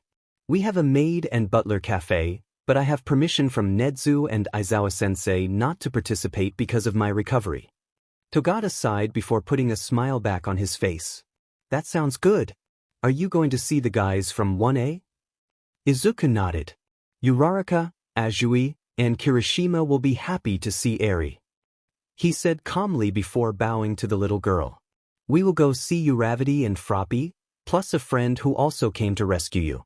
It seems good. Yes. Eri said in a low voice. I want to be their friend and thank them. You will. Izuku replied. The guys from 1A were delighted with Eri. Midoriya senpai. Shinso called out to him from a corner, and Izuku approached. Yes. The green-haired boy asked without taking his eyes off Eri. Have you seen Shiro? The purple-haired boy said. He went to buy some things and he hasn't come back. All Class 1A students wore bright yellow suits. If he was honest, the color was too much for Shinso's tired expression. Izuku denied. Maybe he's just stuck in line. Get back here. Hanta yelled as he tried to catch Gentle Criminal. I'm calling heroes. The man laughed. Young man, it's a bit rude to break into the crosswalk, he said as he used his quirk and made Hanta fall to the ground. The boy with the quirk tape stood up. I'll entertain you until the heroes arrive. Gentle Criminal sighed. I want to see you try. And then Hanta jumped. Midoriya. Hato jumped excitedly. Eri. Hello, Hato-senpai. Izuku greeted. Eri raised her hand shyly. Will you win this year's pageant? The blue-haired girl sighed. I hope so. She sighed. It's my last year and dash. Kendo will win. An irritating voice interrupted Hato. The beauty of Class B will succeed overall. Izuku sighed as Eri squeezed his hand tighter. Hello, Monoma-kun. The blonde, who was next to Kendo, looked at him confused. How do you know who I am? I don't think I ever officially introduced myself. Izuku ran his hand through his hair. My pleasure. I'm Midoriya Izuku, Class 2A, hero name Void. Kendo greeted. Oh, a pleasure. How's everything going? She kindly asked as Monoma widened his eyes in surprise. Giving Eri-chan a tour of the festival. Izuku replied calmly and then focused his gaze on Monoma. Hey. I know you guys will have a joint training in a few weeks. Monoma just nodded open-mouthed. Izuku didn't know what was worse, hearing him speak or seeing him surprised. After it, will you agree to see me in one of the gyms? I have an idea that could help you. Togata joined them shortly after visiting Hatsum in the workshop and nearly dying in a robot explosion. They were in the cafeteria while Eri drank an apple soda. How's everything going? Togata asked. A blonde scared me, but then Void made him shut up. Eri said calmly. His senpai looked at him with a question mark drawn on his expression. Izuku sighed. She means Monoma. We ran into him when we visited Hato-senpai for the beauty pageant. Togata nodded. He's UA's black sheep. He replied jokingly. Izuku shook his head. He's an eccentric boy. He said calmly. Then we went to the support stand dash. The one that exploded? Togata asked. The robot blew out smoke, and a girl screamed that her baby was dying. I hope she's okay and the baby too. Eri replied. Void took me out running and then we got this. She said, pointing to her soda. It's good. It tastes like apples. Togata looked confused at him. Hatsum calls her inventions babies. Izuku clarified. Then we went to my class's maid and butler cafe and came here to wait for you. The blonde sighed before nodding calmly. My class is making a mirror room, but we've already lost a few people there. He commented. I suggest going to another event. Izuku nodded as he took out the brochure they had given him. In a few minutes, 1B's play starts and 1A's band performance. 1C? Togata asked. Haunted house. Izuku replied and looked at him with an obviously not expression. Then, it will be the band performance. Togata replied. The black sheep is in 1B. Izuku sighed. Stop calling him black sheep. The venue where the Class 1A concert would take place was crowded and dark. It didn't last long because Kaken's scream was heard, and then the explosions lit up the place. Jiro began to sing along with the instruments played by Kaminari, Yaoyorozu, and Tokoyami. Many of the students were dancing on stage, and others were missing. He could see Shiro, taking slow steps, as if he was tired, but he didn't see Shinso or Aoyama anywhere. He should have expected it. Most likely, they were supporting the special effects with Todoroki. Hero 2. Jiro sang excitedly. Azui grabbed Uraraka with her tongue, and the gravity girl took some people's hands, making them float.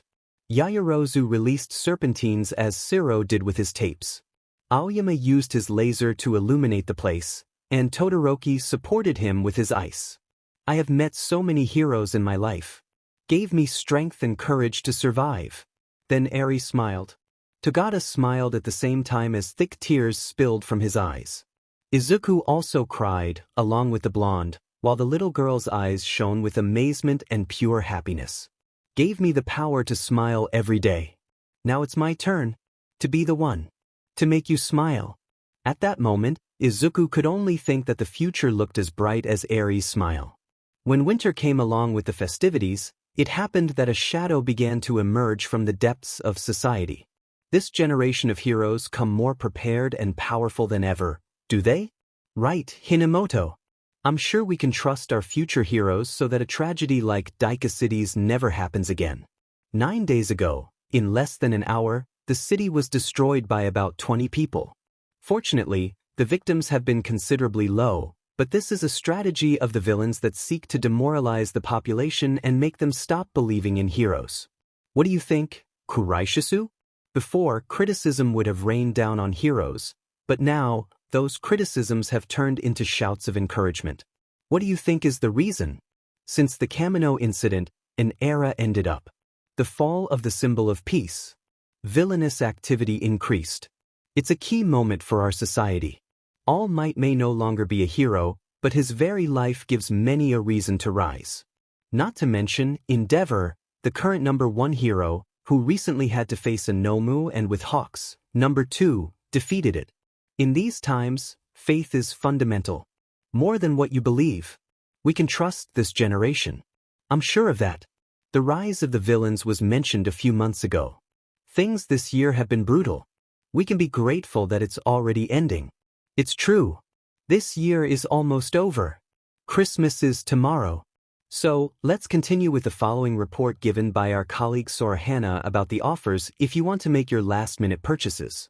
Work studies will resume. Fuwa ummed as she threw herself on the sofa. This has never happened before. This time is supposed to be the quietest and most festive. She said with her face directly on the furniture. Hinata threw a cushion at her from where she was standing. But we have to decorate this for the party. Izuku laughed as he carried a table with Suzuki. I'm dying to try Sisamiya's turkey. The girl sighed. He nodded. Ninasatea's mochi is legendary. He replied as his mouth watered at the thought of the delicious taste of the dessert. They both left the table in the right place. Fuwa raised her face from the couch and looked at Izuku with a frown. Aren't you going to one as party? Izuku hummed. Just to see them for a few minutes and accompany Eri, but I'll be back here in less than an hour. At that moment, Ishikawa entered the common room, wearing a kitchen apron and a chef's hat. What are you doing standing around doing nothing? He demanded, waving a scoop. A Christmas party is not preparing itself. The four who were talking stood up straight and, putting their hand on their foreheads, they shouted. Yes, Captain Ishikawa. The boy just laughed, shaking his head. Let's get to work. Merry Christmas, Aizawa Sensei. Izuku greeted, entering his mentor's office. The man looked up from his papers and nodded. Merry Christmas, Midoriya. The green-haired boy ran his hand behind his neck and sighed before asking.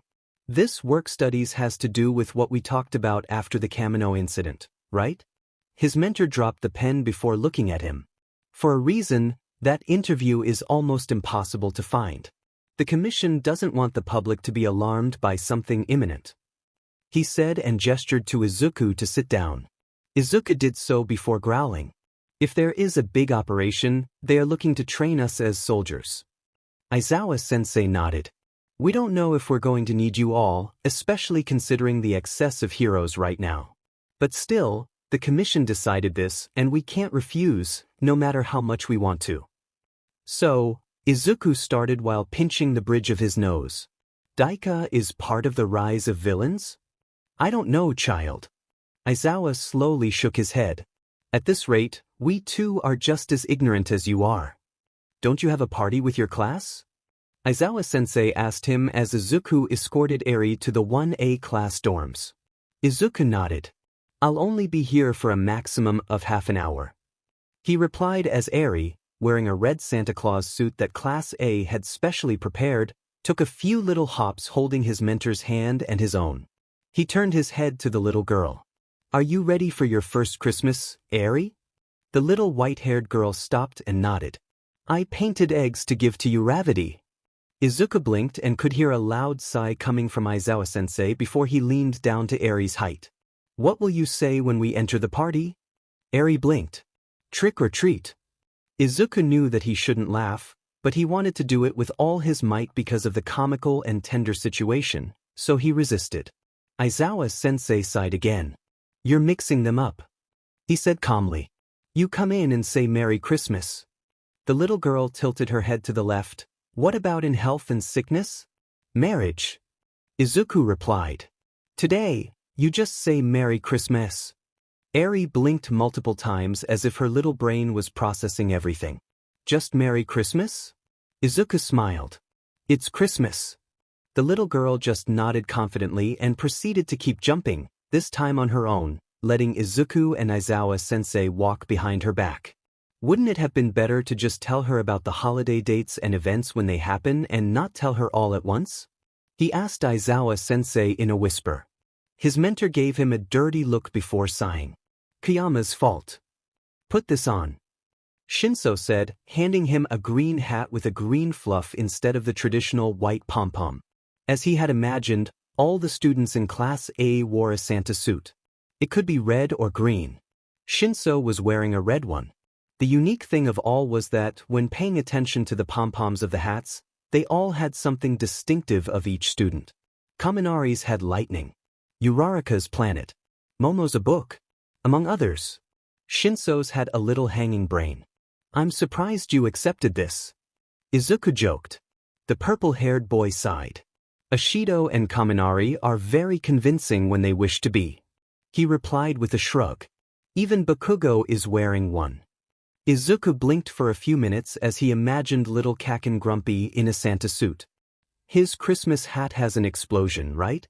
Shinso nodded. "Hagakure has nothing," he added with a shrug before frowning. "Isn't Togata-senpai coming?" Izuku denied. "He's with to his class. Mine will be waiting for me in about 20 minutes.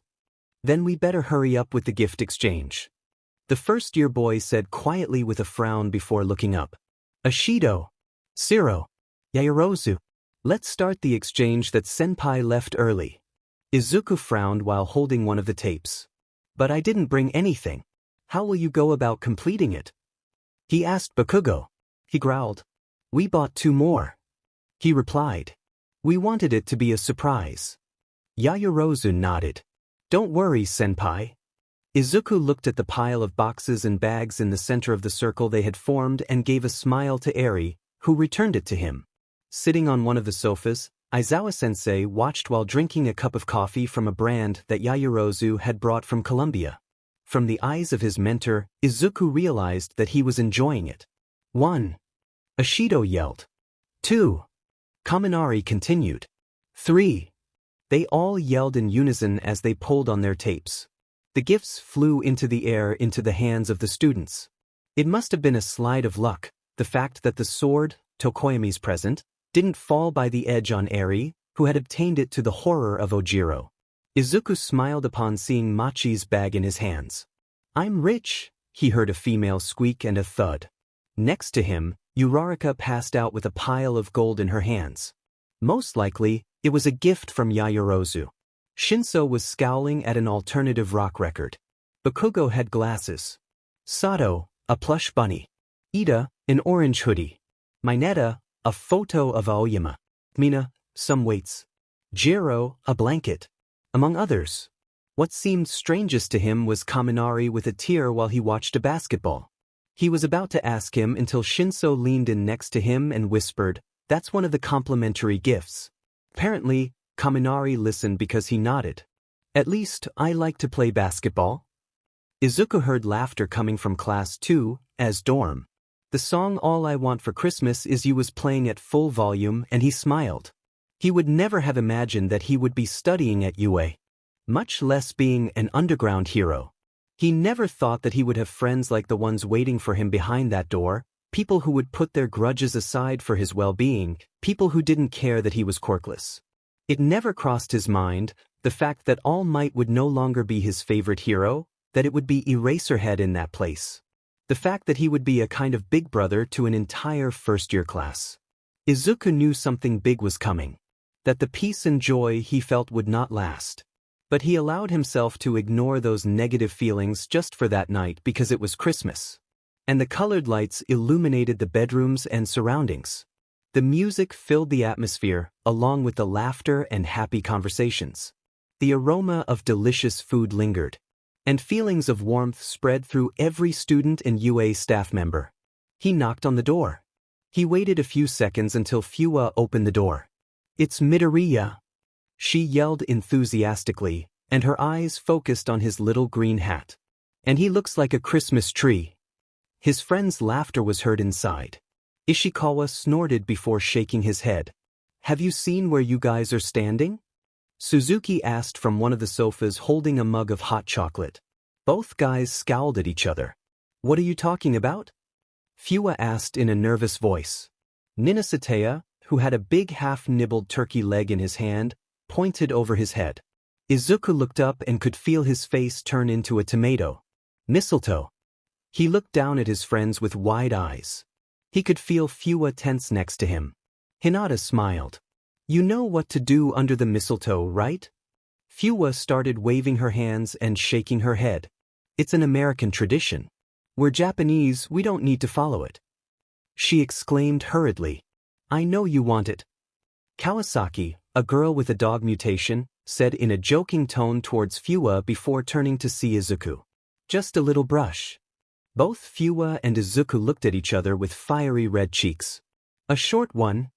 Fua asked as she brought her fingers together. Izuku nodded nervously. "Only 3 seconds?" The girl nodded. "Perfect." And then, slowly, they both approached trembling like jellies, their eyes closed, or at least Izuku's, and their lips poised. He felt Fua's soft, sugary lips on his, and they both kissed chastely. And Izuku would have to accept that it felt good. He remembered that it was his first kiss. He didn't know how long they had been there, but they had forgotten to count. He recognized that the girl's arms had wrapped around his neck, and he was cupping her face. "Fua moata." The girl greeted, extending her hand. "Mimi duduria I Izuku." Izuku replied, trembling. "F them if they think you're weak for being quirkless."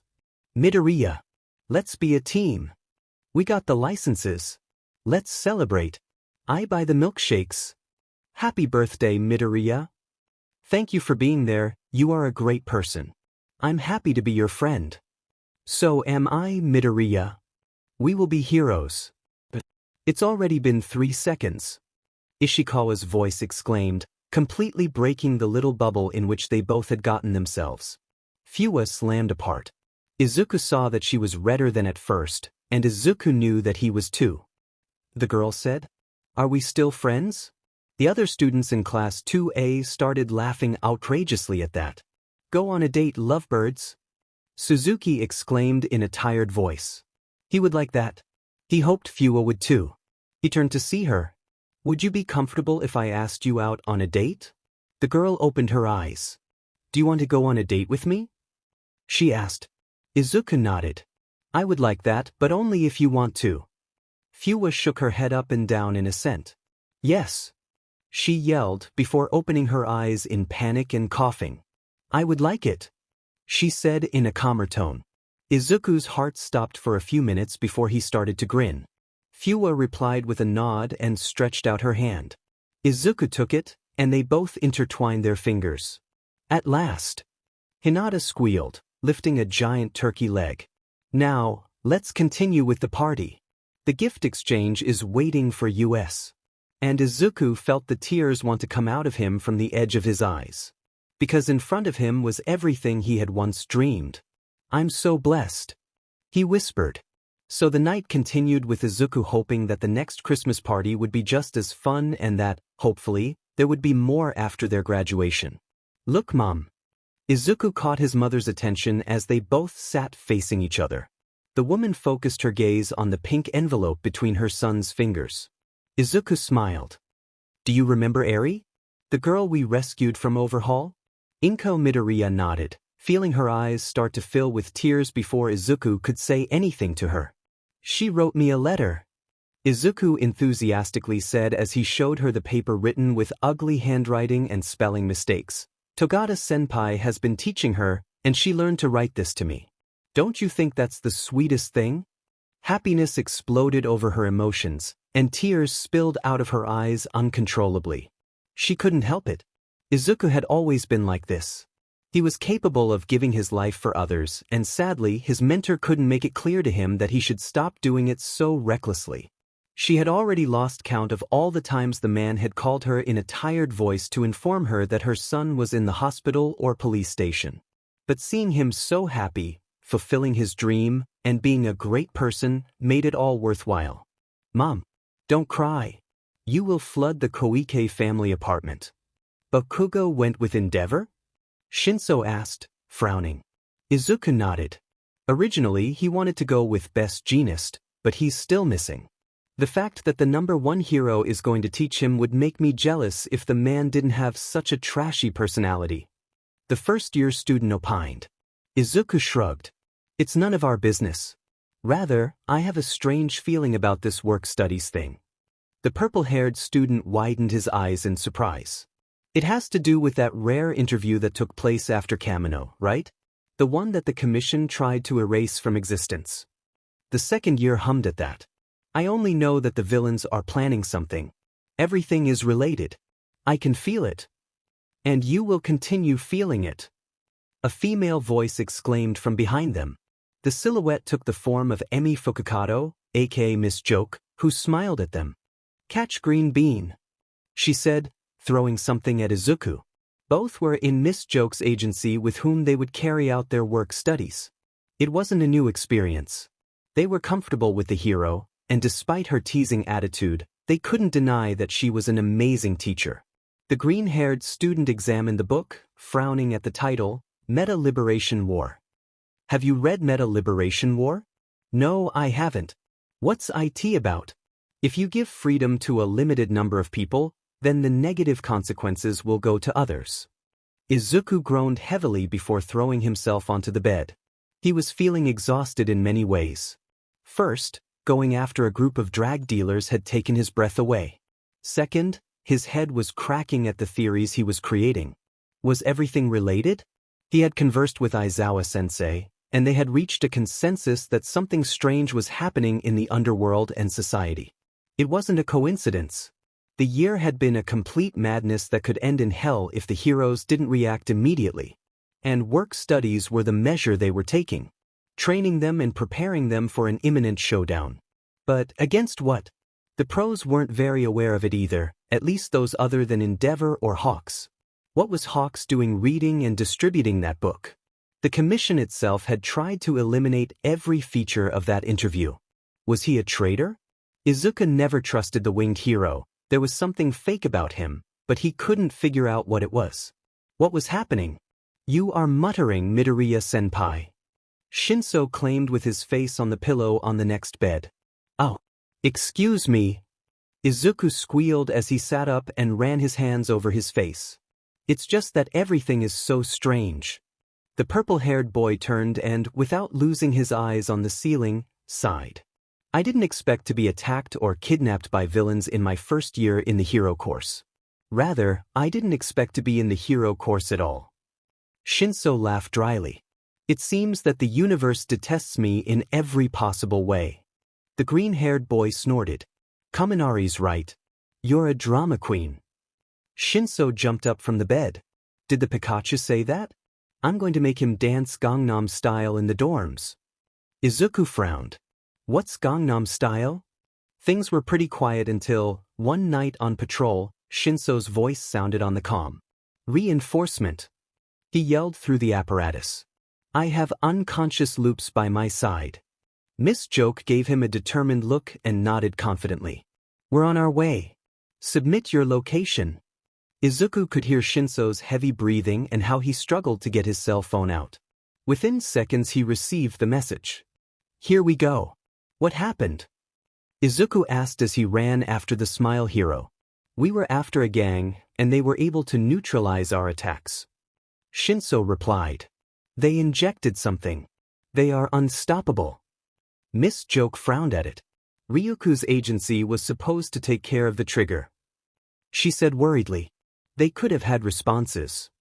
Izuku offered an alternative. The mission was successful. Uraraka stopped the plane and it couldn't be distributed.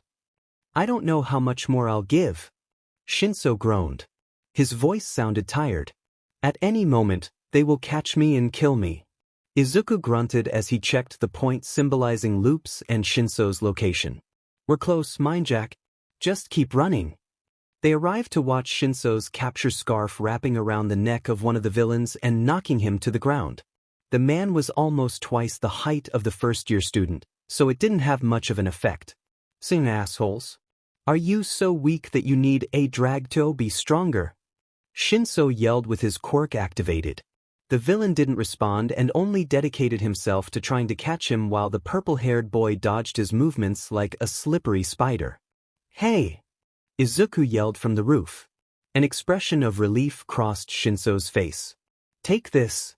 The second year jumped up with his capture bandages outstretched, and Miss Joke sprang into action. I hate this. Shinso complained as he watched his leg dangle. Izuku laughed at the purple-haired boy's pout. Memories of Vietnam. The first year groaned at the joke. Not even Kaminari makes such bad jokes. Hey! Izuku claimed as he put his hand on his heart. I have a great sense of humor. Shinso snorted at the answer. The ones with a great sense of humor are twos, right, Midorika? You don't dare. The green-haired student exclaimed with mock outrage. The purple-haired student gave him a sheet-eating smile before slowly nodding. Yes, I do. Izuku sighed and took his cell phone. Shinso narrowed his eyes at it. Izuku marked Miss Joke's number. Green bean. Miss Joke replied. How is everything? Yes.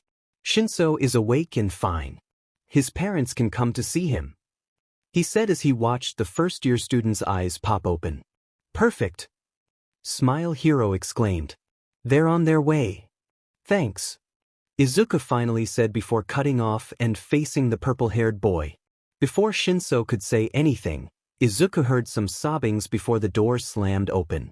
A slim woman with blonde hair and teary violet eyes stood under the door frame with a surprised expression. Next to her, a man who was an adult version of Shinso, save for brown eyes, was left with an expression neutral.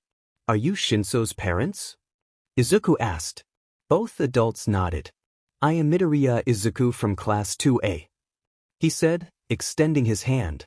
The man took it and squeezed it while the woman nodded as she slowly approached her son's bed. Shinso's father introduced himself before sighing as he watched as Mrs. Shinso began to touch her son's cheeks, and the boy's eyes flooded with panic. Let's go to the hall. It's going to flood. Izuku blinked in confusion. What do you? He couldn't finish the question. Hitoshi. The tearful voice of the woman interrupted him. She reminded him to his mother when he received the UA admission letter and during his visits to the hospital. Mr. Shinso had already opened the door and invited Izuku to retreat with him to the safety of the corridor. The green-haired student followed him, ignoring the pleas of the purple-haired boy. How was your work-study, Midoriya? Principal Nedzu asked as he poured tea into Izuku's cup. Pretty good, though Shinso ended up with an injury in the hospital. Izuku commented as he appreciated the warmth the cup provided. The principal hummed at it as he drank from his tea. Himself. Heard over there, you got a book from Hawks. He said the chimera calmly. Izuku nearly choked on his tea before nodding. You know something, right? Nedzu's smile widened at that. Not much, but I'll tell you when it's time. And when will it be time? Izuku asked, feeling anxiety running through his body. When we have all the pieces of the puzzle. Nedzu replied. Now, can you tell Aizawa and Yamada to come to see me? I have a matter for them to resolve. Please watch the class. I have to go with Yamada to resolve an issue. Aizawa-sensei's message was clear and precise. Nedzu called Aizawa and Yamada-sensei to his office and gave them a matter. It seemed important enough for both men to leave their classes. Have a cotton candy, young Midoriya? All Might told him as he handed Izuku the candy. Izuku took it. Thanks, he replied while taking a bite. What is this about? The mood is somewhat tense, and I thought it would be good to ease it. The man replied as they watched the boys perform their newest special moves. He looked at Aoyama's naval laser, and Izuku smiled at the surprised reaction of the other students who were enjoying their cotton candy. Then Hagakure followed, deflecting Aoyama's laser light, and finally, Ashido covered herself in her own acid and melted one of the bots. And that's how we get it done, the pink-haired girl exclaimed enthusiastically. Fantastic! Let's give them a round of applause. Ida yelled as the rest of the class applauded. All 3 students had done their work studies with equipped hero, Yoroi Musha. Wow! Izuku couldn't help but get excited. I see you have made a lot of progress. The first-year students hadn't noticed him and saluted. Ashido smiled. Did you see my acid man? Izuku nodded, and the girl turned in Kirishima's direction. It's my version of unbreakable. Kirishima smiled even more. Cool. The rest of the students proceeded to demonstrate their movements. Ojiro and Sato, who had interned with the lion hero, Shishido, had increased their strength and reaction time. Jiro and Shoji had interned with Gang Orca and improved their search techniques. Kaminari, Siro, and Mineta had been alongside Shiozaki from Class B and had gone with the Lurkers team, getting team moves. Ida felt more confident and faster after his work study with Manual. Koda had been with Wash in improving his communication. Tokoyami had been one of the ones who had made the most progress, especially since his work study had been with Hawks, whom Izuku didn't trust much, but he had helped the first-year student a lot. Then Kirishima with Fat Gum, where he had done some missions. Uraraka, who had changed her suit and used it with wires to hold debris inspired by Siro, and Azui in Ryukyu's agency. Shinso was handling new techniques with his capture scarf without needing to move his leg much. Finally, Bakugo and Todoroki had greatly improved. If only the future were as clear as the sky, without any cloud in it, Izuku might have allowed himself to think so naively how he had done at the school festival upon seeing Eri smile. Even though everything seemed joyous, with no storm clouds approaching, Izuku knew that these were times of peace that would soon disappear. He could feel it. Young Midoriya. All Might called him. Izuku looked up. Tomorrow meet me and young Togata. We have a situation. And Midoriya? Kawasaki asked. He's with 1A. Ishikawa replied as he checked his cell phone. Hinata made a sound similar to a deflated balloon as she nodded. It was obvious. Earlier today, did you see Era Sensei? Ninasatea frowned.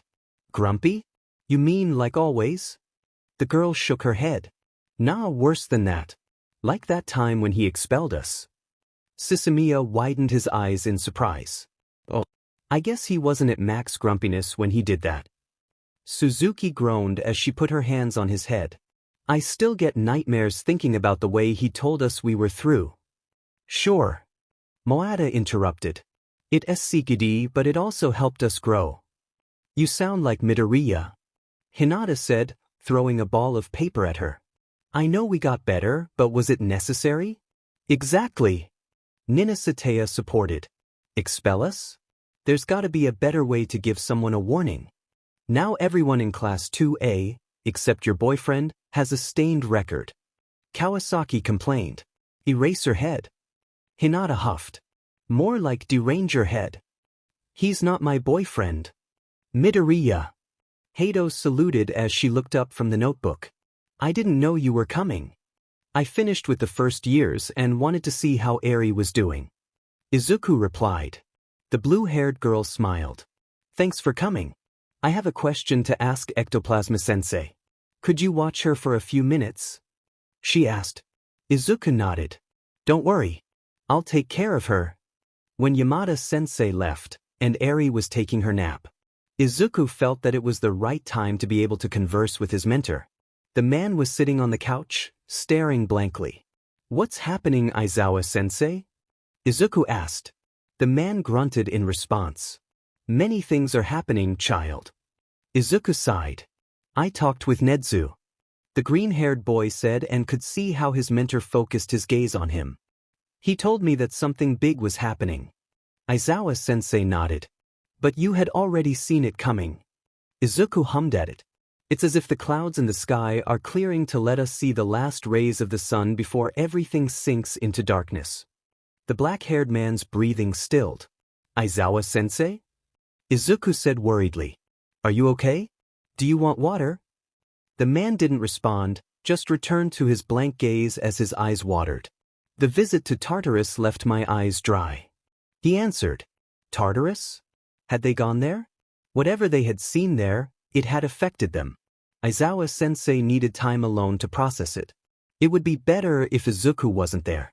I'm leaving, Izuku said as he got up from the couch. Excuse the interruption. After saying that, he headed for the door.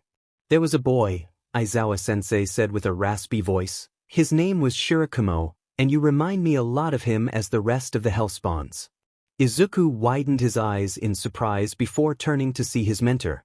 Excuse me? His teacher rose from the seat and put his hand on Izuku's shoulder. Problem child, take care of yourself. Get it?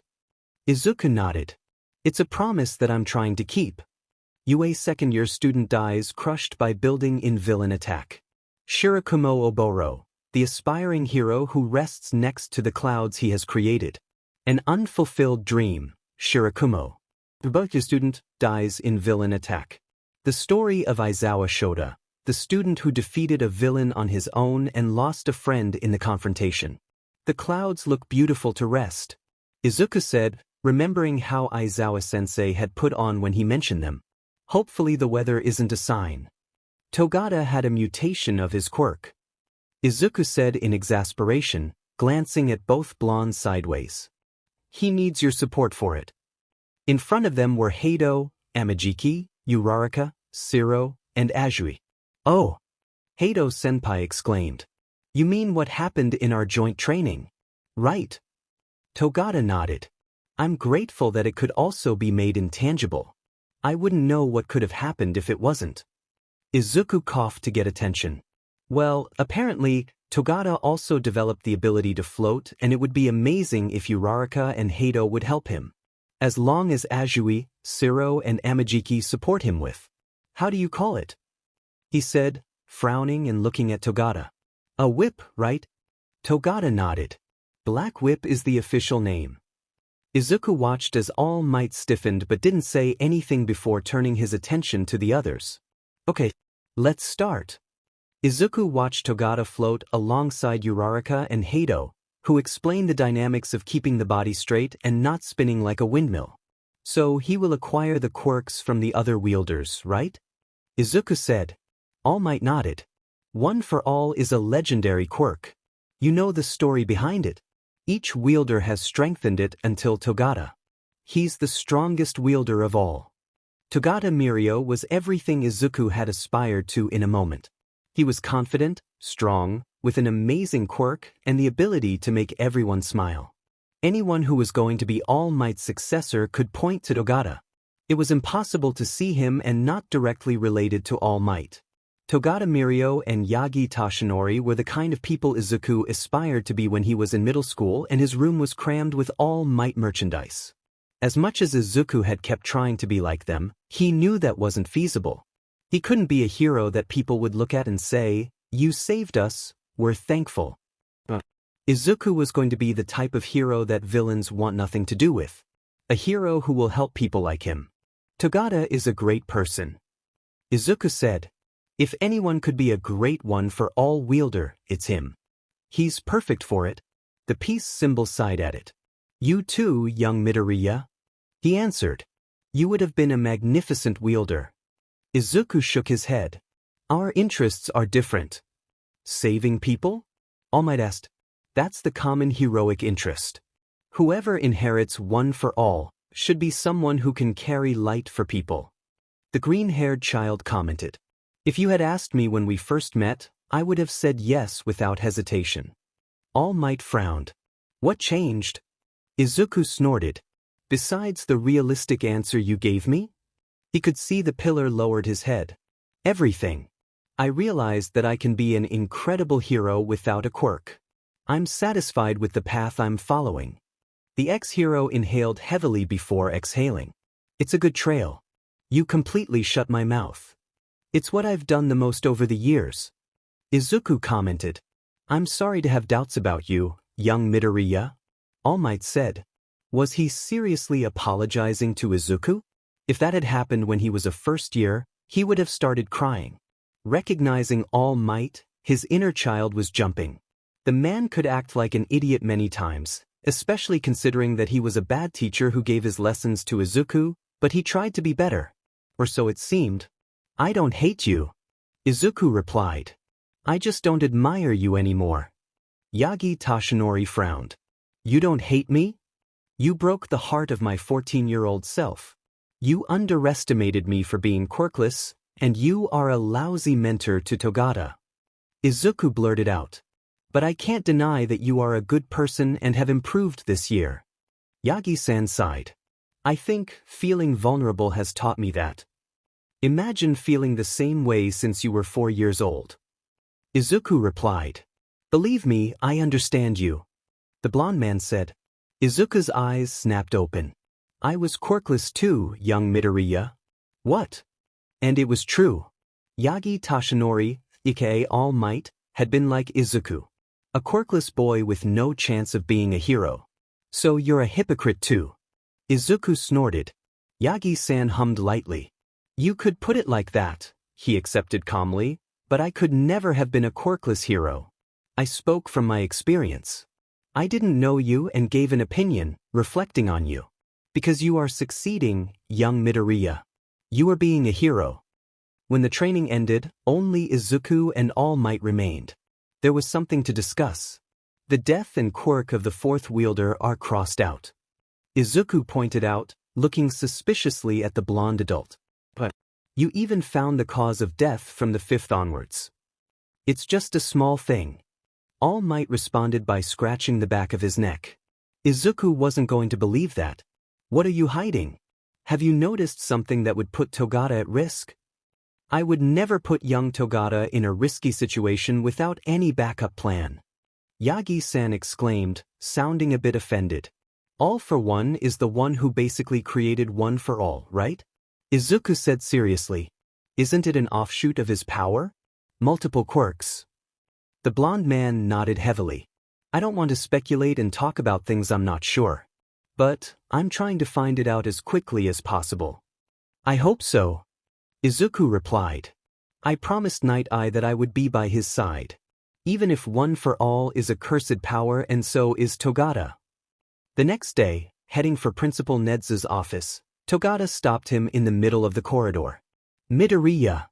He greeted enthusiastically. Thanks for yesterday. I feel like I'll be a better hero because of you. Izuku smiled at it.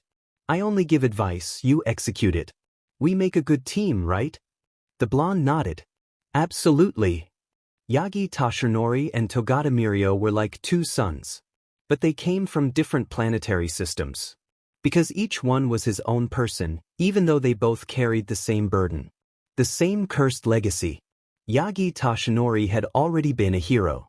Togata was about to be one. But what was a hero? Void and Lemillion, even though they weren't graduates, were heroes to Eri. Shinso was a hero to Kota Izumi. All Might had been the #1 hero for years. Eraserhead was not known, but he had been a hero to So.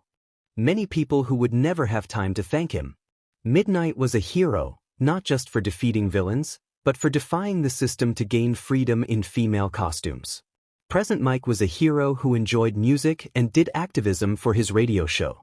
Vlad King fought quirk discrimination. Heroes came in different shapes and sizes. Shoji would be a hero, as would Ojiro, Ashido, Koda, Azui, and Hagakure. Monoma and Shinso would be heroes. Just as Gang Orca and Eraserhead were. Miruko and Hawks. Yagi Tashinori and Togata Mirio. All Might and Lemillion. It is fine that you are training with the first years. They'll be essential in the massive operation programmed for the end of March. End of March? In 3 months? How? Izuku questioned, trying to get a complete picture of what Nedzu had just told him. Principal Nedzu smiled at the confusion on his face. I have seen the training you do with Monoma-kun. Very ingenious the fact of using hair so that he has a great range of quirks. Also, teaching him to use them. In addition to the improvements that Shinso-kun has made in the capture scarf. The green-haired boy smiled at that. Convincing Monoma to accept his help had been somewhat complex because the boy was too stubborn in his rivalry. But Izuku wasn't part of 1A, and he guaranteed that he would keep the training secret. It had been that way since joint training. On the other hand, Shinso had started to develop a technique of Izuku's bandages with his scarf. What massive operation? Izuku asked, determined to know what was going on. The Chimera hummed as he poured some more tea. Did you read that little book that Hawks handed out? Izuku nodded at that. He couldn't deny that Chikara Yatsubashi was telling truths. Perhaps a bit extreme, but nothing that was a lie. Quirks were like an extension of people, they were part of them, and the fact of being used freely should be able to characterize it as a fundamental human right. It was not the first time that someone made mention of that book. After All Might defeated All for One on Kamino, there had been an interview that stirred the masses. It was essential in what people were beginning to call Rise of the Villains. Well, it ends up being that Destro had a son who pursues the same goals as him. What happened in Daika is something that is directly related to this. There are not many details. But the city remains have been examined, and its Shigaraki disintegration, compared to the sample drawn from the security alarm incident earlier in the year. The principal said before drinking some more of his tea. This is since the beginning of the year, right? Izuku asked. Since a long time. Nedzu said in a mysterious tone. Since before what happened with Shirakumo Oboro. Izuku opened his eyes. All for One has pulled the strings all the time. The possibility didn't present itself until what happened on Kamino. All Might was supposed to have finished with him, but he wasn't. The attack at the beginning of the year was a whim of Shigaraki. Stain was a coincidence. Anyway, it all led to the confrontation in Kamino. Izuku's brain was going 1,000 kilometers per hour. Nedzu nodded. I am a creature of science, but it seems that fate has programmed it. The big confrontations are always imminent. The commission knows it, and there are preparations already.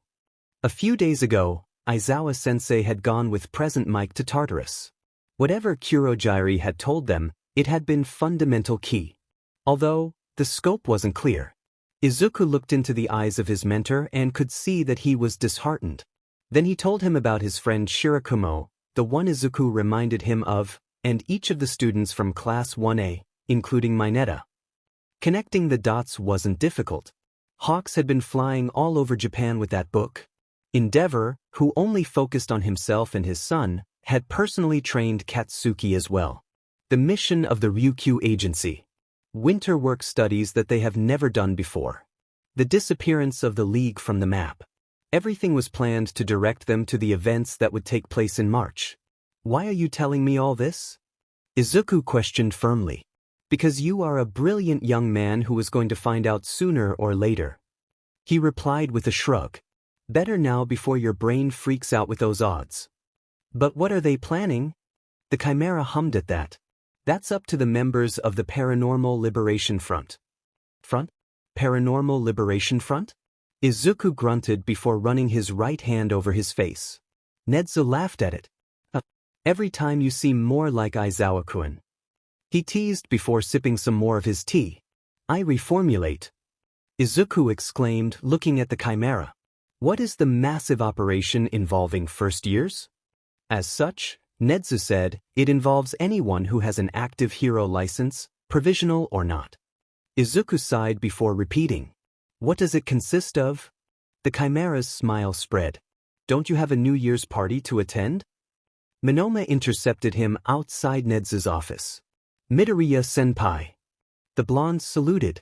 Izuku smiled. Hey, Monoma-kun. How's everything going? The boy smiled. Great. I've learned to handle simultaneously Todoroki's both sides, and my time extended to 15 minutes for 5 quirks. I'm so happy to hear it. Izuku smiled. The blonde from Class B sighed. Class B is planning a New Year's party. Our doors are open if you want to come. Izuku's smile turned one of sadness. I would love to, but Aizawa-sensei is indisposed, and he asked me to take Eri to class A. Plus, I have my class preparing one too, and I'm not in the mood to celebrate. Minoma nodded. I saw that coming, but I had to do it anyway. Those of us who have been called useless should watch our back, right? He had gotten a little closer to Minoma since they had started training. The boy's quirk was versatile. No matter how much rivalry there was between first-year classes A and B, Izuku was second year and always willing to lend a hand. Minoma was like him to a certain extent, especially when the blonde told him about how people had called his quirk useless and that he would never have a chance to be a hero. Yes, Izuku replied. The blonde said goodbye before leaving the way he had come. Nedzu's words still echoed in his head. 3 months. In 3 months, heroes and students would face something of which no one was aware, except those who pulled the strings. The students were ignorant of the reasons why their training had increased. Izuku only had a vague idea that reached to scare him.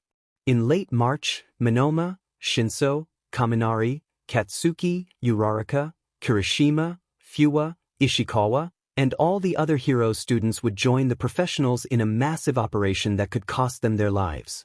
By the time the next cherry blossoms fall, things were going to change forever. He's ditching us again for 1A. Hinata groaned. Ishikawa pouted. You love them more, don't you? It hurts, bro. It hurts much. Ninasatea yelled. Especially since you won't taste the delicacies I'll prepare. Izuku snorted. It will only take a while, like Christmas. You still leave us? Sisamiya accused. And also your dear Fuwa. At that moment, Suzuki entered the common room with a frown. Midoriya, you guys haven't gone out on a date yet, have you? Izuku denied. We have put our relationship, if you can call it that, on hiatus because we have too much on our plate. With everything that had happened during the internships, they decided that it would be best to wait for their date until the break between the end of their second year and the start of their third. As if she was summoned, Fuwa entered through the dorm door.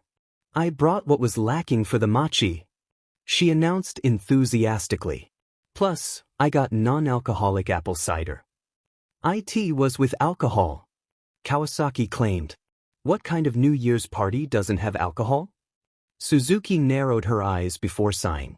One in which all attendees are minors and held in the dorms of a school. Midoriya-senpai. Eri-chan. Uraraka received them enthusiastically. Go ahead. There's a lot of delicious food. Eri squeezed Izuku's hand, and they entered Class A's dorm. Midoriya-senpai has arrived. Kaminari exclaimed enthusiastically. Now we can start devouring the food. Shinso passed and rolled his eyes. He nodded towards Izuku. What have you been doing? The green-haired boy hummed. Principal Nedzu wanted to talk to me. Then, I had to help my class and pick up Eri. They watched as the little girl approached Uraraka and Yaoyorozu. Both girls greeted her. Won't Aizawa-sensei come? The purple-haired boy asked. He's acting strange. If you only knew. Izuku thought, remembering how devastated his teacher had been since his visit to Tartarus. He told me that he has to do some things, but that he will come to wish all of you a happy new year, Izuku replied. I know you have to meet up with the guys in your class, but eat something, Shinso said. You are like our big bro. Izuku laughed. Just a little. Ninasatea will kill me if I'm unpalatable. Who's the guy that cut the chives? Katsuki yelled, taking a piece of chives and showing it. Todoroki, who was passing by, just stared at him with a frown. I did. He confessed without understanding what the problem was. Your sister will be ashamed. The blonde yelled in exasperation. Izuku laughed as he poured some taki onto his plate. The guys started to talk about the new year that was awaiting them. They were going to be second years. Izuku was going to be in his third one. Togata would graduate alongside Hado and Amajiki. Everything seemed unreal. Izuku had won a great family in Yue. He couldn't help but feel blessed as much as he knew that this peace wouldn't last long. It will be amazing, Shinso exclaimed next to him. This year has been incredible, even though we almost died a few times. The purple-haired boy gave a dry laugh, and Izuku sighed at it. Never change, Shinso. I wasn't planning on doing it. Through the window, Izuku could observe his mentor standing next to a seated figure. He narrowed his eyes a little to recognize it. Aizawa-sensei was talking with Yagi Toshinori. From what Izuku knew, Yagi Toshinori was having a bit of a hard time not being All Might anymore. That happened with many heroes after his retirement. But he knew he would be fine. Although it seemed strange, Aizawa-sensei always knew what to say. Izuku coughed lightly, drawing the attention of the first-year guys. "Guys!" he exclaimed. "I have to go with my class," he said, and heard a lot of complaints from the younger students asking him to stay a little longer. "But before I leave, I wanted to thank you for this year and tell you that you will be great heroes one day." The boys clapped at it, and a collective thank you echoed through the common room. "Midoriya-senpai!" Ashido exclaimed. "Thanks for saving our buttes at USJ. And for preventing me from doing a rash on Hosu." Ida joined with a perfect 90-degree bow. "For teaching me to wear the scarf and the rest," Shinso said. "For saving Eri-chan," Uraraka said, nodding to the little girl who was lying asleep on her lap covered with a blanket. "From what you know," Bakugo growled. "For everything," Yayorozu finished. Izuku smiled. "Thank you for everything." Midoriya returned. Ninasatea exclaimed. "I hope you're hungry, bro." Izuku nodded.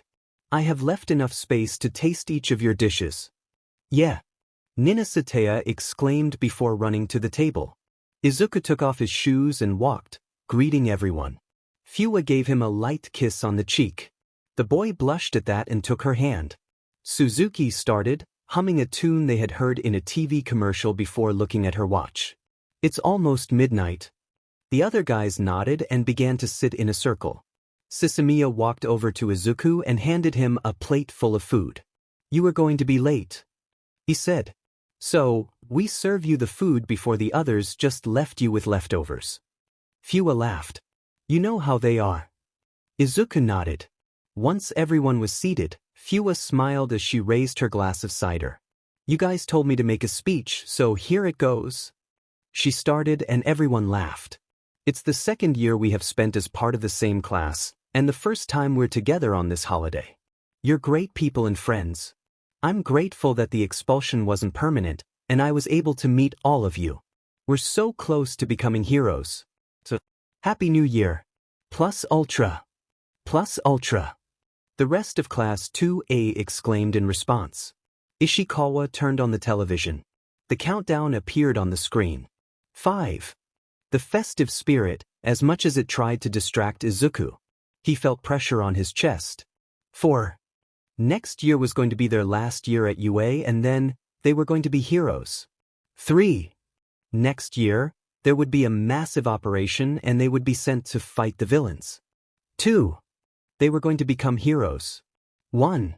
Hopefully this year is going to be better. Izuku thought. "Happy New Year." His friends cheered enthusiastically as they raised their glasses and toasted. "Cheers." Izuku's phone rang as his friends rose from their seats to dance to a song that was playing on Ishikawa's radio.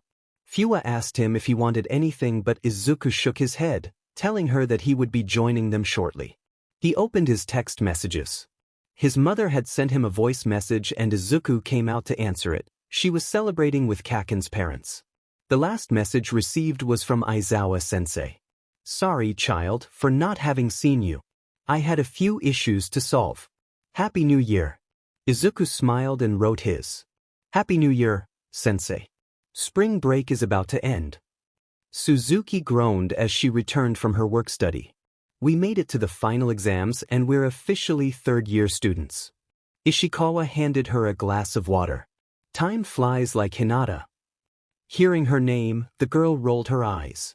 It was a terrible joke. The boy just groaned. "I know. Don't remind me, bird brain." "Back off, Lake Ness monster," she exclaimed, sounding quite offended. Izuku laughed at it. The months passed pretty quickly, and Netsu never told him anything else about that operation. He was feeling quite anxious. Aizawa-sensei just had told him that it was going to be massive and there would be several simultaneous raids. They were already near the end of March. When would it be? Kawasaki had heard in her internship with Miruko, regarding a raid on Jaku's hospital. Others regarding a mansion. Many unfinished things were close to what Aizawa-sensei had told him. Izuku couldn't say anything no matter how much he wanted. The commission kept pulling its strings over the whole situation, and Izuku didn't trust them either. He was not naive. He knew several of the organization's dirty secrets, courtesy of the underworld. For example, what happened to a hero named Lady Nagant, or where Hawks came from. Mass killings, enforced disappearances, etc. They washed their hands because of the brilliance of the heroes and how the people praised them as gods. Izuku hoped this operation would go well because he didn't know how the civilians would react if the heroes failed. Do you know something, Midoriya? Nezu poured tea into 2 cups and handed one to Izuku. The student thanked him before shaking his head. The massive operation I told you about is going to be soon. That completely caught Izuku's attention. When it will be? Soon. The Chimera responded with a shrug. You just need to know that there are multiple teams, and some students will be side by side with the heroes. Students next to heroes? Izuku asked. But isn't there like an excess of heroes? Why do they have to send first years? I don't give the orders, so I can't answer you. Nezu answered. But you will be in charge of one alongside Vlad King. Izuku's eyes snapped open. What? The Chimera nodded. Most of the students will go as a backup team to a raid on Gunga Mountain, others as an evacuation team from the city. Shiketsu, Yue, Ketsubetsu. Heroes and students. There were 3 student teams so far, there could be more. Some would go head-to-head with the villains. Why? Izuku said, without even knowing the reason he was asking. Why? Unfortunately, you are no longer children in the eyes of the commission. The following week, UA students' phones rang simultaneously. Weird. Ninasateya said, checking his. Does anyone else have a trip for the work studies? Yes. Suzuki nodded. Gunga Mountain. Me too. Ishikawa replied. Midoriya? Today is the day. Same. Shinso, where were you sent? Gunga Mountain. Shinso, phew. Minoma, second year received a message about a trip? Minoma, I was sent to Gunga Mountain. See you there. It appears to be a massive operation. Hitoshi announced. They also sent second years. Does anyone else have a bad feeling? Siro asked. This was very sudden. Sato hummed. It's strange. But we will be with heroes, right? Yes. Ashido exclaimed. Before anyone could join the conversation further, Bakugo came downstairs with his typical scowl and barked. Shut up. Go out. Gunga Mountain. Nito called. We all have the same location. Rin nodded. Except for Fukudashi, who is Jaku. Are you ready? Kendo asked. Let's finish this quickly. Kamakiri growled. I have to complete my essay for Kayama-sensei. The operation planned for months would finally be carried out, and it was in his hands to determine its success or failure. Aizawa-sensei had been sent along with Present Mike, Endeavor, Miruko, and other heroes to the raid on Jaku Hospital. In the city evacuation, Ida, Uraraka, Koda, Azui, Bakugo, and Todoroki took part, along with Burnin, Heido, and Togata. Upon arrival, they were divided. The first years weren't at the location on the mountain, so heroes decided that they would take them directly to the specific points. Izuku, Ishikawa, Susumiya, Ninasateya, and Suzuki, with some students from Class 2B, were sent a little further behind the backup team from the front ranks. They would be like a second team that would protect the one led by Vlad King. They were about 5 kilometers from Sero City when they stopped. They observed several students from Shiketsu and Ketsubetsu conversing with each other. So you are Midoriya, right? A boy with black hair saluted. Fukukado-sensei talks a lot about you. I hope good things. Izuku replied. Shindo-yo. He introduced himself and reached out his hand. Izuku squeezed it. At that moment, some Shiketsu students joined in. I know you. A girl greeted. Do you remember me? Atsushimi Kami. We met at the snake incident. The snake incident had happened during a meeting between the various schools of heroes. Students from Ketsubetsu, Shiketsu, and UA were in the same place as a way of bonding. It turned out so bad that it was never done again. A large snake, most likely it had a kind of gigantification quirk, had burst into the place where they were meeting and generated panic. He vaguely remembered the girl asking for his number. Izuku didn't give it to her because he had nowhere to write it down and he was very nervous. "Ah yes," Izuku replied. "I wish we had met again, in another situation." The girl nodded. "A pity that it is here. When will heroes give us the instructions?" "When the rest arrive." Vlad King broke into the conversation. "Midoriya, come with me. I need to tell you something." The blood hero wiped his right hand across his face and handed Izuku an earpiece. "We'll communicate directly through here." He indicated seriously. "The guys will arrive in about 5 minutes." Izuku nodded. "I'll prepare some things while we wait for them." Vlad King sighed. "I know we're not close," he said with a penetrating look that ended up softening. "But please, take care of my children." "Okay." Vlad King was the homeroom teacher of Class B, and he was entrusting the students with him. "I'll do my best to get us back to classes together," Izuku replied. Vlad King grunted in agreement. "Go to make those preparations. Your quirk allows you to multiply anything solid, right?" Izuku asked Yogato, a boy from Class 2B. The gray-haired boy nodded. "Does that include the contents? For example, if you duplicated a frozen water bottle, would you duplicate the ice inside it?" "Yes," he stated, "but it depletes my power reserve if I overuse it." "How do you recharge?" Yogato started rummaging through the multiple pockets of his suit and showed Izuku a large number of lemon candies. "It's strange, but quirks are strange." "Okay," Izuku replied and gestured to Ishikawa, "Bring your spare water and we'll have Hanamoto freeze it, then Yogato will multiply it."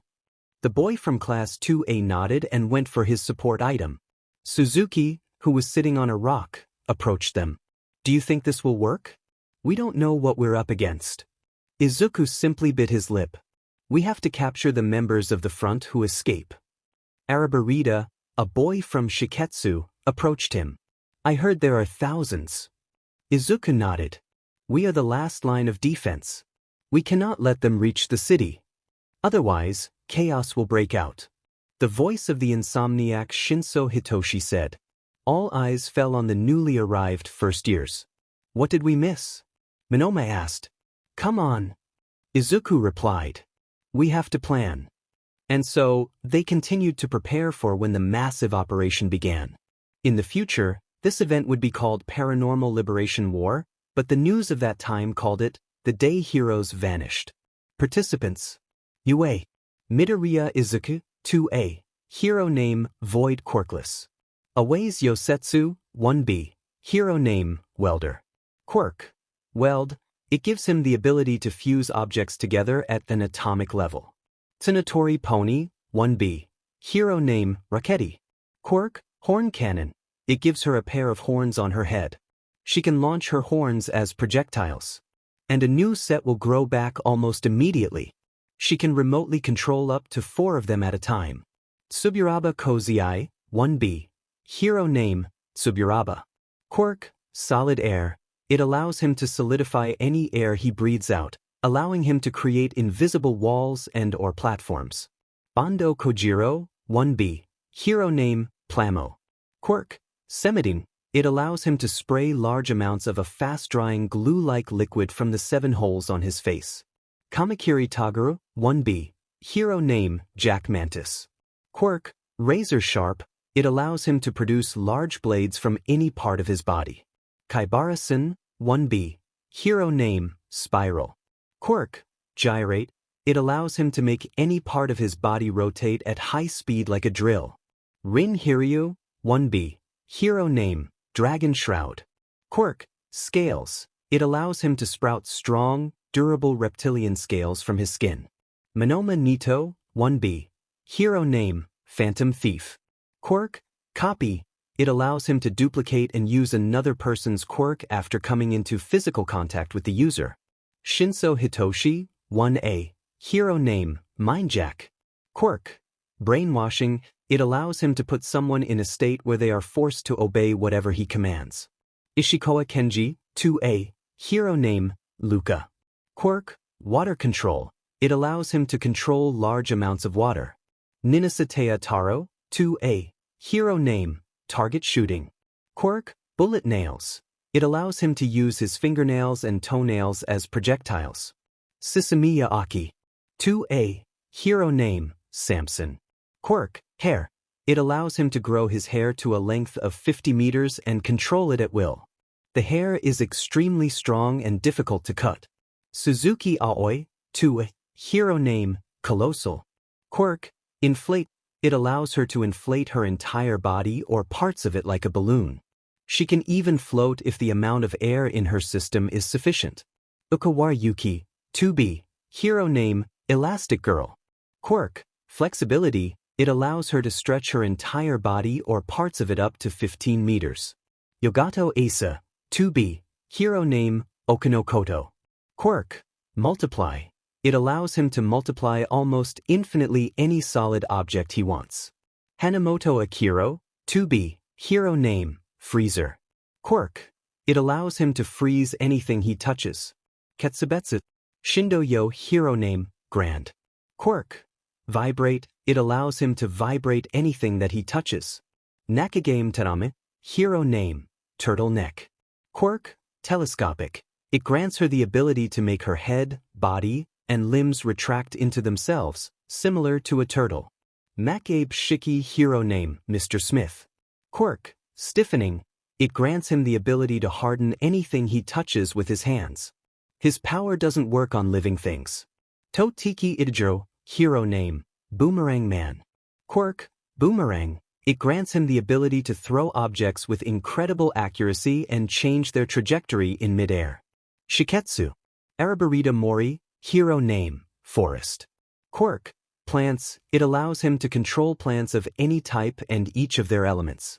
Atsushimi Kami, hero name, Maburo Mikami. Quirk, glamour. It allows her to emit a smoke-like substance from her mouth which can form visual and auditory illusions over a large area. Yarashi Inesa, hero name, Gale Force. Quirk, whirlwind. It grants him the ability to freely manipulate the air around him over a very wide area. Shishikura Seiji, hero name, Sisicross. Quirk, meatball. It gives him the ability to manipulate raw flesh. He can knead other people's bodies into disfigured ball of flesh, leaving them incapacitated. It wasn't long before Izuku's intercom rang. They are moving. Vlad King's voice echoed in his ear. That's our cue. Be ready. Over and out, Sensei. Izuku replied and turned to see the team members. Everyone was getting the last things ready for the plan. Some first-year students mobilized Ishikawa's water supply and Monoma copied the quirk of some to support them in case they began to tire. To your places. Izuku yelled, drawing everyone's attention. IT has started. Do you see something, Suzuki? Izuku yelled. A few minutes had passed since the beginning of the operation, and no villain had escaped through the route guarded by them. They always ended up being held by the heroes. Apparently, everything was going according to plan. No warning signal had been fired between the intercoms or on the small radio that the Ketsubetsu students had brought. Regular news. Izuku wondered how Aizawa Sensei and the guys were doing in Jaku. Not much. Suzuki Aoi, who was floating in the air with a rope tied around her waist, replied. The heroes are being quite effective, as are the students. I don't think dash. Breaking news. The radio announced. We're telling US that there's a great wave of disintegration hitting Ju. The students stared wide-eyed in panic at the radio. What? Shinso said in a choked voice. The helicopter is in the air. A second voice exclaimed. The heroes were evacuating the civilians when it happened. Now they're using multiple resources to prevent it from reaching them. Those are giant onomatopoeia and a vast ice glacier. That's Fukudashi, Monoma declared. And Todoroki. Izuku added. They try to delay the wave and give the others time to flee and save the civilians. Ishikawa kept his grip on the rope holding Suzuki as he joined the others around the small device. Ninasatea turned to see Izuku. What were they going to do in the hospital raid? He asked. They never told me, Izuku declared, running his hand over his face. Several of the students released a series of curses. Sisamiya kicked a nearby rock. Could it be that they failed in that raid? The eyes of the others fell back on Izuku. He just grunted. I don't know. The atmosphere became even tenser. It was no longer just catching a few runaways. Now, it could spell greater danger. It seemed that one of the two main raids had failed, and they were with their hearts pounding from their chests. Would their friends and classmates be okay? Kaken, Aizawa Sensei, Yamada Sensei, Uraraka, Togata, Heido, Todoroki, Ida, Koda, Fukudashi. Izuku's mind traveled to the most painful endings. He hated funerals. He didn't want to attend any. Guys. Suzuki's voice interrupted the silence they were in. There's a situation. The anguished gazes from his teammates were directed towards her floating form. What type? Izuku asked out loud, hoping that she would hear him. Lady is facing something bigger than her. Bigger than Lady? Yagato started to shake his head, obviously panicking. How's? Lady is gigantic. I don't know. Suzuki screeched. But I can see Midnight trying something. The other backup team is getting ready. They didn't know what they were facing. Was Nedzu aware of that? Were the heroes aware of the existence of that thing? Had they seriously dared to send them into that situation with a threat of such magnitude? Let's not waste time. Kamakiri growled and started to move. That thing could get here at any moment. He was right. They couldn't sit still or question. It was the moment to make decisions. At your positions. Izuku screamed, snapping out of his stupor and drawing attention to himself. Whatever that thing is, we're not giving up. And they all started to move. Mirio was running, holding multiple cars with Black Whip. Todoroki and Fukudashi, two first years, were trying to slow down decay. He knew it was Shigaraki's doing. He could feel it with every nerve in his body. The raid on Jaku failed, and these were the consequences. Gran Torino, Eraserhead, Present Mike, 13, Miruko, Endeavor. Had all the heroes who had gone on that raid been reduced to dust? As he fled with the students, Mirio could feel all his nerves kick in. Was this another quirk? It's slowing down. Uravity exclaimed as she kept running. Civilians were holding onto her cable's ends, and her rocket boots activated. A little more, Todoroki, Fukudashi. Tenya Ida, the boy who carried on the Ingenium legacy, cheered as he ran, taking 3 children with him. The mentioned students nodded and started creating more forcefully as they ran. They couldn't stop. They couldn't. Bakugo flew by propelling himself with his explosions, holding a child in his mouth. Anima called all the animals to flee while he ran. Nijire-chan carried some girls in her arms, just like Froppy did with her tongue. So, it would end soon. They just needed to keep moving. Sekijiro-ken was a hero, but he was also a teacher. They hadn't agreed with the commission. No member of the UA staff had wanted to send the students to that operation because they were children. Children of 16, 17, and some had just turned 18 years old. It's chaos. Bubble Girl said. Have you been able to communicate with the hospital raid? He denied with his head. Shigaraki woke up and sent a wave of disintegration at Jaku. The raid had completely failed. Shigaraki had woken up, and he could already imagine the amount of death and property damage they would face. The most worrying thing was that they couldn't communicate with Endeavor Tsukachi, Yamada, Aizawa, Miruko. No one responded. His stomach churned at the thought that they were all dead. The students hadn't survived. Every inhabitant of Jaku had turned to dust. As if that wasn't enough, they had Gigantomachia awake and fighting MT Lady. Have you been able to communicate with Midnight? He asked. Mr. Brave shook his head. Not with Hawks or Fatgum. I only know that she left Kriati in charge of the backup team. Yaoyorozu? Did Kayama leave Yaoyorozu in charge? Possibilities began to build in his head, and he began to feel sick. Kayama would never give up that responsibility to a student because she adored them. She would never, except that she had no other choice. Mount Lady won't be able to stop it anymore. That thing is bigger and stronger than her.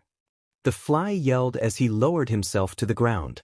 At any time, that thing will move towards the backup team. Children. Shigaraki attacked Enji's face directly, and he managed to dodge it. Something inside is urging me on. Telling me to go after it. Enji didn't know what the hell the villain was talking about. But he knew he had to beat him. To get one for all. What? One. For all? Enji repeated slowly, trying to understand the term. Enji didn't know the mistake he made in muttering those words. When he heard All Might Jr. talking with Endeavor and going somewhere else, Katsuki decided to ignore all orders and head to where the confrontation would take place. What are you doing? We have to stay with others. The third-year student yelled at him. Katsuki grunted from the back. I don't know what's happening with you, but I'm gonna help. You're still a student. One who has something to try. Katsuki replied. Even if I don't get what's going on, you need help. Heroes need support that others can't give them because they are busy saving people. So, let's do it to save more lives. The older student frowned. They are after me, he admitted. Katsuki opened his eyes abruptly. What the F? Before he could finish speaking, All Might Jr. was talking to the communicator. Lemillion here, he exclaimed as they kept running in search of a clear area. He's using the FING private frequency. He's going after me, so I'm heading to a deserted area. He continued speaking. I'll explain everything later. I promise. But believe me, I'm the target. Denki Kaminari had prepared himself to face many things. Things like controlling his dangerous quirk to avoid overloading his brain. He learned to control his dangerous quirk. How to flirt, watching every American movie he could find on the internet. He had to create methods to study. He studied so hard to get into UA. He made friends. At UA, he was learning to be a hero. Regarding the latter, he could say that nothing had ever prepared him to see how a gigantic thing devastated all the heroes in its path and went in the direction of them. He knew that being a hero involved danger. But he didn't expect to have to face it at the end of his first year. Because, like his friends and classmates, he was a child. People told them so much that being in high school was the best stage of their lives. Denki didn't want to die. None of them wanted. So, when he saw that he was on the front lines, he panicked. How not do it? It was a death sentence. He was next to Tokoyami, Hananuki, and Komori. They were the only first-year students. He was able to see some of Midoriya Senpai's classmates and students that he recognized from the provisional license test. That number didn't equal the heroes around them. Midnight Sensei told him that he knew what he was getting into when he decided to become a hero. Nope, he was supposed to learn how to be a hero before getting into a conflict of that magnitude. The truth was that he didn't expect to be in that situation at FNG 16. Maybe in the third year or after graduation. Denki was getting scared and wanted to be with his friends. Heroes told them it was a field trip, but he didn't expect it would be a war field, facing a colossal army of 100,000 people. And was the League included in that? Midnight Sensei had told him that they needed his quirk. That was why he was there. Was there another user of an electric quirk among the enemy ranks? How were they convinced Denki could stand up to him? Maybe he would die fried, and the rest too. Denki was very scared. But it didn't mean he was a coward. There were people in his hands, and he would have to do whatever it took to avoid casualties among the heroes. Midnight Sensei told him to focus on what kindled his heart. There were a lot of things. His friends, Jiro, the life he hoped to live. The last one was questionable when Mr. Compress threw a rock at him. Denki's vision completely blacked out. He trusted Yaoyorozu. How long until it get here? Shinso yelled. About 5 minutes, according to what I estimate. Suzuki-senpai exclaimed. They put something in its mouth. Be ready. Midoriya-senpai yelled. Situation. Coming here. Majestic is transporting the first backup team. It's our turn. If he was sincere, Nito felt more lost than ever. He was scared. How were the rest of his classmates? Kendo? Kawaro? Shiozaki? Fukudashi? Tetsu? Tokage? Hananuki? Kinoko? Yanagi? Kodai? Would they have survived? They couldn't see much from there, and the creature was big enough to get to the position in less time than estimated. Midoriya Senpai's intercom rang, and everyone remained silent. The second-year student put it on speaker for everyone to hear. "Guys, you can run away or try to tire it out," Vlad King said abruptly. "They gave it a sleeping serum, but you must tire it to make the serum work. We won't judge you by what you choose.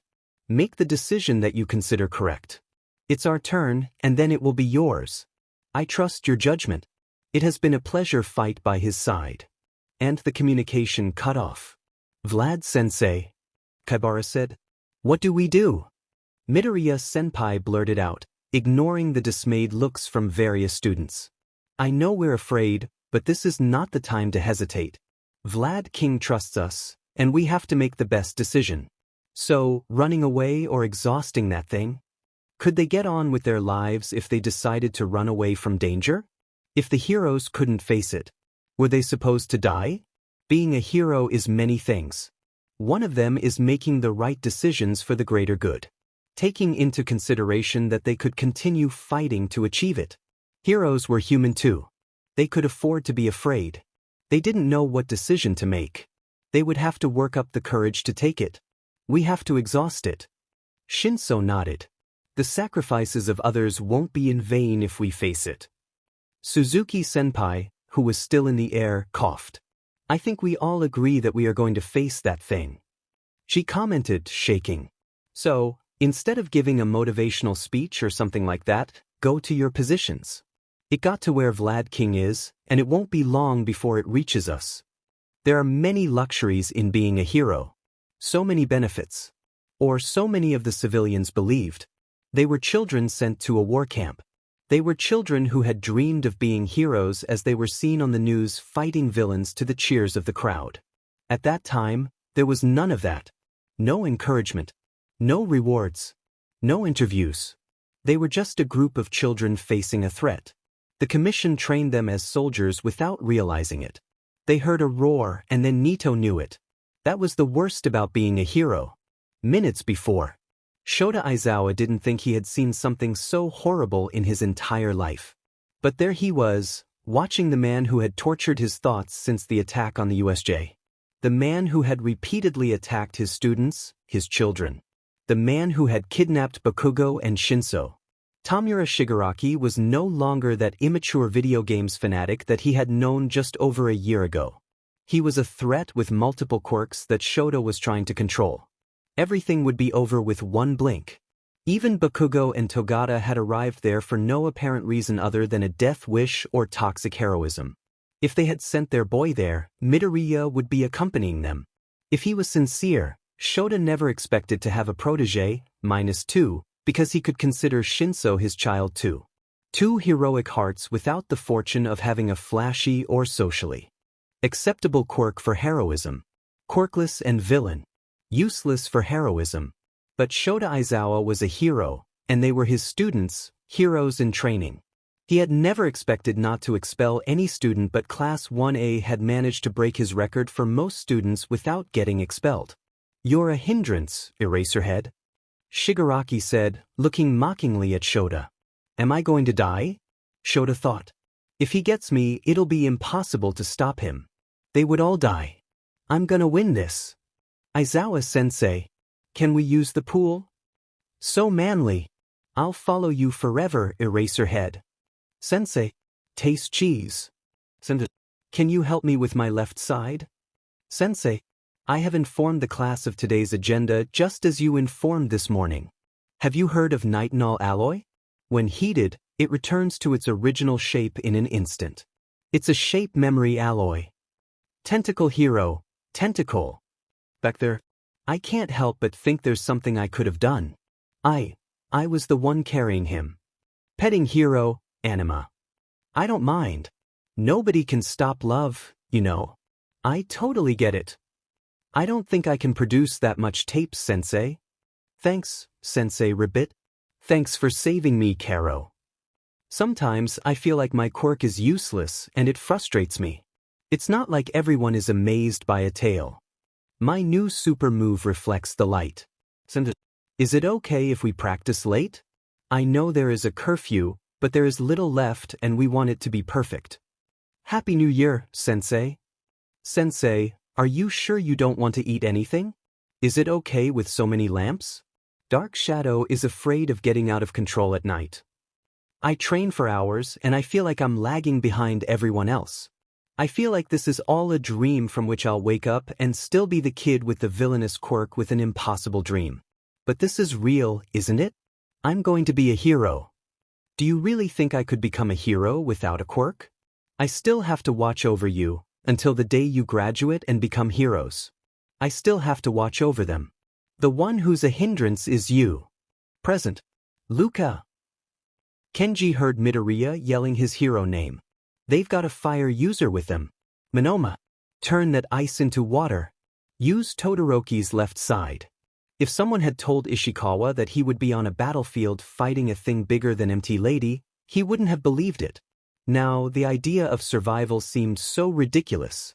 The blonde from 1B ran over to the hundreds of repositories, multiplied courtesy of Yogato, and, copying Todoroki Shoto's quirk, began to defrost the water.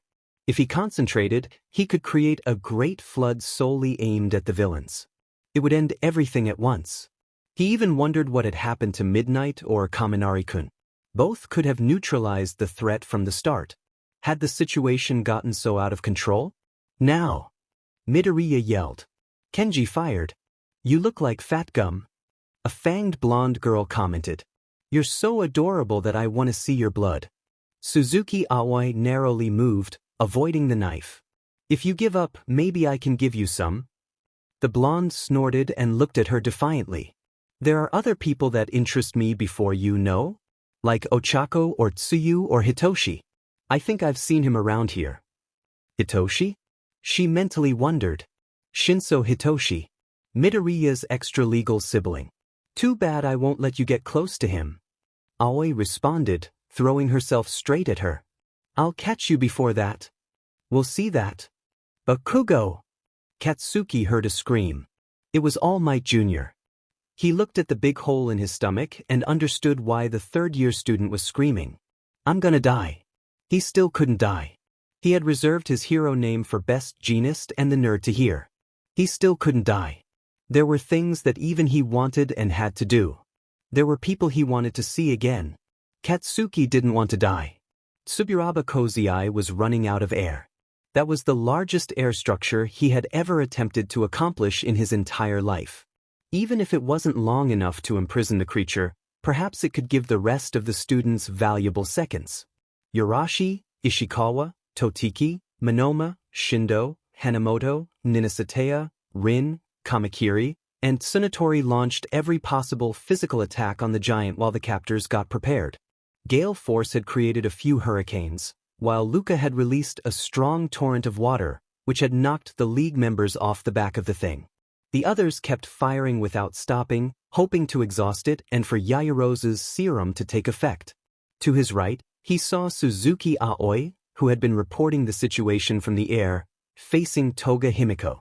Midoriya-senpai, Okawara, Nakagame, and Kaibara were dealing with some soldiers of the paranormal army who had reached their point.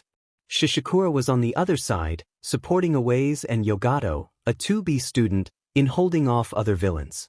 Demon flies. The thing screamed. Kozai mentally prayed. Maburo Mikami. Midoriya-senpai roared. Mindjack. Now. Shiketsu's student turned to Hitoshi. Ready? Hitoshi nodded as he put on the voice changer. Are you sure it's going to work? Atsushimi shrugged. Midoriya's good at analyzing. That thing calls for a master, and it seems to be addressing Jaku. They mentioned a disintegration wave, so it's most likely Shigaraki. The purple-haired boy was still surprised by the greenette's speed of thought. Even if they failed, they had several backup plans. Hopefully, they would be alive at the end of the day. Now, he said as he adjusted his voice. Maburo Mikami smiled. An illusion of Shigaraki appeared. Stop! Shigaraki's voice screamed from Hitoshi's throat. Master! The creature asked in confusion, pausing for a few minutes to sniff the air and watch Shigaraki's illusion. That was what they were waiting for. Now! Izuku screamed, ripping his throat apart. Arabarita manipulated the plants around him, and they began to entangle around the giant's legs as it inched forward in shock, closing in on Bando's sticky trap and Suburaba's air jail. Sisamiya was preparing his hair to wrap it in both arms of the creature. Idiot! The voice of the blue fire user, Dabi, rang out loudly. It's not. Kenji didn't allow him to finish the sentence because he threw a giant torrent of water in his direction. Your fire can be strong, but it ends up sinking into the water. Dabi rose from the impact before grunting. Shitty fish. At least you didn't say fried, Ishikawa snorted. Trust me. You'll be soon. Fire versus water. Yosetsu placed the quirk suppressor handcuff around the meatball's hand. How long do you think it's left until the giant realizes there's not Shigaraki? Shishikura Seiji hummed as he returned the soldier to his original form. Not much. I hope it falls under the sleeping serum before it advances much further. He had a déjà vu from training camp. He was running for his life, taking Yaoyorozu with him. They both escaping from a Nomu that had saws sticking out of its body. Was this thing a Nomu? You guys at UA never rest from these things, Sisicross commented. Yosetsu hummed. I don't think anyone can rest after this. Things got a lot worse before they got better when the giant began to shake violently. False. Flies. False. We're screwed, Nito thought as he watched his teammates start to get attacked directly and more violently than before. Phantom. Mr. Smith screamed desperately. We can't anymore. We have to back out. To back out? But they had been holding it for several minutes. Were they serious about giving up? All the possibilities were against them. Ishikawa had horrible burns spread all over his body. Suzuki had several stab wounds. They both were being carried by Tsunatori's horns to the safe zone, where Awaze and a Shiketsu student were. That thing wasn't going to back down. In order to become heroes, we sometimes have to do things unbecoming of heroes. Being a hero meant saving people. Sometimes there was only one way. We still can. He yelled as he grabbed Uraraka Ochako's hair. If I touch it, we have a chance. Kabara, who was holding onto his bleeding right arm, approached them with wide eyes. You're going to kill it. Do we have a choice? He yelled furiously. The thing is most likely to kill people. Sisamiya Aki blinked at that statement. You are not going to do that. Get it? No. Nito grunted. And let it move forward. There are civilians. Did they really prefer to let that thing keep moving just because they couldn't capture it? That had already failed. The heroes couldn't. What chance did they have? They had the perfect quirk to avoid all the consequences, and they were refusing by stupid law. If that failed, there would be no more laws to follow. Are we really arguing about this? Kamakiri claimed as he lifted an unconscious Okawara. We have to retreat now. You won't be able to get close before IT steps on you. I have to try. Even if they hate me, even if I go to prison, I will accept it with a clear conscience. And then Nito ran. Back out. Izuku yelled. We can't anymore. The League had returned to the back of the giant as it stomped firmly, knocking and crushing everything in its path.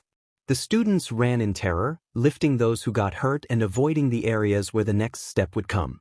Then he observed a blonde hair approaching directly to the giant with an outstretched hand. Don't surround, Monoma. He mentally growled.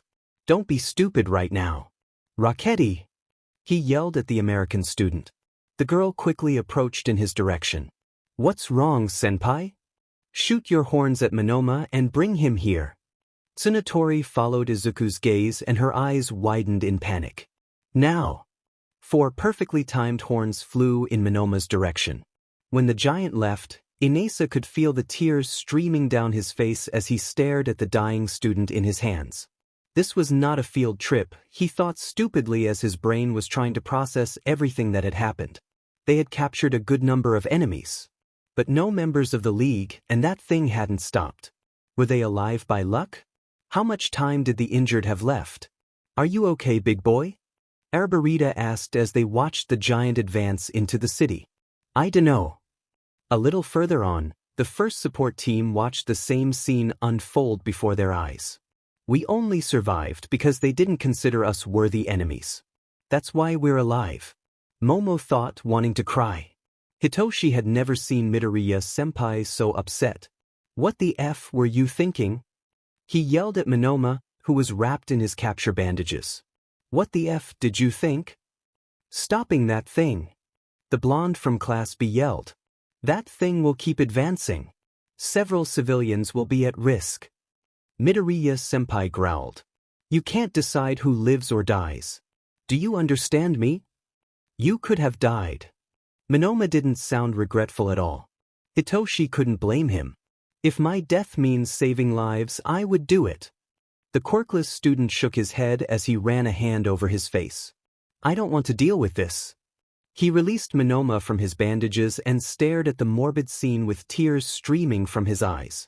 I've never seen him cry, Hitoshi thought. Aizawa Sensei and Bakugo said he was a crybaby, but I've never seen him cry. We are alive. He commented in an empty voice. There's a meeting point. We go there and await further instructions. Sekijiro could tell that he wanted to cry when he watched the students arrive at the meeting point. They had left the captured in the previous area, but that didn't matter compared to seeing them breathing and alive. Vlad-sensei, Kiba, who was holding one of his arms, yelled, approaching quickly. Students. He answered the greeting. The injured with the healers and those who are well, go support the search teams. There are many missing. Sekijiro hoped that wasn't a replacement term for corpses. Monoma approached him slowly, his eyes wide in shock. Vlad-sensei? The students in Class B had always expressed that his teacher and the blonde student were really similar. They were both extremely competitive and went to the point of hype many times. The blood hero didn't say anything when he pulled the blonde closer in a hug. I'm glad you're okay. And then his student broke down. Midoriya, who was in charge of the team, sighed. Who do we contact if we need paramedics or support on site? You have to coordinate that. Communicators are going to distribute to you, he replied before sighing. Thank you, Midoriya. No big deal. The green-haired boy replied as he approached the students to coordinate. The first years are staying here. The rest of us are going to support the search team. Izuku ordered. Hey! Shinso claimed. There are more of us. Shouldn't we support and you stay here? Izuku shook his head. Trust me, guys. If you stay here, it's better. I don't need you to see corpses. Izuku thought as he felt chills run through his body. Sisamiya approached him with a worried expression. Are you okay? Are you sure you can? Don't worry. He replied as he handed out the communicators. I'll be fine. Izuku regretted saying that when he arrived at Gunga Mountain. Here were the boys, he thought as he looked at some of Mineta's ball attached to a tree. Where are they? Were the students alive? He hoped so. They were still very young and had been through more than most professionals. He mentally thanked himself for dropping off the first years at the assembly point. He didn't want them to find one of his dead classmates. He felt the panic rising in his chest. What if they were dead? Yaoyorozu, Ashido, Kirishima, Kaminari, Tokoyami, Hagakure, Vyama, Mineta, Sada, Bujuro, the rest of Class B. His senses began to blur. Tears began to trickle down his cheeks as emotions squeezed his heart too tightly. He didn't want to find corpses. He couldn't find anyone. There was blood. There were remains of suits, like Kaminari's glasses in a crimson pool next to a rock. There were signs of battle and giant footprints that only the thing could have left. But there were no students. There were no heroes except those who were on the search team. Where was Fuwa? Where was Hinata? Kawasaki? Ishibuya? Sakato? Fujimoto? His friends? Where were they? The noise became almost non-existent, save for the static from his comm. Did you find something? Shinso's voice was a reminder of where he was. Izuku was breathing heavily when he replied. Still nothing. Are you sure you don't want paramedics sent to your address? His kohai asked worriedly. I can deal with this, Izuku said in disbelief. He didn't feel the weariness of his body or the pain of some of the lacerations there. None were lethal. He could still stand. He didn't feel how long he had walked without finding anyone. Maybe there's nothing to find. Maybe there's only dust from them. Izuku refused to believe it. And then he saw yellow. A tall person dressed in yellow was standing in front of him. Was it Fat Gum? No, this figure looked more formidable. Could it be Sato? He didn't know if he called out the name. Izuku was sure that his vocal cords shattered enough that his voice spread more than a hoarse whisper. His legs began to run despite the burning of exhaustion running through them. He's alive, Sato's alive. The figure didn't respond to the name. Perhaps he couldn't hear Izuku's voice, nor is it as if the green-haired student could listen beyond his own panic.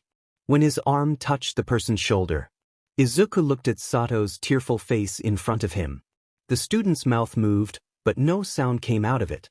Izuku's gaze drifted to the point where Sato's had been, to find Yaoyorozu, Kirishima, and Ishido crouched in front of a crimson pool. And then the white noise that had been accompanying him disappeared and was replaced by screams of horror and laments. "Midnight Sensei!" Ishido's shattered voice screeched along with Kirishima's horrified screams and Yaoyorozu's sobs. Izuku's senses began to return little by little. His brain was trying to understand what was happening around him. Midnight, Izuku thought as he realized what the reasons for the screams were. The hand using a cuff as a bracelet was held by Ishido's, while Yaoyorozu covered her eyes, and Kirishima trembled next to the pink-haired girl. Sato was still ecstatic, watching the scene with silent tears streaming down his face. Izuku took the communicator. Shinso. Nito took the communicator. Minoma talks. Shinso had to attend to something. Vlad King had called him to help with taking Kaminari to a stretcher.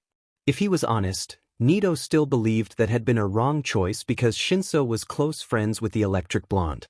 But the purple-haired boy kept professionalism and didn't let his emotions get the better of him. "I need a sheet." Midoriya-senpai replied in a hoarse, shaky voice. "We found Midnight." Nito blinked in confusion. "I'll send a group of paramedics." "No," Midoriya-senpai replied. "Hana, if Kayama-sensei was injured, she needed medical attention."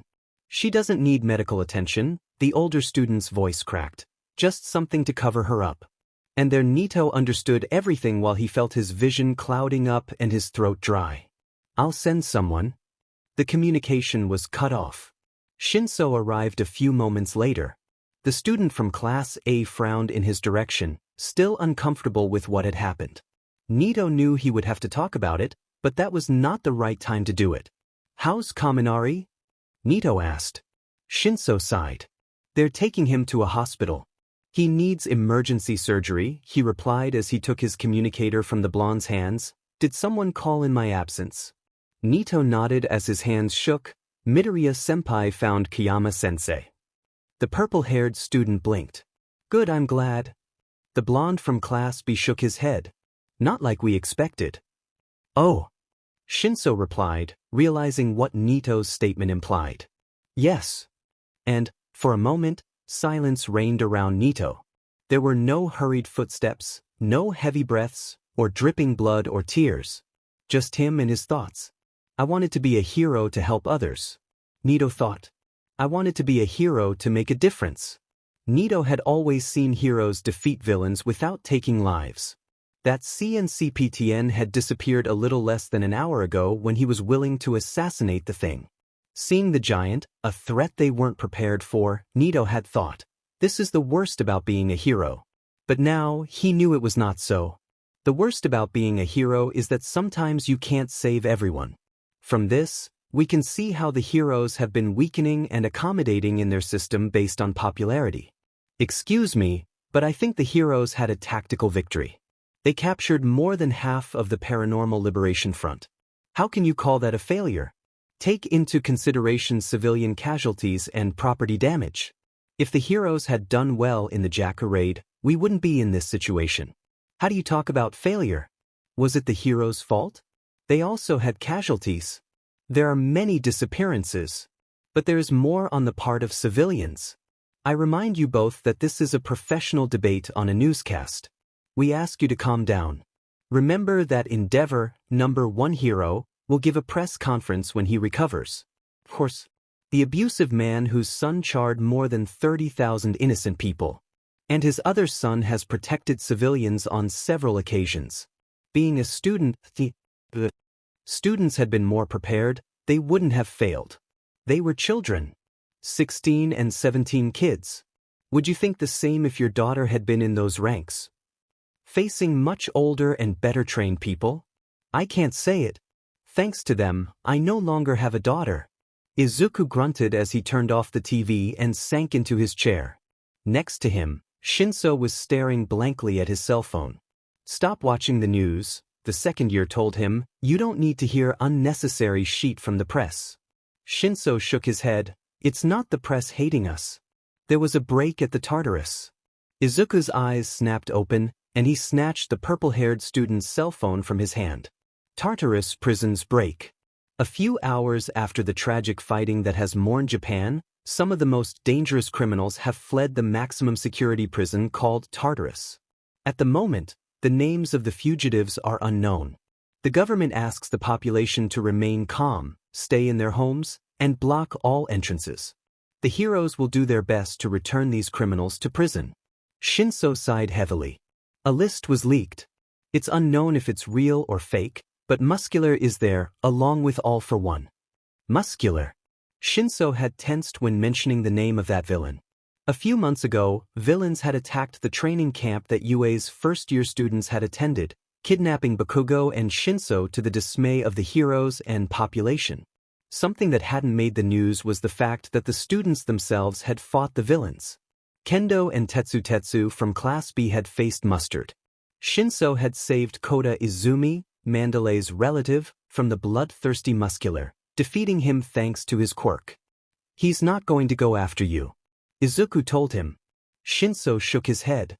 I'm not worried about me, he replied, lightly scratching his neck. You didn't see him while that guy was talking. It was as if the idea of murder gave him pleasure. Before I got there, the purple-haired boy's voice trembled.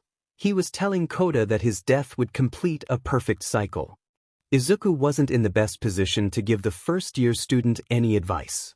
There were many tears that he hadn't shed and many screams of rage that remained stuck in his chest. But he had to be strong.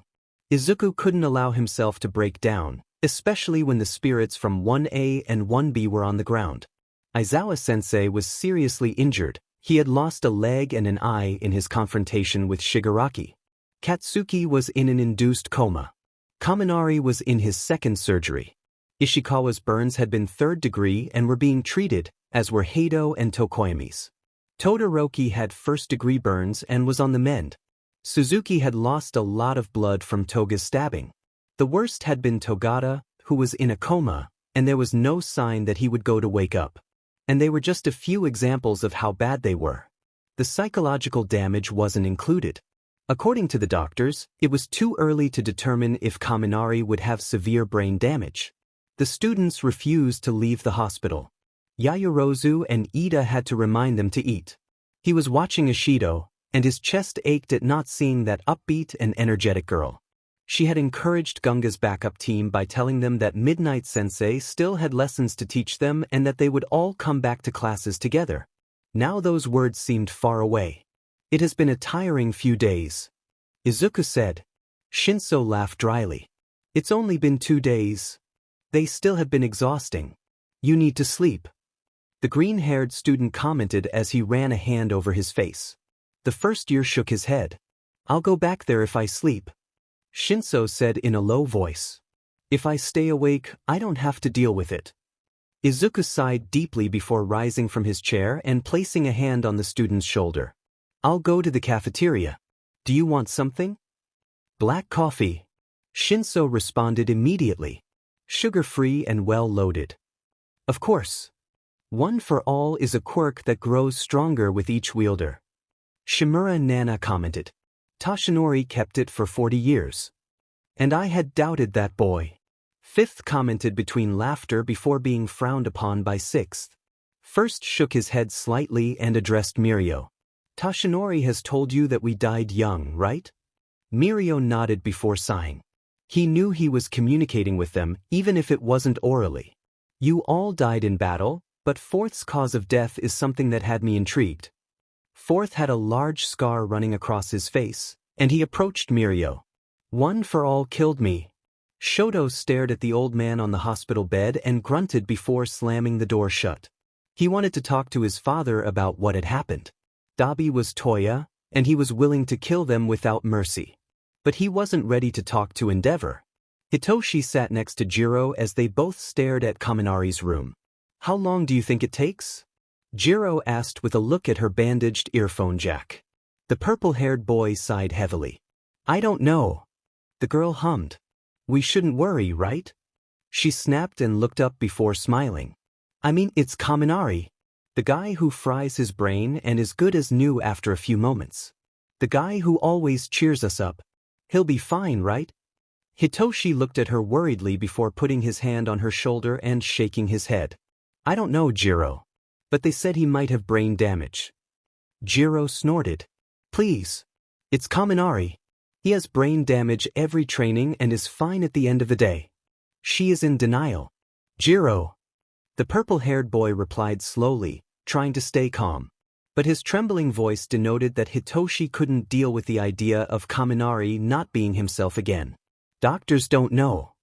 Jiro shook her head. "But it's Kaminari." And Hitoshi felt the tears rolling down his cheeks. He noticed that Jiro's eyes were also bright, and he nodded heavily. "I know. Ashido. Wake up." Jiro screamed in a desperate attempt to make the girl wake up from that nightmare that was causing her to hurt herself. Ashido's eyes snapped open, and her gaze focused on him, tears running down her cheeks as her breath hitched even more. We were there." She snapped. "And midnight Sensei died in front of me over and over and over again.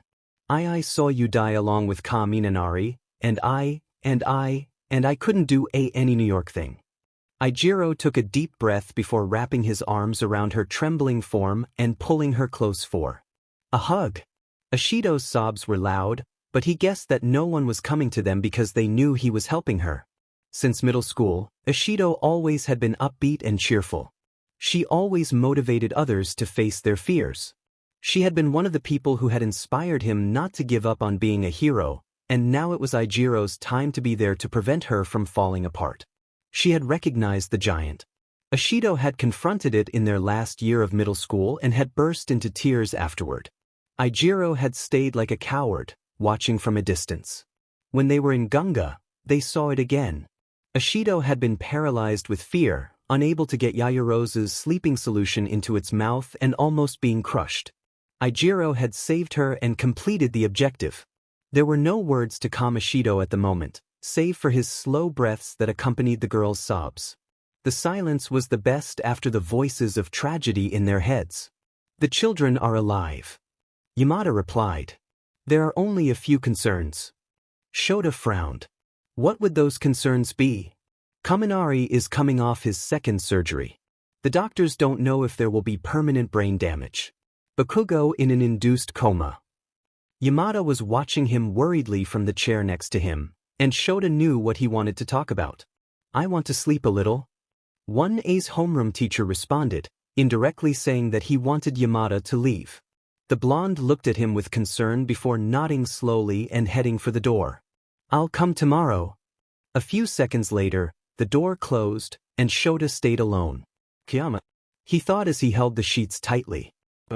Nijire was sore, but she forced herself to get out of bed. She had to go to the bathroom, and she didn't want a nurse looking at her with pity. She was Nijire-chan. She was a third year at the best hero school in Japan. She was going to graduate. She was the only girl in the UA Big Three. She does not need pitying looks or help to go to the bathroom. She could do it alone. She leaned off her bed to get up. She took slow, heavy steps while using the wall for support as her skin burned with pain. When Nijire could see Dabi again, she would use the greatest of her attacks to lock him in Tartarus for life. She reached for the bathroom door and mentally screamed victory. She put all of her strength into her handle and opened it with ease. Her bandaged arm desperately searched for the switch to turn on the lights. When she felt the familiar material under her fingers, she pressed. The winner of this year's UA beauty pageant is 3A's Hato Nijire. Her bright smile, Her eyes were wide with joy as she held the flower arrangement with her left arm and waved at the onlookers with her right hand. Her flawless skin and her blowing hair in the wind to the cheers of the crowd. Everyone was so happy to see her, and she was excited about winning the contest before graduating. A crown on her head. She had looked so beautiful according to the photos. Amajiki had told her that she was like a fairy. When the memory of her image faded in front of the mirror, Nijire burst into tears. Why was she crying? Outward beauty didn't matter. That's what fairy tales used to say. That's what she used to say to girls when they felt insecure about their appearance. Then, why was she crying at the sight of her entire body and face covered in bandages with burns that would stain her skin forever? She was a hypocrite. They were battle scars. Those should be carried with pride, not shame. Why did that image make her completely collapse? Nijire couldn't answer. She only allowed herself to cry on the bathroom floor. Midoriya? A voice pulled him out of his thoughts. Fua. Izuku opened his eyes slightly before finding Fua Moata emerging from one of the rooms in a hospital gown, watching him with tears in her eyes. Midoriya! She exclaimed happily as she carefully advanced. God! Izuku started running in her direction. Fuw. They both stopped when they were close enough. There was no physical contact. They didn't need it, just seeing each other with bright eyes was enough. They had not seen each other since they had left Yue's dorms, and Izuku's heart had clenched when he hadn't found her after the battle. He had feared so much that she had been in the same state as Amajiki, missing. I'm so happy to see you. Izuku responded, feeling cheerful, although he knew that the regret in his heart wouldn't allow him to form a smile for a long time. I was scared. Fua nodded slightly. Because I had fluffed up several of the areas, I fell safely when the giant threw me into the air. What? Izuku asked. Did that thing throw you? I was trying to make it trip, but it noticed me and threw me. It knocked me out, but doctors said I was lucky to fall into one of the areas that I had puffed up. Too lucky, Izuku replied. His hands were shaking. Maybe this was a dream and they hadn't made it out alive. Perhaps the aftermath had been worse than what he was seeing. Fua must have noticed it because her hand had moved to take Izuku's, entwining their fingers. We survived, Midoriya. Fua said softly. We are alive. It should light up Izuku's spirit. Cheer him up. But why did he still feel empty? He had heard stories of soldiers who had returned from wars and they always said that no one came back being the same. They had been sent to war. They all had survived the war. But everyone had lost a part of themselves. Fortunately, Izuku said in a low voice before removing his hand from Fua's. I have to go get well. The girl looked up from her lonely hand before seeing Izuku with teary eyes and nodding sadly. Take care, Midoriya. She answered. Izuku couldn't deny his romantic feelings for her. Just last week, they both had talked about setting up a date for their date that had been putting off since Christmas time. Those were small in consideration of the overwhelming sense of suffocation that was running through him. As much as he wanted to answer her in the same optimistic way, Izuku couldn't tell her that everything would get better and that they would face the hostility of the heroic society together. Izuku couldn't tell anyone that everything would be okay. Because he wouldn't believe it himself. He was aware of the press outside the hospital and the attacks on heroes by civilians. For the first time in his life, Izuku felt hopeless. He knew that the heroes were leaving their places. He knew some heroes were quitting.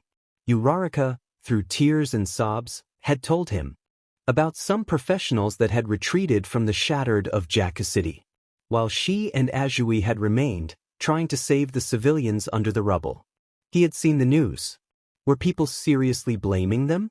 He couldn't remember how many times he had to turn off the television after watching the commentators put on images and videos of them fighting and ranting about their potentials. Uraraka Ochako is weak. I'm honest. She could have killed the giant just by touching it. If she had been on the battlefield, instead of in the rescue team. Minoma Nito can copy any quirk. He could have gotten rid of that thing too. Do they want a person like Shinso Hitoshi as a hero? His quirk is similar to dictators. People like Midnight shouldn't be heroes if they're weak enough to die. having a quirk that allows them to put their opponents to sleep. MD Lady has always been the sensation, a rising hero, but she didn't measure up when dealing with that gigantic threat. Red Riot. That boy is a joke if he seriously believed he was honoring Crimson Riot. Are we going to talk about Kaminari Denki? That boy turns into an idiot when he exceeds his limit. How did he even get into UA? Big 3? Better call them Weak 3. His brother is an embarrassment to try to bear the name Ingenium. Has UA Class 1B done anything this year? How weak are today's heroes? Those of the future will be weaker? Those were some of the comments that Izuku had failed to silence by turning off the television. Soldiers never returned the same from war. Some of them lost limbs, others their lives or spirit. But no one returned the same from the war. After the Paranormal Liberation War, nothing was going to be the same.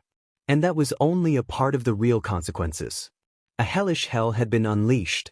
Large mobilizations are taking place throughout Japan. We are live. I am Sora Hana, and I'm at Kamino Ward. Yesterday, a crowd gathered to protest against the heroes. Let's try talking to some of the civilians. The camera follows the reporter as she addresses a woman who stands in front of All Might's vandalized statue. The golden and heroic splendor is stained by red paint. The emblematic quote of the ancient peace symbol, "I'm here," is crossed out and covered by a sign that reads, "I'm not here." The other civilians are not paying attention and are trying to return to their shelters or homes. Excuse me. I'm Sora Hana from Japan News. Could you give me an interview? What? Not good anymore? That is the segment hosted by my partner Jura Kanoko, who is off the air at the moment due to network reasons. Would you agree to answer a few questions? Yeah, but make it quick. Excellent. As we have seen, Japan is having a hard time due to the last week's catastrophe, and faith in heroes is lost. What do you think about it? I think it's the right time to strengthen our faith in those who keep fighting or are rising. People have come together to reproach the resignations of the heroes and the fact that hero students are sent to do heroic jobs. Do you have any position on it? I remember an interview after the Kamino incident, where a sociologist asked what would happen when heroes failed. Now we are living it and it is regrettable. Therefore, I cannot stand idly by in the face of the injustice that this symbolizes for the ones who are truly heroes, including the students. What do true heroes symbolize for you? Do you follow the ideology of Stain, who is one of the fugitives from Tartarus? I'm not a Stain fan. But, for me, a hero gets up to continue fighting, even if they know that it could be their last battle. And heroes' resignations? What do you think about them? There are still heroes recovering in the hospital and on the streets. Heroes are supporting the claims and humiliations from the civilians. There are students on the streets, without responsibility but are fulfilling the duty of heroes. And who guarantees that they will be able to fight all for one and the fugitives from Tartarus? How can you keep faith in times like these? Because when I was trapped in the rubble during the Kamino incident, All Might looked at me. He was bleeding and on the verge of collapse, but his eyes promised me that everything would be all right. That man kept society on his shoulders for decades. This statue represents his legacy, as well as those heroes who continue to fight. Katsuki grunted as the FNG nerd and some of his classmates carried him back to his bed. Let me go. I'm fine. F idiots. Let me go. The nerd shook his head as he held onto his extensive measurements. Soy Sauce's tape was FING tight, and Dwarf's ball wouldn't let him free himself from their grip. You are going to open your points. Eyebags responded wearily. If you don't calm down, I'll have to use my quirk. He wanted to answer him, but he recognized the fact that the purple-haired boy's statement was not an empty threat. So he rolled his eyes and allowed them to carry him back to the room. Hizashi sighed at the scene and returned to his friend's room. What was all that fuss about? Aizawa asked. He sighed before snorting. Bakugo woke up and tried to go see Togata. Stupid child. Aizawa grunted. Do you know how my orthopedic leg is doing? Aizawa had to cut his leg during the war to prevent his quirk from being knocked out by one of Chisaki's bullets. Both he and Miruko were in recovery from their injuries and awaiting orthopedic legs. As much as the doctors told him that it was better to rest, Aizawa had always been stubborn about it. Even in high school, The man had pushed his body to the limit several times to be the best hero he could be. "It will arrive in a week," he replied, biting his lip. "But it will take some getting used to." Aizawa nodded. "Thanks." Hisashi sighed and gave him a slight smile before the room fell silent again. Everything felt so disgustingly quiet that it disturbed him. It was not pleasant tranquility produced by peace, but an unpleasant one caused by uncertainty. What would the villain's next move be? Were they prepared? What if villains attacked UA? What if they attacked students and families? What if the hospital was attacked? The number of heroes had decreased. The Japanese government was contacting the United Nations to send heroes to support them. There were several fugitives from Tartarus in the streets. Civilians no longer trusted heroes and attacked them when they saw them. What were they going to do? "Oi!" Aizawa's voice snapped him out of his thoughts. Hisashi blinked before giving the fakest smile he could manage. "You need something? I need you to breathe." He snapped back as his right hand rested on his patch. "We are the adults here. We can't let the children watch us panic." Hisashi ignored the declaration and grunted. His smile vanished, and with a raspy voice, he said, "I think they are no longer children." Mirio's eyes snapped open. "I died of old age," Fourth declared. "But you saw that I was only 40 years old." The current wielder nodded. "I'll get to the point. As for now, One for All cannot be wielded by an ordinary person." If that was true, then there was the answer to Mirio's pains. He hadn't told anyone, since he didn't want to worry them, but the truth was that there were nights when he had to take pills to mitigate the agony that his body lived. It was as if One for All couldn't be held back, like a beast struggling to break free. Despite everything, Mirio had never hinted to refer to his discomfort, because it was his sacred duty to defeat All for One. He had received the torch of One for All and vowed to use it for good as his predecessors. "For 18 years, I evaded All for One and devoted my life to building up power," he counted as he approached Mirio. "From the moment when I inherited the quirk, I knew I could never defeat that villain. So, I decided to spend my turn amassing further strength." So that's what Fifth had done when he realized that he might not be able to survive much longer with power. He strengthened it for the next wielder. One for All accumulated the strength of all those who wielded it, and allowed the current one to use it. The world of vestiges was remnants of the spirits of those who gave their lives for the cause. His hopes and dreams strengthened the power itself. The hope rested in the power that Mirio carried. Or at least that was how All Might had explained. "In my last years, these cracks appeared on my body." So One for All had literally killed him, tearing him apart from the inside with excess power. That was what he had done with the other wielders and happening to Mirio. But Mirio managed to speak out of his despair. All Might was active for about 40 years and has not presented those kinds of consequences. All Might hadn't been affected in that way by One for All. Rather, his downfall as a hero had been a result of his battles with All for One. First smiled at Mirio's expression. "That brings us to what we must tell you." What should they tell him? What was it that set All Might apart from the rest of the wielders? Fourth had said that One for All couldn't pass to ordinary people. But what did he mean by ordinary?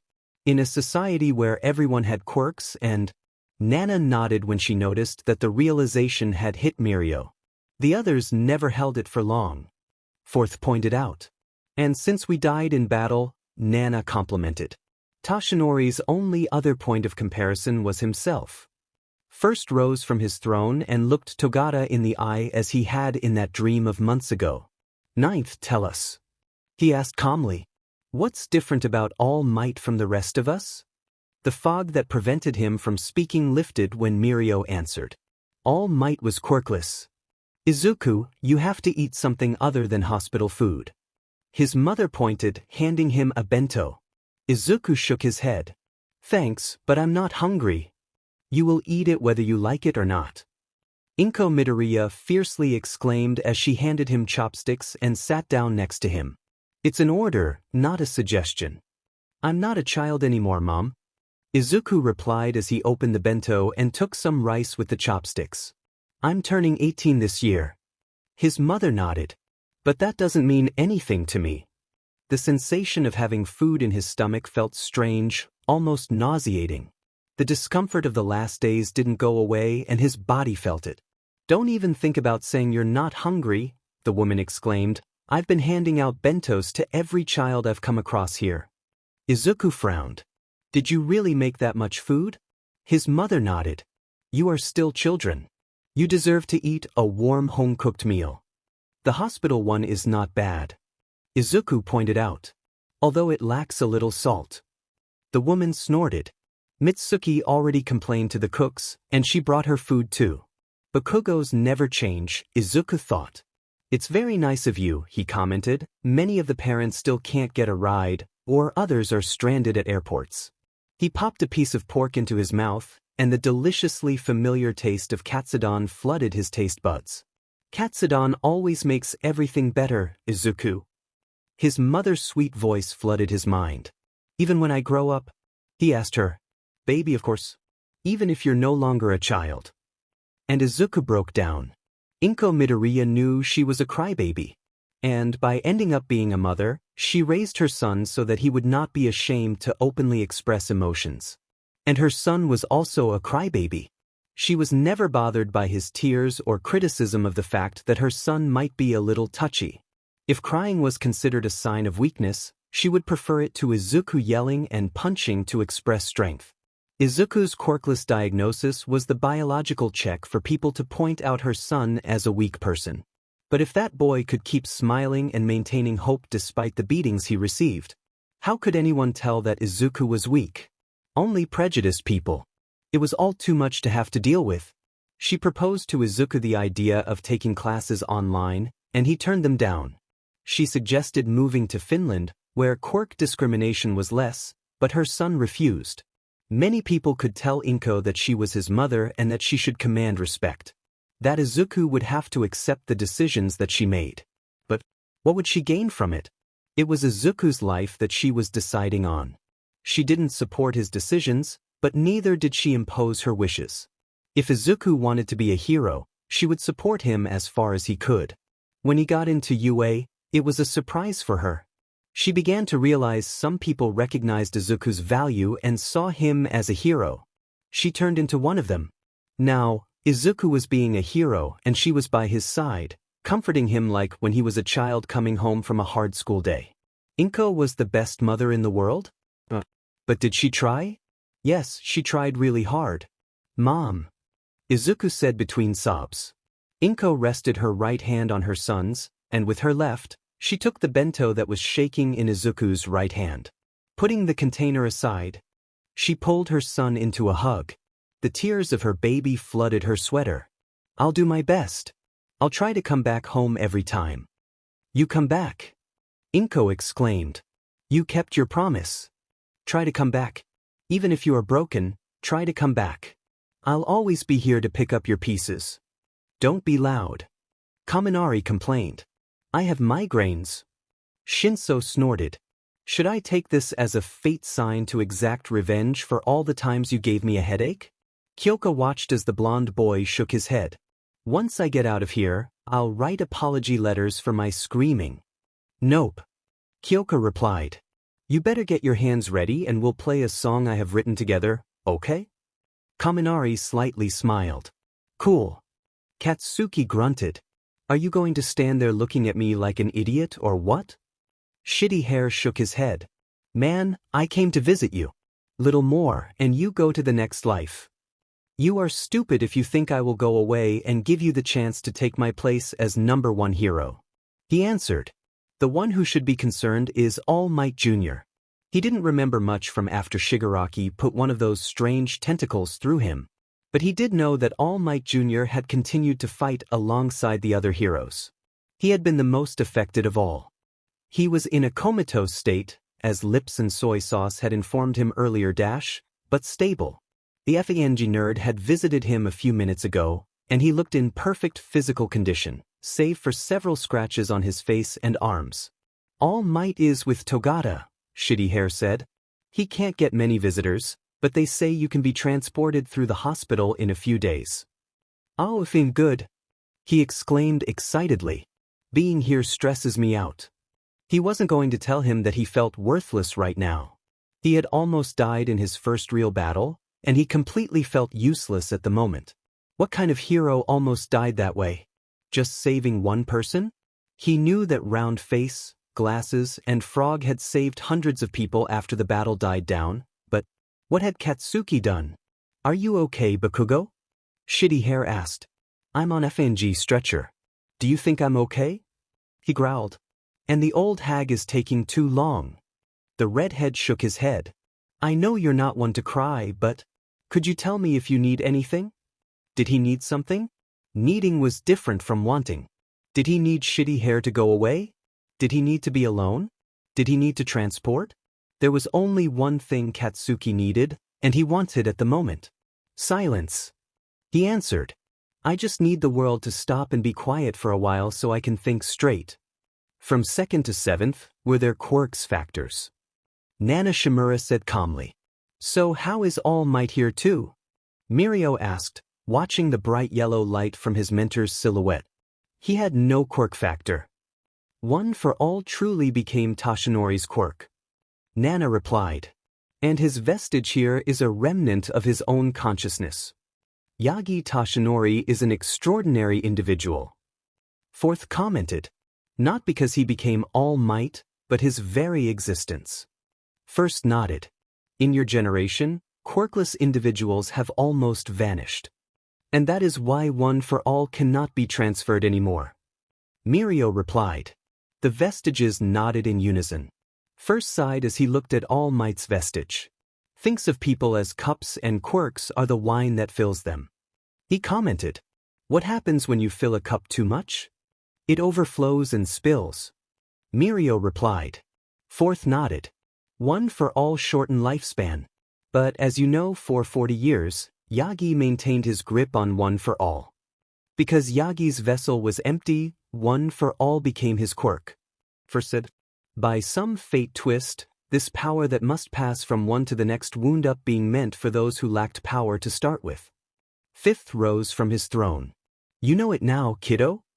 His gaze focused on Mirio, and he cleared his throat before declaring. You might be the last wielder of One for All. If only we could have reached Yagi sooner. 1st sadly said. So much pain and suffering could have been avoided. Nana sighed and shook her head.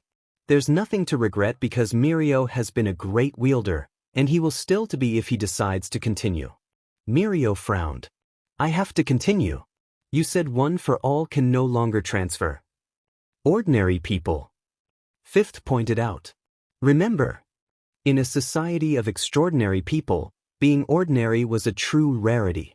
4th had mentioned that One for All couldn't be transferred to ordinary people. One for All couldn't be transferred to quirked people, but a quirkless person. Exactly. Nana pointed out. You have 2 options, Mirio. You continue the battle, or you hand it over to Izuku Midoriya. You can't hide this longer. A reporter screamed as she slammed the microphone against Fuyumi's face. We have the right to know the truth. If she was sincere, Fuyumi almost wished there was a villain attack right then to disperse the press. She was trying to visit her relatives, who were injured. Both her father and Shoto had been victims of Dabi. Yes, it was Dabi. No Toya. To Fuyumi, Toya was still dead. That monster, who cold-bloodedly murdered innocents and had tried to kill Shoto, was not her older brother.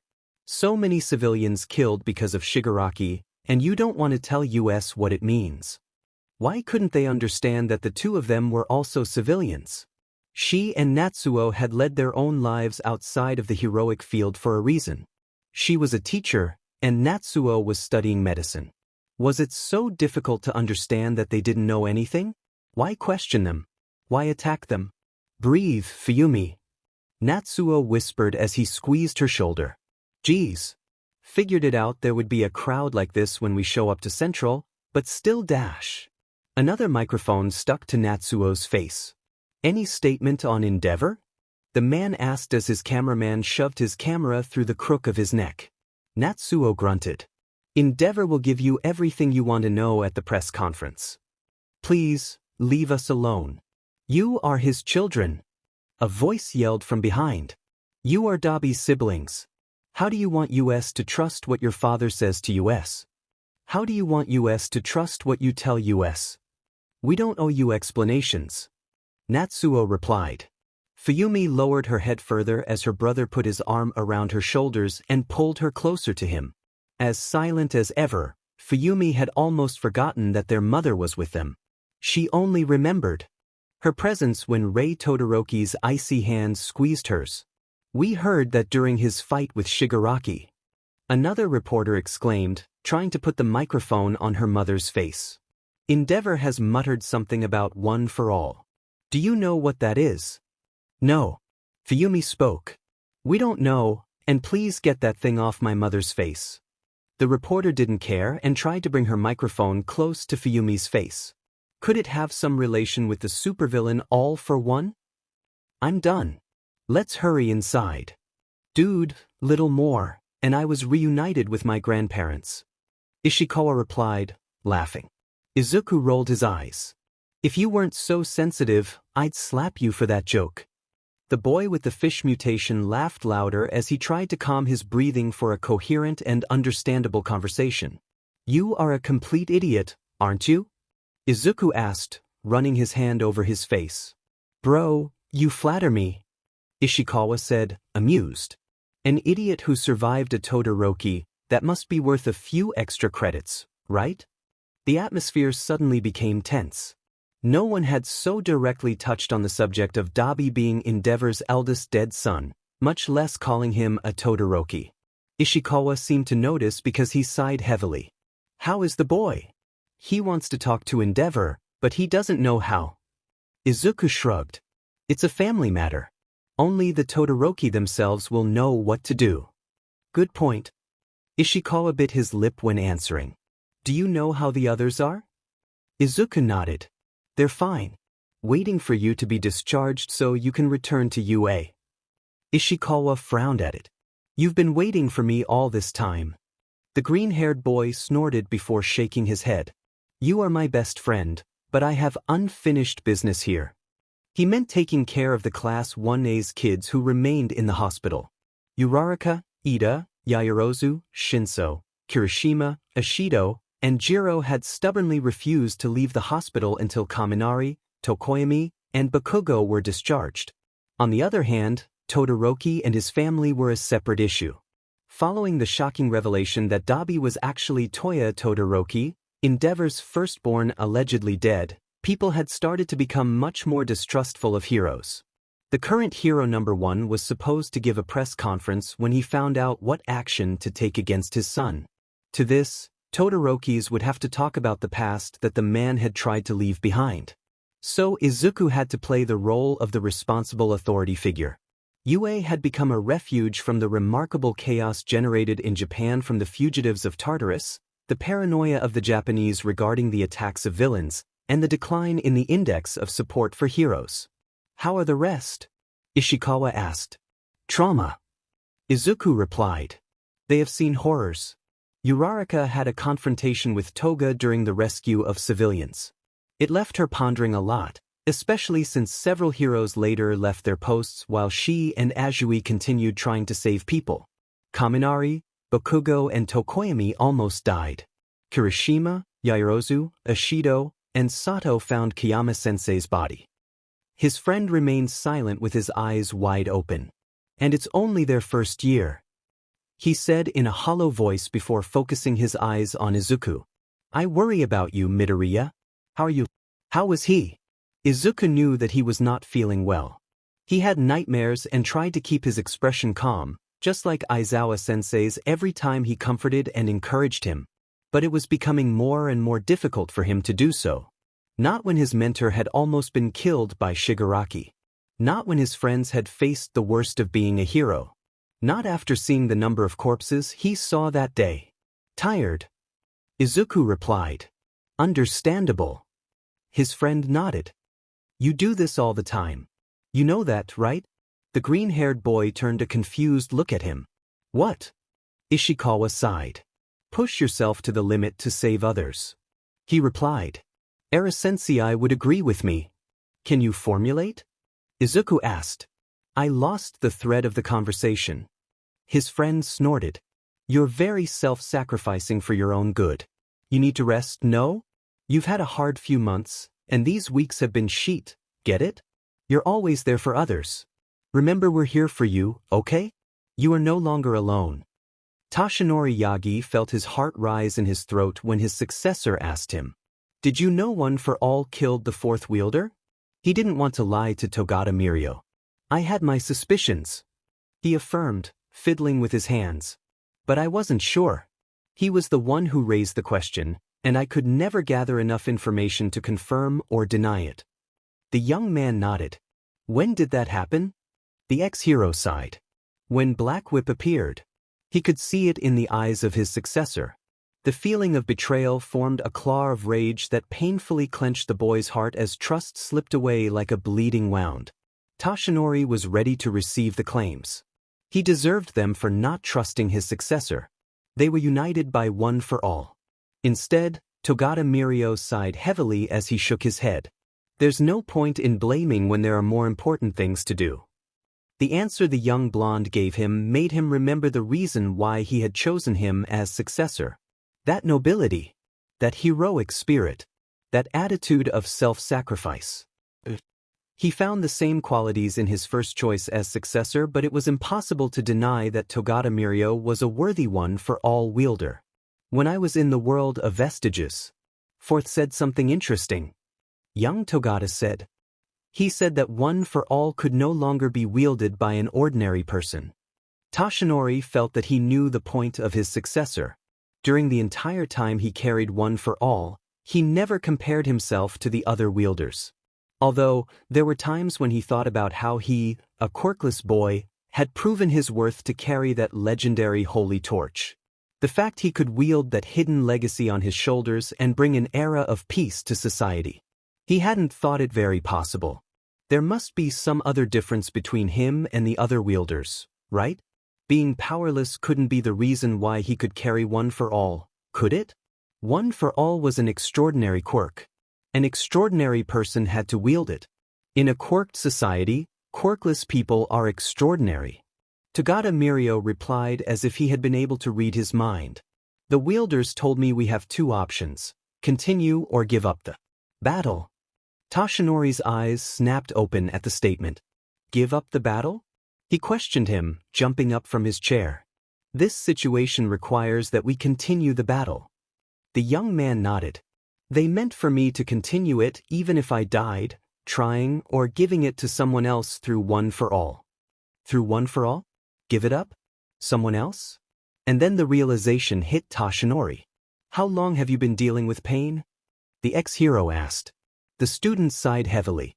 Since the night you gave it to me. He admitted. I thought it was my body getting used to it, but no. How much do you think you have left? Toshinori sat on the corner of the bed, his hand reaching for his successor's and squeezing it. The boy smiled. Just as the strong were supposed, according to his master. Enough to beat All for One. He declared. I am not afraid of death if I can keep you all safe. Toshinori hadn't realized that he had started crying for quite some time. He found out because tears began to drip onto the white blanket on the bed. Toshinori never considered having children. But, amazingly, Togata Mirio had dug deep into his heart and became his child. Just as he had earned the affection of Sasaki Miria and anyone he came across. He wasn't about to lose him. Furthermore, there was a perfect candidate for One for All who knew the secret and whose heart was heroic enough to accept the burden. He denied with his head. You will not die if we find someone who inherits One for All. He promised. Do you know where young Midoriya is? To say that he was outraged and upset by what his mentor had told him was little to describe Mirio's feelings. The young man's eyes snapped open with an expression of fury and panic at All Might's statement. His hand released from his grip, and giving him a cold gaze, he replied. This is my sacred duty. He said threateningly. I am not willing to put that burden on Midoriya, especially knowing that he has already rejected One for All once. The man shook his head again, a disapproving look filling his worried face. This will end up killing you. And him too. Mirio exclaimed angrily. Tears began to flow from his eyes. He is not a sacrifice. His life is not worth less than mine to give for an imposed cause. All Might shook his head. It won't be imposed if he accepts it. Accept how? Telling him that it's the only alternative. Mirio questioned, sitting up on the bed even though pain exploded in his muscles. It's the only alternative. All Might blurted out. Besides, both of you could wield it at the same time. Until One for All's flames are extinguished within you. Mirio wasn't going to accept that. All Might was so desperate that he was not thinking clearly. Do you hear what you are saying? Mirio claimed, his fists clenched in his own lap. We need all of One for All to stand up to All for One. We don't have time for Midoriya to become a suitable vessel. There is no time for him to learn to control One for All. We would be leading him to death if he accepts. And we are leading you to your death if you decide to continue the battle. All Might screamed, hitting his fist with the metal rods on the bed. One for All will end up killing you. And then you prefer to put Midoriya's life in danger? Mirio hissed. I'm not going to accept it. Do you understand? Mirio understood All Might's concern. He was scared. Mirio was afraid too. He wasn't prepared to die. But not because of his cowardice was he going to sacrifice someone else, especially someone who had supported him on the journey of being All Might's successor. There were things and people that Mirio wanted to fight for. We should ask young Midoriya first. All Might offered. Maybe he agrees and dash. No. Mirio responded immediately. Knowing the whole context, Midoriya will accept without hesitation. You know how he is? That's why you want to ask him. He doesn't have to know. Mirio's room became uncomfortably quiet. All Might was looking at him with a grim expression as the current One for All wielder did not give in to the possibilities his mentor offered him. What do I not have to know? It's rude to talk about someone behind their backs. Izuku said, entering the room and closing the door behind him. Especially if it's a matter of life and death. After his conversation with Ishikawa and checking on the students from 1A, Izuku decided that he would visit Togata. He expected many things, but not the FINGX symbol of peace in an argument with his successor regarding One for All and the value of Izuku's life. Young Midoriya. All Might exclaimed abruptly and approached him. You are exactly who we were looking for. Izuku snorted before rolling his eyes. Seriously? He questioned, slowly approaching both blondes. I don't know what they're talking about, but I heard it involves me. Since he was a child, Izuku was kept apart from the other children because of his weakness. It was obvious. He could get hurt by being quirkless if he faced a girl with a quirk that allowed her hair to grow out quickly.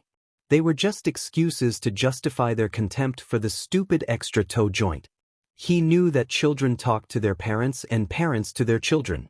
He knew that parents talked to each other and smiled hypocritically at his mother. He knew they were talking about him. They were talking about Midoriya Izuku, the creepy quirkless boy. They talked about Midoriya Inko, the poor woman with such lousy genetics that she couldn't give her child a quirk, and Midoriya Hisashi, the man who could not bear the quirklessness of his son and had devoted himself to work until he decided to abandon them. So Izuku hated when people spoke behind his back. It made him madder when they were referring to important or bad things. If they had to insult him, it would be best head-on. For example, the children brought their attitudes to the everyday environment when he was primarily in middle school. There they didn't even bother to pretend to be kind and talk behind his back. The insults were directed directly at his person and materialized into red spider lilies on his desk. It was better than hypocrisy. Just say it. Izuku ordered, giving both of them a cold gaze. Togata bit his lip with his head lowered while All Might nodded firmly. We need you to inherit One for All. All for One had been part of the first generation of quirks. He had been present to see how the quirks evolved and strengthened through grandparents, parents, and children. So, he was surprised when Garaki had passed him the information regarding his great discovery. A quirkless child named Midoriya Izuku. By then, the boy had just been diagnosed. All for One felt sorry for the little kid. How not have compassion for a soul destined for pure suffering? He even had a fleeting thought. Tamura was replaceable. Perhaps Midoriya Izuku could be a good successor, but he dismissed it pretty quickly. But he remembered that life became boring after being alive so long. So he decided to be a viewer of the life of that child. He observed that stupid naivety and heroic beliefs. The desperation of being a hero burned in the boy's heart and hurt him so bad. He witnessed the times when the boy was dragged and pushed by society. The insults, the beatings, the lilies, and the looks full of disgust or pity. At some point he would break, right? The human heart and life were so beautiful and fragile at the same time. But there are always exceptions. All for one could tell that Midoriya Izuku was quite a particular individual without the need for a quirk. Not just his intelligence but the strength of his heart made Midoriya Izuku different from other individuals. The boy got up and continued at a steady pace, even though those outside his mind saw him stiff and crestfallen. Maybe he could open his arms to the boy. When All Might destroyed the boy's dreams on that rooftop, All for One rightfully believed that the time had come to introduce himself and offer the boy a space next to him. All for One didn't have the time to turn the boy to his side. He preferred just holding out his hand for the green-haired boy to take. The opportunity never came, and it's not like All for One is ripped apart by it. Anyway, Midoriya Izuku was nothing more than a morbid curiosity. The boy, against all odds, entered the hero course and trained to be one. He cursed Eraserhead and Netsu for seeing the boy's potential. It was irritating to see his possible ally join the ranks of the heroes, but he wondered how the boy would feel when the weight of society's falsehood fell on his illusions. Midoriya Izuku's second year began and, with it, the beginning of his master plan. Attack after attack, seeking to break the spirits of the young and faith in society were in vain. But All for One was not a man of one plan, and when it came time to unleash hell, it happened that Pandora's box was opened for heroic society, and chaos reigned over the earth once again. In full power, All for One observed Midoriya Izuku's nightmares and smirked upon finding the boy's broken heart. He could feel the rest of the children. Bakugo Katsuki, Shinso Hitoshi, Uraraka Ochako, Jiro Kyoka, Kaminari Denki, Minoma Nito, etc. But, more importantly, he had been able to see his beloved brother and the current One for All wielder. They were connected. One for All was born from All for One. One for All, his dear brother Yoichi, had been a weak and naive individual. All for One was the strong and powerful one. When he found out about that, he couldn't help the laugh that came from deep in his throat. Midoriya Izuku, the quirkless boy, was the one destined to carry One for All. The irony of the fact that Midoriya's singularity stemmed from his very quirklessness, his ordinariness as an individual in an empowered society, was poetically delightful. All for One, member of the first generation of Quirked, would face, by fate's designation, Midoriya Izuku, a member of the last generation of Quirkless. So, sitting as he gave instructions to his followers, All for One smiled. Togata and All Might told him everything. Technically, young Midoriya. All Might finished. One for All is your fate. I told you when I offered it to you. You are the most suitable. He was starting to feel sick as his head repeated the words into his thoughts. You don't have to accept. Togata exclaimed, observing his mentor with an icy gaze. It's not your duty, it's mine, and I'm willing to sacrifice myself, so you don't have to carry that burden. How valuable was Izuku's life in accepting Togata's sacrifice? How worthy was Togata's life for Izuku to sacrifice his own? Why did a life have to be more valuable? One for All is a legendary quirk. All Might commented. From One for All, the society got an era of peace. From you, society will restore and keep it. Young Midoriya, you can contribute in a significant way. A few years ago, people called Izuku useless. They told him that he could never contribute positively to society and that it would be better if he became another statistic. But he had the man who had inspired him all of his childhood, telling him that Midoriya Izuku was destined for a power like One for All. You don't have to do it. Togata said firmly. Get it, Midoriya? You don't have to if you don't want to. Was that what Izuku wanted? He felt the tears roll down his cheeks and crystallize the vision of him. He felt confused, selfish. Why was he hesitating so much? It was for the greater good. Why couldn't he say something? We do not have time. All Might spoke. The villains are getting stronger, and we cannot hesitate. Because we don't have time, you shouldn't accept. Togata argued. The power of one for all is too much, and you will have to train it.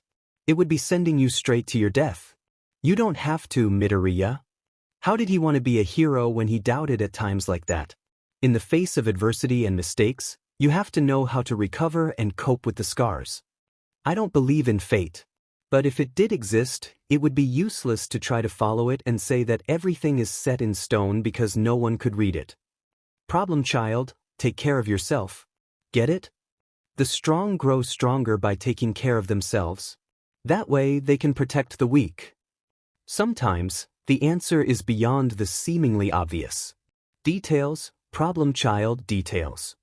If you aren't able to do things by yourself, how do you expect to help others? If you are not able to ask for help when you need it, how do you expect others to accept yours? The two pairs of blue eyes were focused on him. The silence overwhelmed his senses, but he forced himself to speak. I need time. Izuku's head was spinning as he wandered through the hospital's corridors in a desperate attempt to reach Aizawa Sensei's room.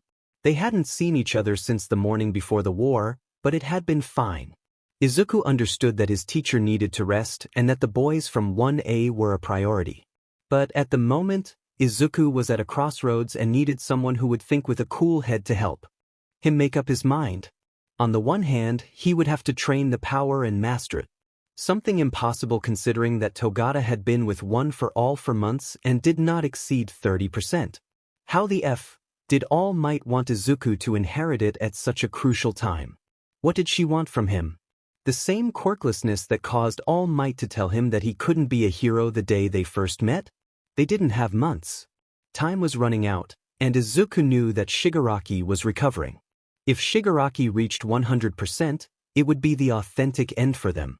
Izuku knew he was a mess of silent tears and ruffled hair, coupled with the extreme paleness of his skin and the shaking of his breath. Izuku felt so tired. His mind was a mess. It seemed that someone was speaking to him, or were his senses deceiving him? Izuku fainted. Eri-chan, do you want a coloring book? Nito asked. She shook her head. No thanks. She responded, fiddling with her fingers. After the events of the Paranormal Liberation War, Japan fell into chaos. Heroes were no longer respected or loved by civilians. Several professionals had resigned from their positions during and after the horror experienced at the end of March. Heroic schools like UA became safe havens to protect their students, family members, and other civilians from the fugitives of Tartarus. Heroes in training, like him, were being heavily criticized by the media, as well as his mentors, and the HPSC were in the eye of the media storm. The government of Japan had sent a call for help internationally. If Nito were the president of some country, he wouldn't send anyone to save Japan. It wasn't like Shigaraki was going to establish dominance over it solely in Japan. On the other hand, rumors and speculations regarding One for All roamed the internet. What was it? How did it connect to All for One? Who had it? It had been leaked thanks to Endeavor during his fight with Shigaraki. Nito remembers watching the recording because he wanted to know what exactly had happened at Jaku's hospital so that everything would go terribly wrong. One for all. Endeavor had said so, and you could tell he was confused. The press was looking for explanations. The hero was going to give a conference to clarify the doubts. Nito was sure that he would leave more questions unsolved than answers. After a few weeks of what happened, Nito was in UA, taking care of Eri because the teachers were busy dealing with civilians, students, or internalized in the hospital. Oddly, Eri was really calm about everything, almost a bit listless. He must have seen it coming. After discovering what had happened to her, Nito knew that she had experienced everything on her own skin. The indifference was a mechanism to protect her mental stability. Do you want to do something? He asked kindly again, trying to distract the little girl. No. Eri-chan replied. Eri hadn't slept in the last few days. Nito knew that she spent the night sitting on her bed, staring at the bookshelf in silence. Dark circles were beginning to form and, although he was not an expert, Nito knew that it was not healthy for such a small girl to have them. You see the bookshelf a lot. Nito pointed out. Maybe you want me to read you something? She shook her head to express her denial. I don't want to move anything. Nito frowned. Maybe you prefer to accompany me to my class dorm? Or do you prefer Class A? A walk through the school's forestal grounds. I'd like to stay here, please. She pleaded with glassy crimson eyes. She is going to cry. Nito thought. Crying is good. She needs to cry. Sooner or later, Eri had to bring out what she felt. Why do you want to stay here and not move anything? Nito asked, knowing that the girl's stillness would break and her emotions would overflow. Nito was ready to deal with it because Eri's heroes weren't there with her. Because Miss Art promised that she would draw with me. Because Eraserhead-san promised that he would stay with me until I fell asleep. Because Nijire-chan promised to play the beauty pageant. Because Lemillion promised to read me his favorite book. Because Void promised to teach me how to make sweet apples.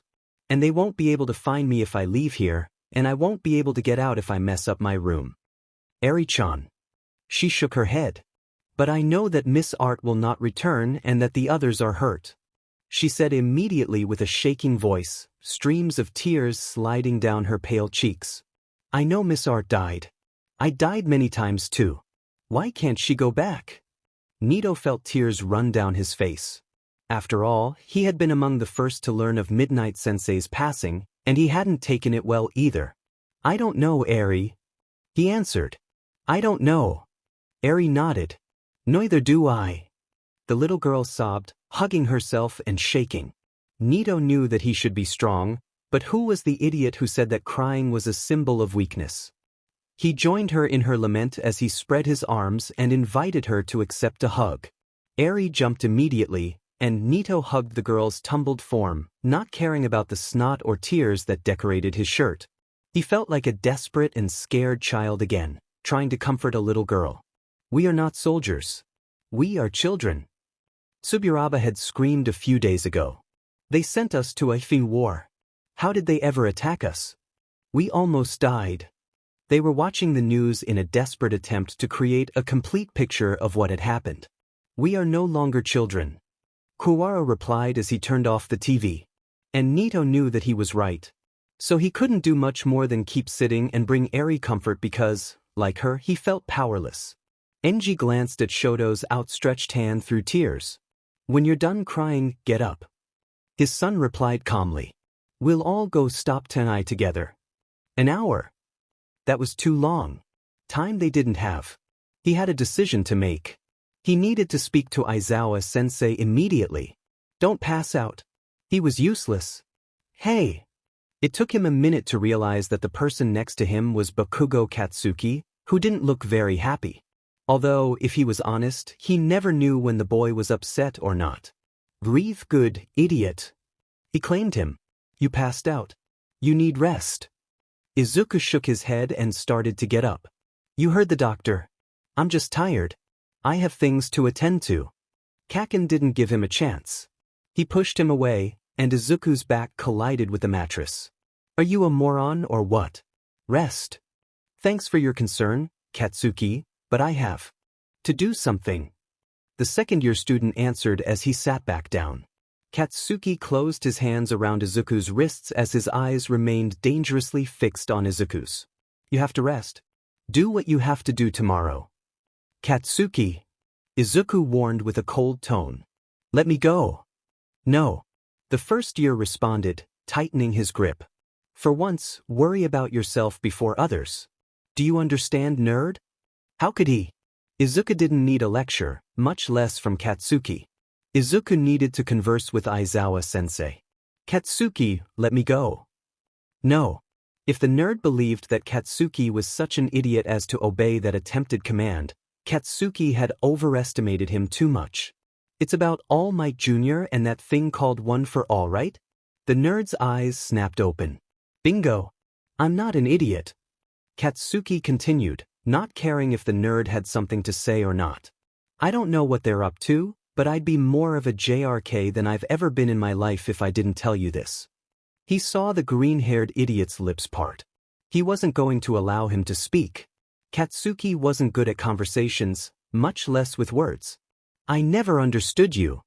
He answered. A quirkless like you trying to take care of me when I was perfectly fine on my own. And it was true. The nerd was only a fing year older than him, but he had grown stupidly too big in that year. Katsuki? Despite this, the blonde knew that he would be a long way from becoming like him. Katsuki knew that he was no longer the same boy as Aldra. Anger can give you strength, but rage leaves you completely blind. That's why you can't suppress your emotions like this. But still, you kept helping me even if you're only a year older. There you were, protecting the DM and extras. Katsuki said as he tightened his grip on him even more and looked into the glowing eyes of the nerd. I never thought the day when I would tell you this would come, but you're a hero. He watched as tears began to run down the older boy's face. He's still a fing crybaby. You are the hero of those fing extras. You are my hero, Izuku.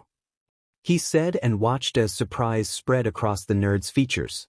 And heroes, like you, need to take care of themselves, so they live a long life and use it to help others. He felt the tendon in Izuku's body decrease, so Katsuki softened his hold on him. Teach will be here in a few minutes. I told him to come to this room at 11 p.m. He accepted. The nerd seemed to want to say something, but Katsuki didn't need to hear it. You talk to Sensei and make the decision you want, he said as he let go of the nerd's wrists and walked away from the bed in the direction of the door. Don't be an idiot. Be a hero. And Katsuki left the room. Mirio heavily sighed as he watched Bakugo leave Midoriya's room. Bakugo, he called out and watched as the red-eyed student violently turned his head. How is he? The boy grunted as he passed him without stopping. I'm not answering you. He continued on his way, ignoring Mirio. Midoriya, we are talking about a global threat. How do you want us to be calm when Endeavor hasn't given that FING press conference yet? It's all the fault of the government and the HBC. They knew about this and did not warn us of the danger. Didn't see the broadcast. Hawks killed that crying man without mercy. I can't trust heroes who will stab me in the back. They sent children to war. What the F was through their heads? I'm not accepted in various shelters because of my appearance. What the F is one for all, and who the hell has it? The heroes. Because of those heroes, I lost my parents. Everything I have is in my house. I'm not going to shelters. Please, call if you see this man. His name is Tadanoaki. And he's my husband. He worked as a doctor at Jaka Hospital. There are shelters that don't accept mutants. Where do you want me to go? Help me find my son. He was on excursion in Gunga Mountain. My daughter was agonizing under AF building while two student heroes tried to rescue her. Two girls trying to save another. Where the F were the professionals? Spread the photo of my sister. Please. We separate during the evacuation. I want my son back. He was a third-year UA student. Where is he? I want answers. Don't lose faith. True heroes are doing the best they can. We must help them. So, Togata-kun? Tashinori watched as Hawks leaned against the doorframe of young Togata's room. Hawks didn't give him a good feeling. With everything I've told you, do you insist on talking to him? The winged hero nodded. He's 18. He's still a minor. Tashinori defended, crossing his arms. For drinking alcohol, smoking, gambling, and adopting children. Hawks argued with a smirk. This conversation will be private if Togata-kun so wishes. He's old enough to make decisions on his own. The retired hero didn't think the same. Whatever it's, I know he's not ready for it. And then Togata, who was walking down the hall with a cold look in his eyes, said, So Midoriya does?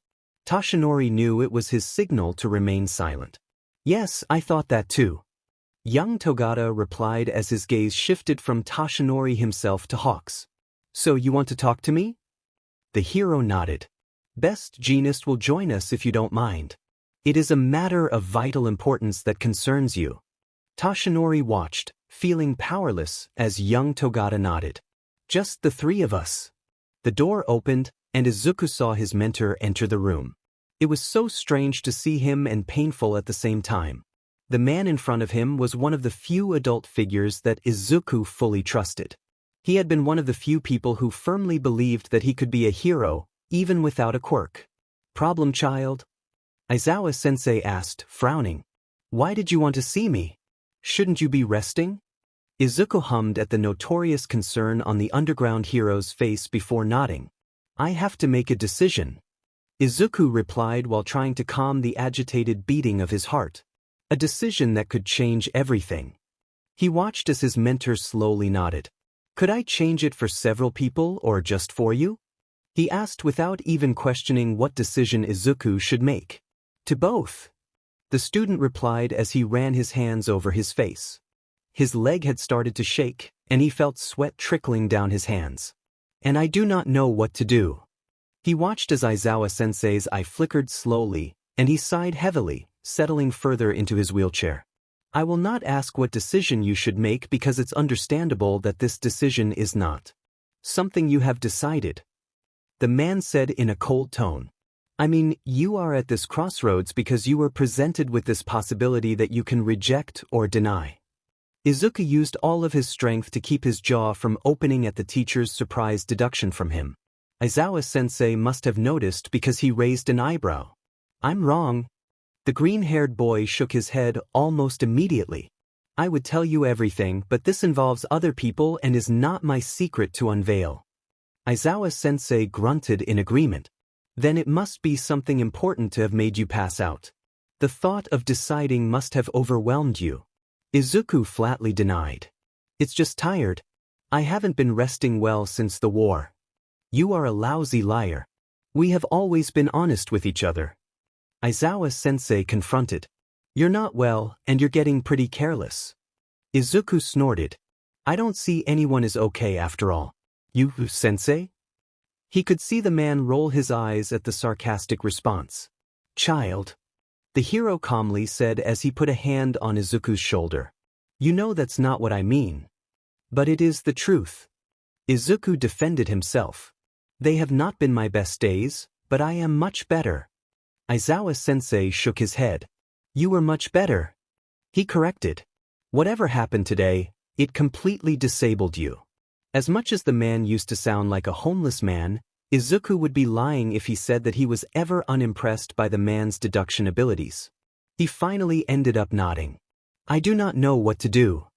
If you don't know what to do, then tell me why and why you shouldn't do it. Are you telling me that they want to use me as bait to lure Shigaraki? Mirio asked. Hawks nodded along with Best Jeanist. Endeavor was supposed to join for this conversation but is preparing the matter of the press conference. It made sense. People were asking for answers, and Endeavor was the one to give them. But it would endanger everyone. Mirio answered. Best Jeanist nodded with a tired expression. And so there is an option, but it's a tough one. Togata Mirio had always wanted to be a hero. As much as people made fun of his quirk. As ridiculous as it might be. Togata Mirio was being a hero. Seriously. I wish you were here. Being a hero is not a bed of roses. Mirio answered and his determined gaze focused on the professional heroes. Let this stay between us. On the one hand, it's helping others. On the other, it's giving up everything I am. It's giving up everything I have fought for. His sensei's face was impassive. What do you mean by giving up everything you are? He couldn't tell his mentor that he was abandoning his quirklessness to accept a legendary quirk. It wasn't his secret. Or at least not at the moment. Everything I've learned at UA. Izuku admitted, trying to hold back the tears. The person I've become. Everything I've fought for. Aizawa-sensei shook his head as his hand left Izuku's shoulder and placed it on his chest. I don't know what decision you have to make. His mentor said quietly, looking into his eyes. But I know that you have a big heart and that you are a hero. Let it continue to beat so that you continue to be this person that you have become. Sensei? Izuku asked in a low voice. Do you still think I can be a hero? The man raised his eyebrow before snorting. Child, as long as that heart of yours keeps beating with that passion of helping others, you can be a hero. Accepting one for all meant ceasing to be quirkless. Accepting one for all meant giving up a part of his identity. It meant leaving behind what he fought for. But at the same time, it meant that he was going to help others. Accept one for all or reject it. As much as the conversation with his mentor was necessary, Izuku couldn't ask the man to decide for him. If someone had told that scrawny 14-year-old on the rooftop to see himself in that situation, Izuku would have laughed at how ridiculous it sounded. That child remained inside Izuku, encouraging him and reminding him of his origin. A quirkless child. A boy who was part of the last generation of quirkless people. He always looked up to All Might. He still did it as a hero, but not as a person. Still, to deny the influence man had on his life was to deny part of his origin and rise. All Might, who had been as powerless as Izuku and inherited One for All, had lit a flame that never went out. Not only in the heart of that little boy who played with his mother and reproduced All Might's debut video thousands of times, but of all those who had been alive in All Might's years of heroic career. Accepting One for All sounded strange when Izuku realized that it, in a way, had always been present in his life and was now closer to him. He felt it in his heart. He felt it in his mind. Tears ran down his cheeks when Izuku knew what decision he had to make. "Sensei," Izuku whispered, "I know what to do." "Are you sure about this, kid?" Gran Torino asked through his respirator. Mirio nodded. "I don't want to put everyone in danger. Much less put this weight on Midoriya." The elderly snorted. "Don't be reckless, young man. Don't make Toshinori's mistakes. Do you understand? You're not alone." How could he be alone? He has heroes covering his back. "Don't worry. I'll stay alive long enough for us to meet again." Mirio replied, outlining a small smile. "I don't think we'll see this life again." Gran Torino replied, "I won't die today, but I feel like I'm close to taking Nana's hand." Mirio wasn't going to cry. He just took the man's wrinkled hand and squeezed it. "Young man, never forget about Sasaki, okay?" He ordered. "That man loved you like a son. And don't be too hard on Toshinori. He's an idiot but not a bad person." The current One for All wielder nodded. Mirio would carry those two names close to his heart as he waged his own battles. When Izuku Midoriya arrived at Togata Mirio's room in the morning, he found All Might crying on an empty bed and some letters on the nightstand. As they say, like mentor, like pupil. Togata Mirio had already made up his mind, just like Izuku. So, just as Togata executed it, Izuku wasn't going to be left behind. "I'm going after him," he declared. "It's been a long time, right?" Izuku saluted behind the man who was withdrawing his katana from the body of his most recent victim. Upon hearing Izuku's voice, the man in question turned into a battle stance. "Little hero," he exclaimed with a psycho smile on his face. "Been a while." Izuku nodded as he tightened his grip on his capture bandages and approached the man. "I want to talk." Stain looked him up and down with curiosity shining in his eyes. The rain fell on both of them, drenching the villain's prison uniform and the hero student's costume. The man snorted. "As much as I was interested in knowing what a true hero wants to talk about, I think I'm not in a position to trust you." The position was clear: go away.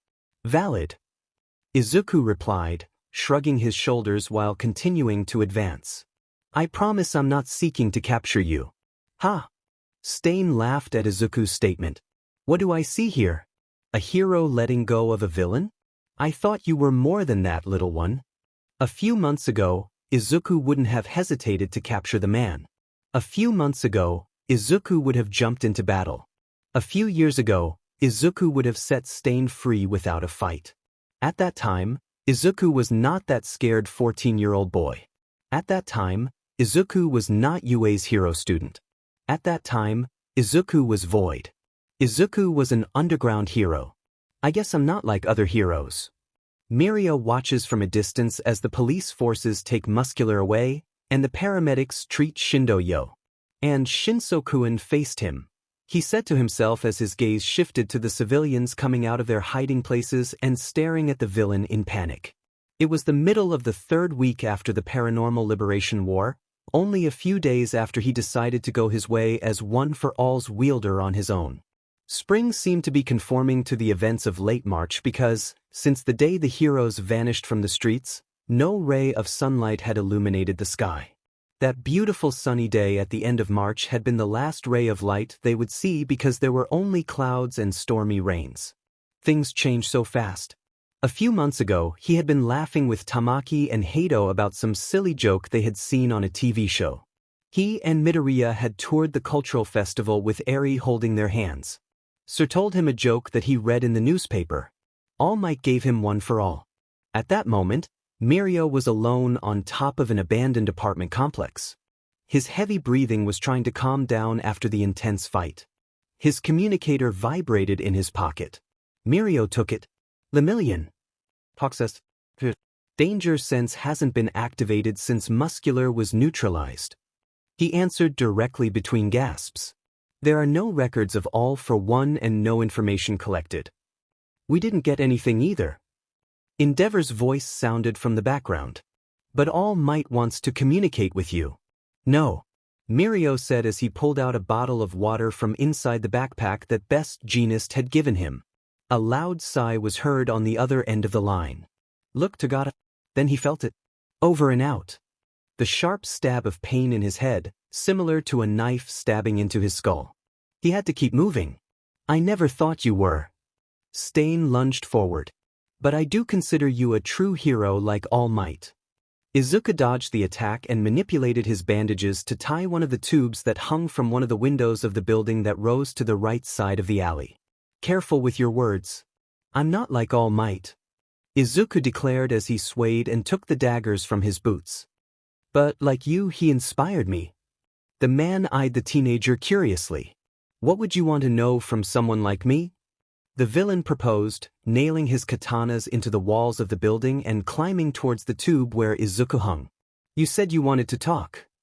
The student began to throw his daggers, but the fugitive was much more experienced. Stain dodged each weapon, and Izuku had no choice but to jump to the ground to avoid the impending attack. Information. Izuku responded when his feet touched the sidewalk. I need you to tell me everything you know about All for One. That information is reserved for All Might.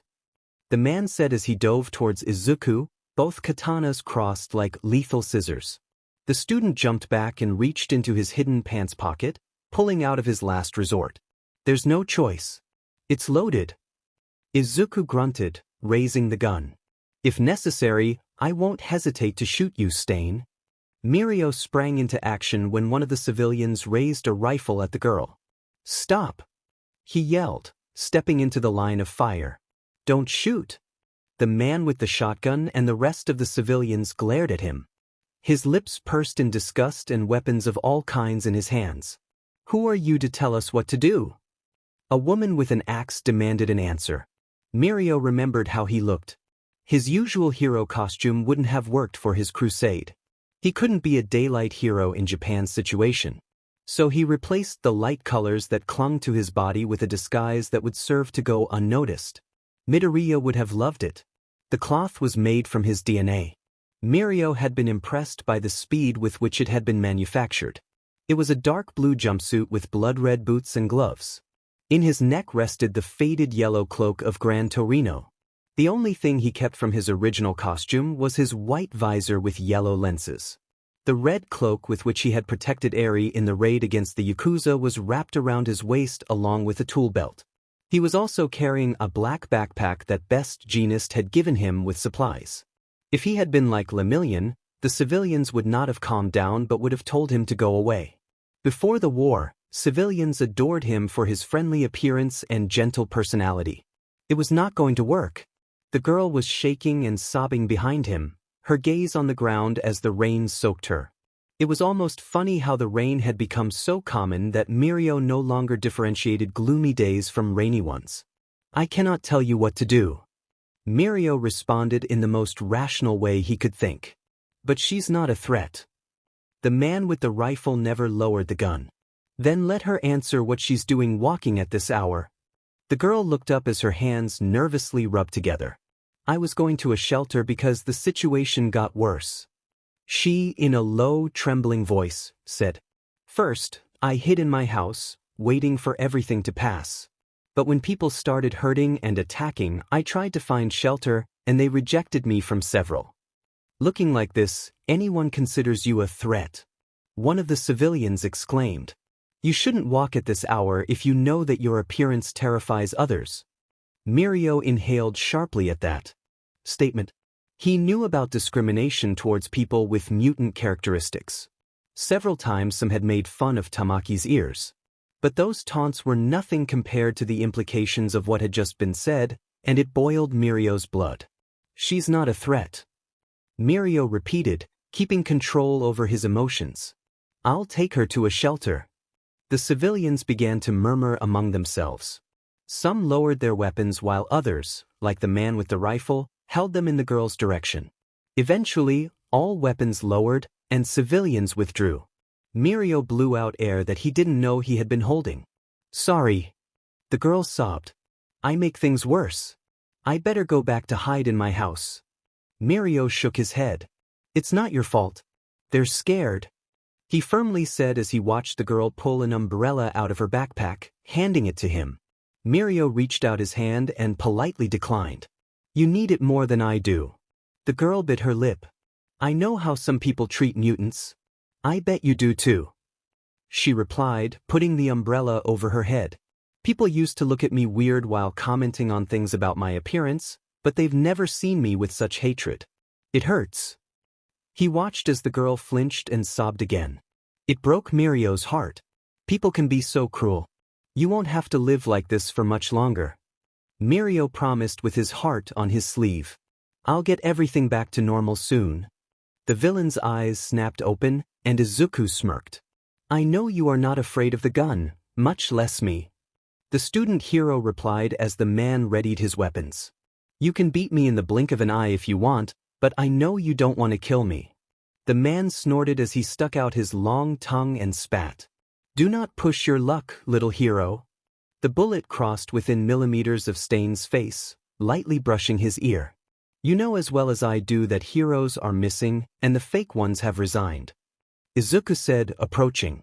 The villain ran in his direction, and the student started jumping between the walls as the left bandage wrapped around one of the katanas. We are not on the same side. Izuku continued, pulling the villain's weapon and snatched it from him. The man grunted. But we have the same enemy. Stain hissed as he drew daggers from compartments of his boots. Who told you I'm not on his side? Wasn't he the one who caused Tartarus to escape? They were both still, staring at each other and waiting for any movement. Izuku slowly shook his head. Because he goes against what you think. He answered. Although, considering what you did to Ingenium, I could be wrong. Stain laughed. A dry laugh laden with irony. That hero has been one of my few mistakes. Then, amend them by giving me that information. Izuku declared. The man hummed as he fiddled with the handle of his remaining katana. Sinners like me do not regret our actions, even if we were wrong.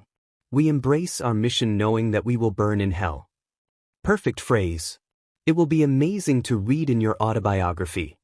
Izuku said cheekily, knowing that they were reaching a standstill. His sight focused on the body lying in the corner of the alley. Sakamoto Yu, a child RPST, sentenced to life in prison. Stain nodded. Tartarus is full of all kinds of people. He commented. I'm labeled a villain, but at least I'd rather consider that I'm better than scum like that. That's why I looked for you out of all the fugitives. Izuku replied, throwing the katana between the two. My mentor would say that I'm being naive, but I have a promise to keep. The fugitive's eyes focused on his weapon and then rose to look at Izuku. Disbelief gleamed from them. I also have a promise to keep. The man declared. That is why I have to give the information to All Might. Izuku listened but didn't stop speaking. Many fugitives like him have been found dead on the streets. Izuku explained. The weapon felt heavy in his hand. I know you won't deny it if I assume that you are responsible. Stain nodded, shrugging and grinning maniacally. And I don't regret it. I'd be disappointed if you did. The students stared at the man for any reaction. After the escape, they found a couple of bodies in the same state. Also, some of the captured fugitives have stated that you were desperately seeking information. And that information is what I have to give to the only person I know who will use it correctly. Stain replied. Striving to make the world a just place is the mission of the monsters because no man dares to do what it takes. And then what is All Might? Izuku questioned. I don't know. The villain replied. Just like with you, little hero. He added as he slowly advanced in Izuku's direction. A hero like you requesting help from a vile criminal like me. What twists and turns fate takes. You call yourself a monster. And I'm not going to deny your crimes or call you a good person. Izuku indicated as he raised the weapon. But above all, you are human. I ask you to consider me the just person to receive this information, Stendhal. The woman smirked as she watched Mirio battle the projectiles. There's a quirkless in UA, right? She questioned as she prepared to shoot again. Mirio grunted and lunged forward as Third and Sixth spoke to him. Keep calm, Third said. You're tired, Sixth mentioned. And Mirio was starting to get frustrated because he already knew those things, but he couldn't think because he was mentally and physically exhausted. He felt pathetic. Years of training so that a few weeks on his own would make him feel that way. What kind of hero was he? I'm amazed that he entered the hero course and made it to the second year. Lady Nagant nonchalantly said as she continued firing. Too bad he still hasn't gotten rid of the sweet lies. Not that much. Mirio responded, using smokescreen to buy time and distract Negan's vision. He saw the world as it was, but his spirit never got destroyed. He continued on the side of the heroes. The woman argued as she shot Mirio. Fortunately, he became intangible, and the projectile went through his body without causing harm. The world is gray.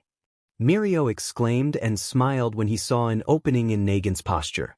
That's why not everything is bad. That's why. With his fist raised and ready, Mirio jumped. That there's still hope. Why you of all people? The man asked, narrowing his eyes. I have no reason other than the promise I made to a dying man.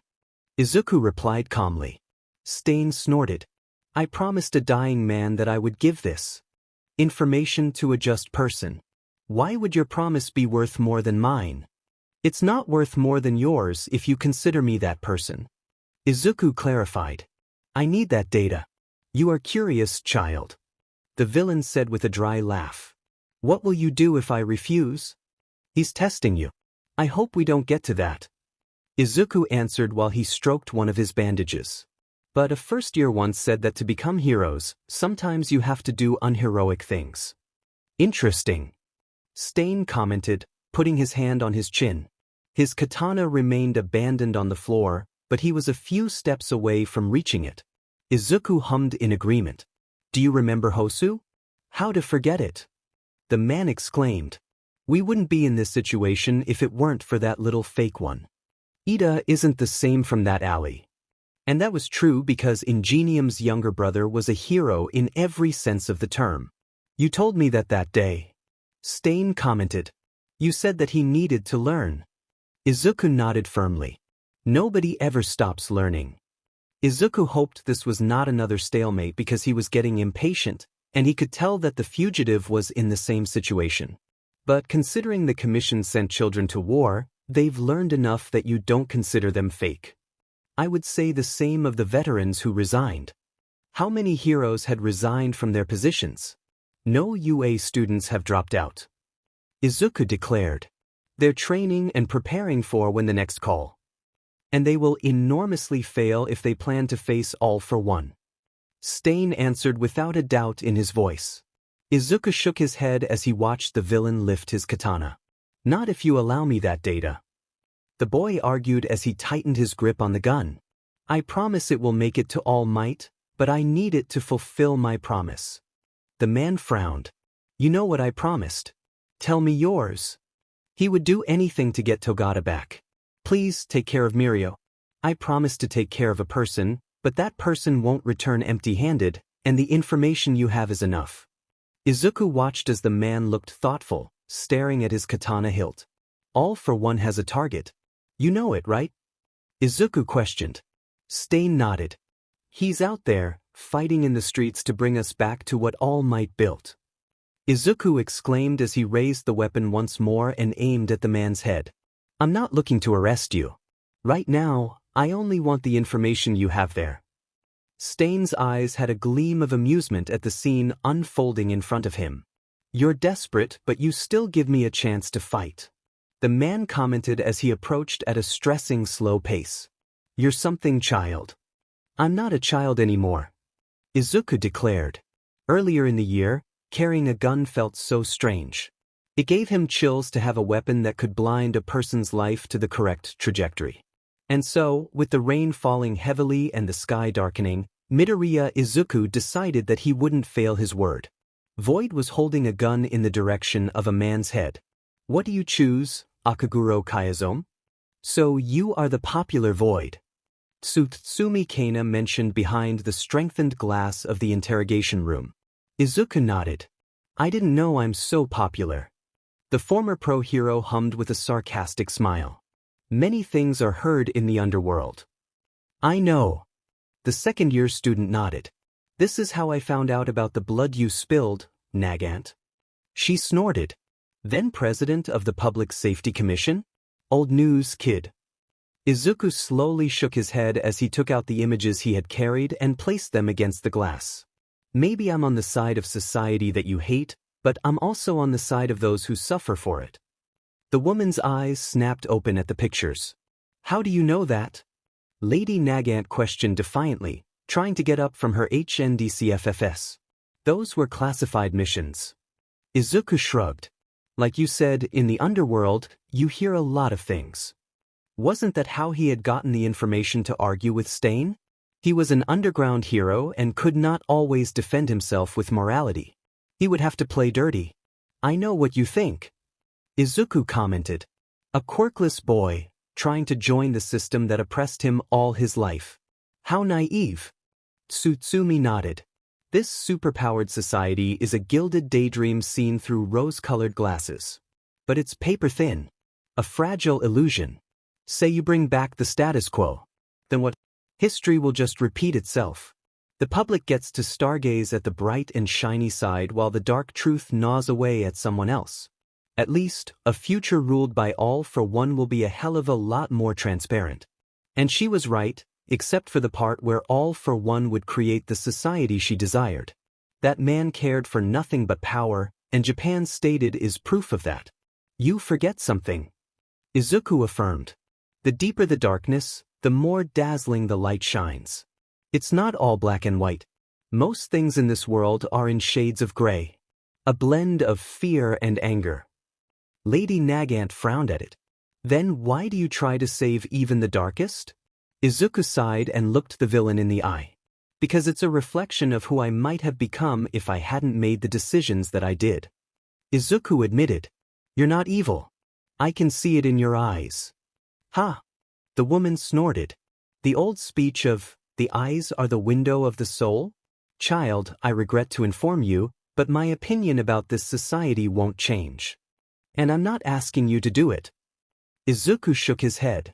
I only ask you to tell me everything you know about all for one to extend a hand to those who really need it. Mirio left the unconscious fugitive at the nearest police station and began to walk through the desolate streets. A few months ago, there had been a festival in that same area. He went with Heido and Tamaki. That afternoon they laughed as they passed the stalls while Tamaki tasted all the food possible. Heido had joked that Fat Gum would be proud if he saw his ward follow his habits. Mirio had laughed and Tamaki had cringed in shame. At the time, he didn't know that he was building memories. He had just been having fun. Mirio shook his head, shaking off the nostalgia that was beginning to flood him. If he wanted to get back to his friends, he should keep fighting even though scars, blood, and filth covered him. You're talking about the boy all for one sent me to kill, right? She questioned. Izuku nodded. You connected the dots too well. Nagant. She shrugged. Thank Chisaki's hindrance. I'll do it. Izuku replied, feeling disgusted at the idea of seeing the man who tortured Eri for years again. But why him? Trust me, he's trash. Does my motivations matter when they'll send me to Tartarus after this conversation? Lady Nagant asked mockingly. When you live in a quirk society, there are elementary things that you must learn from a young age and stay with you until you grow up. The first is the most basic, Villains are evil. But if they knew their motivations, how much would that perception change? Morals and ethics aren't permanent but vary to adapt to the requirements of society. In a society that categorizes its members into heroes, civilians, or villains, how necessary is it to know the motivations of others? Izuku remembered when Shinso asked him what it meant to be a hero. And Izuku replied that it was up to everyone.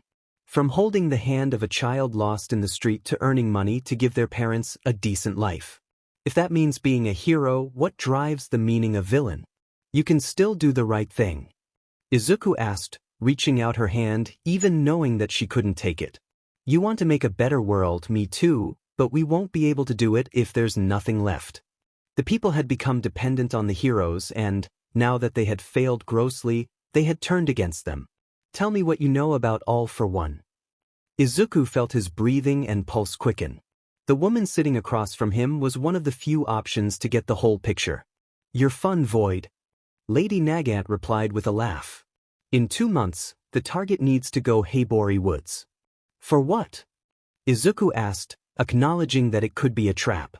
Lady Nagant shrugged. Do you think he took the time to explain to me? She asked, raising her eyebrow and looking at him in disbelief. He just said, go and take the target to the place. The answer seemed genuine. Why are you helping me? He asked. Something wasn't right, and he noticed the glowing lines that began to appear on Tsutsumi's skin. The woman raised her eyes and gave a reassuring smile. Maybe I decided to do something right before I died. And then Lady Nagant exploded. Mirio knew he didn't look like a hero. He listened to the stories of the people he had saved and of those who had witnessed his confrontations.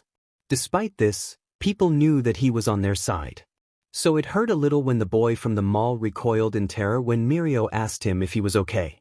A person with multiple quirks. Maybe he's a Nomu. An all-for-one ally. He doesn't look like a hero at all. Nobody suspected that Mirio was that guy who had been naked at the sports festival. It had been a while since he had stopped communicating with Hawks and Endeavor.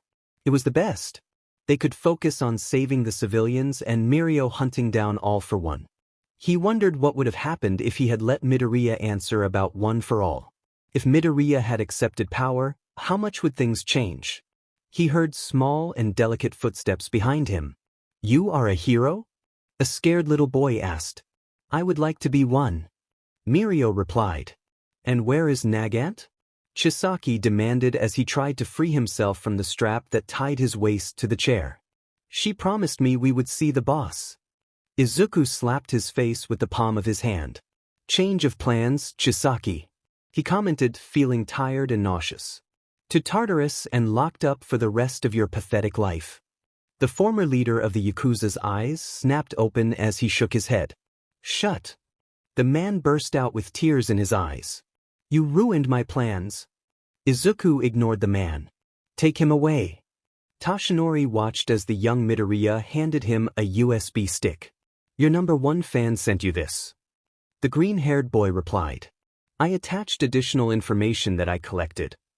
He blinked rapidly, unable to break out of his initial stupor. How? He asked. Midoriya Izuku shrugged. You'd be surprised by the magic of conversations, All Might. He knew that was a hint to the way Toshinori had dealt with the situation a few weeks ago. It hadn't been his best moment. He nodded crestfallen and accepted the device. Thank you, young Midoriya. The boy shook his head. Thank me when Togata returns to UA. You must be kidding me. Mirio's eyes widened at the image presented in front of him. It's been forever, Lemillion. Midoriya, his hair drenched from the rain, was grinning as he held onto the unconscious body of the villain that Mirio had been chasing unsuccessfully through several streets. He had to go. He knew this wasn't a fluke but an ambush. 9th, rest. 6th said. Mirio ignored him. He knew the other wielders were worried about him. But with Japan in chaos and no trace of All for One, he couldn't afford to rest. He wouldn't rest until he found out about All for One. He observed Midoriya hand over the criminal to the police forces, so he prepared to flee from him. He mentalized Black Whip, but before he could use it, he felt Midoriya's capturing bandages grab onto his legs. Mirio grunted. Let me go, Midoriya. The second-year student slowly shook his head. It won't be possible until you listen to me, Togata. What the hell was his Kohai thinking? Not that he underestimated Midoriya's abilities, but, with the rate at which he had improved in using One for All and his increased resistance to pain, Mirio knew that he could defeat him. Let go of me, Dash.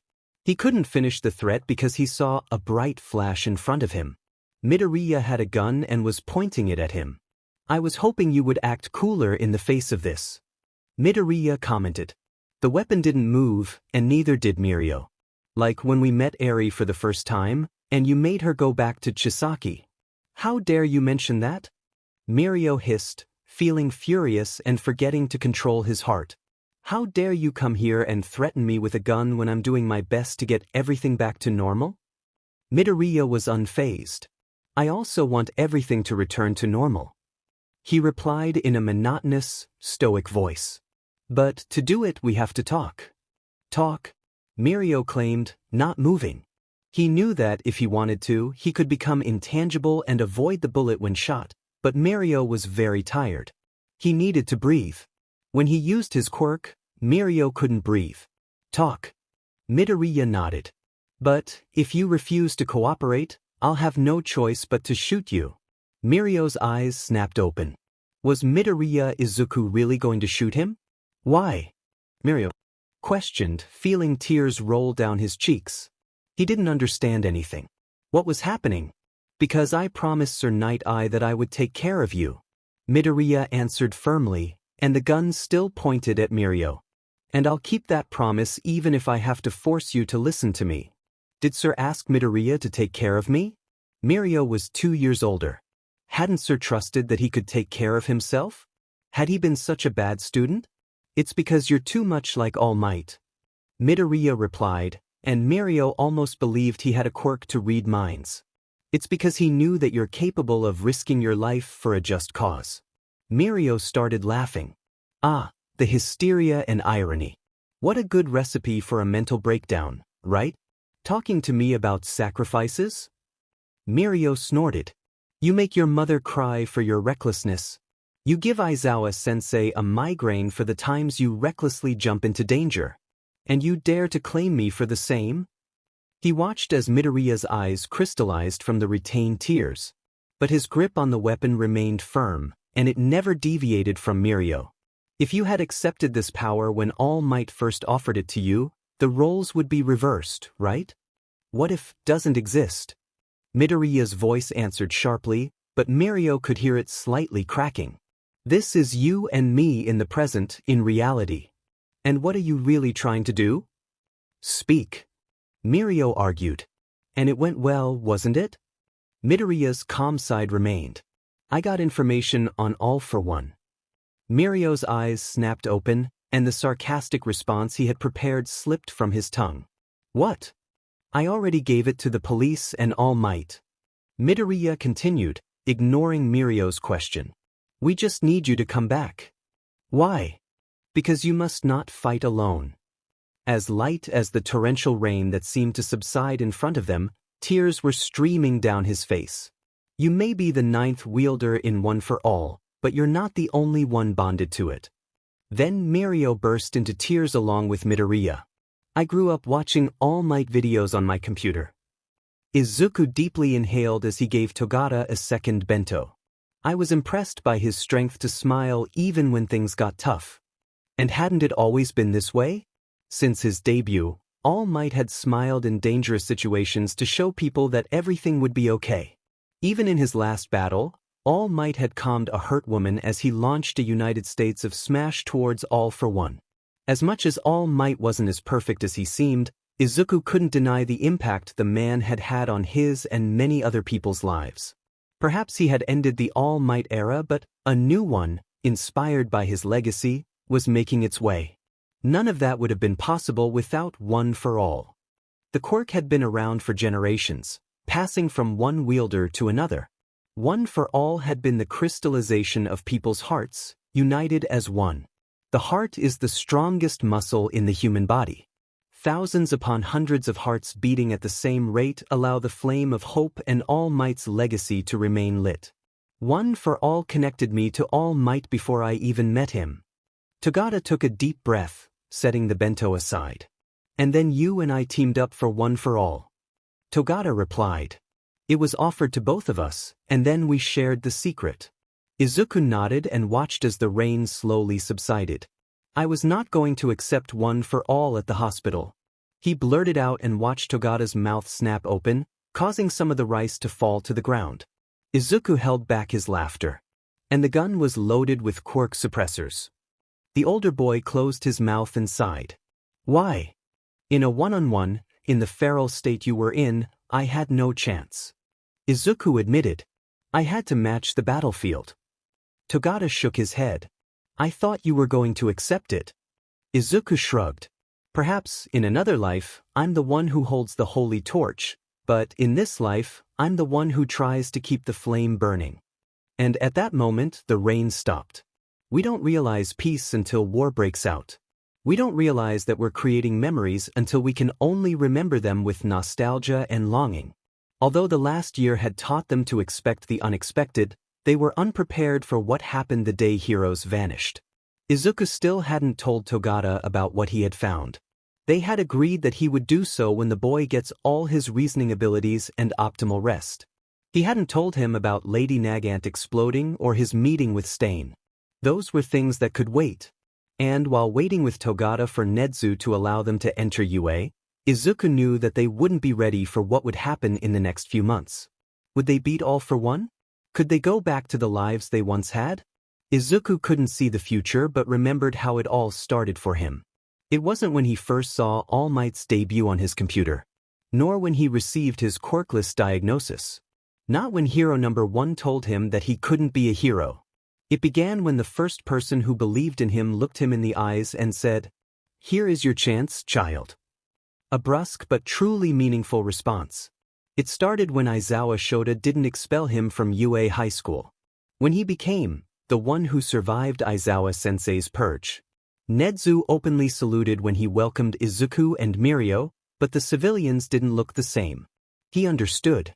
The circulating information was terrifying. But he took the lack of rain and the cloudy sky as a sign. The sun would rise once the storm clouds cleared. Both heroes took a deep breath and strode purposefully into UA. Don't let that boy inside you. One more step. Are you sure we won't get in trouble for this? Suzuki asked as she watched the crowd waiting for the infamous Class 1As, also known as the expelled class, play. Ninasatea snorted as he adjusted his bow tie. What's he gonna do? Expel us again? The expulsion was still an open wound. It wasn't every day that a scruffy-looking teacher decided you were not good enough to be a hero and expelled you from the best hero school in Japan on the first day. So, yeah, they were still upset. However, she was proud to say she was the most mature person among her 14 classmates. Ishikawa, who was helping Kawasaki with her disguise, sighed heavily. After all, the expulsion record is still there. Don't mention it, Kawasaki replied. Anyway, thank Midoriya for softening his heart. Yes, Midoriya, the only one of their classmates who hadn't been expelled. At first, Moada hadn't understood how a quirkless boy managed to enter the hero course. It seemed far-fetched and ridiculous. How could he defeat a villain without a quirk or train at all? But she had to admit her error in judgment. Midoriya had been her biggest mistake. During the quirk apprehension test, Midoriya showed skill, dexterity, and intelligence qualities many of them lacked. His willpower was undeniable, and Moada couldn't help but respect him. After that, becoming friends with him was only natural. Does that caterpillar have a heart? Sisamiya asked, stepping out in his Aizawa Sensei costume. Moada often forgot that this was a satire parody of the unfortunate and traumatic purge of Class 1A at the beginning of the school year. She had not agreed with this production and had been the only one of her classmates to oppose it, but unfortunately, she lived in a democracy. Yes, he does. Midoriya is his heart. Sakato joked as he put the green wig over his bald head and fixed the cheap plastic elf ears they had bought from the convenience store around the corner. How do I look as Midorika? Park, a boy from South Korea whose brown bangs covered his eyes, suddenly spat out the water he had been drinking. Dude, it's weird seeing you with hair. You're like a cheap, weird copy of the original, Hinata commented, without any filter, as she tucked her wings into her cloak. Ashamed, Midoriya decided not to participate. The crowd, Moata noticed, had grown. It seemed like the space was going to explode with people, and it wasn't any kind of exaggeration. That's why we're going to honor him in this play, Shin hummed, arranging the little plastic soldiers while stretching her long legs to avoid stepping on them. She adjusted her long black ponytail. He would have been the star. There was no way Midoriya would have been the lead. First, his stage fright. Second, Eraserhead kept him busy with additional training. Third, he had said he wouldn't participate. According to Fujimoto's theory, it was all Aizawa's fault for not making him join them because they were the riffraff.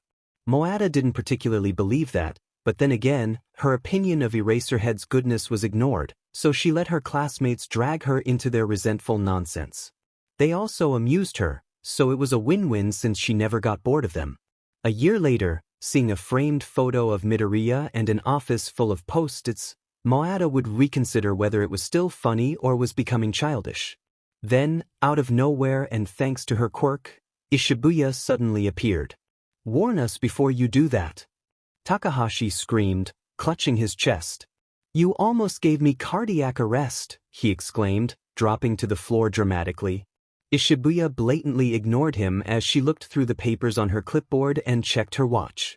"We have a few minutes before going on stage. I came to check that everything is in order." Ishibuya was the most organized person among them, as well as the vice president of the class, so it was no surprise to anyone that she took charge of the school festival. Moata deeply appreciated it since she didn't like organizing things. She didn't even know how she had ended up being a class representative. She pressed the receiver to her ear. "Ito, is everything in order in the sound room?" Ito, a boy with pink hair, simply smiled from the booth, giving a thumbs up. "Special effects?" She turned to Takahashi. Takahashi smiled arrogantly as he dropped some confetti on her. Ishibuya didn't seem very amused. "I guess that means perfect." Before she could give any further instructions, the alarm on Mawata's phone rang, signaling it was time to get everything into position. "It's showtime, baby!"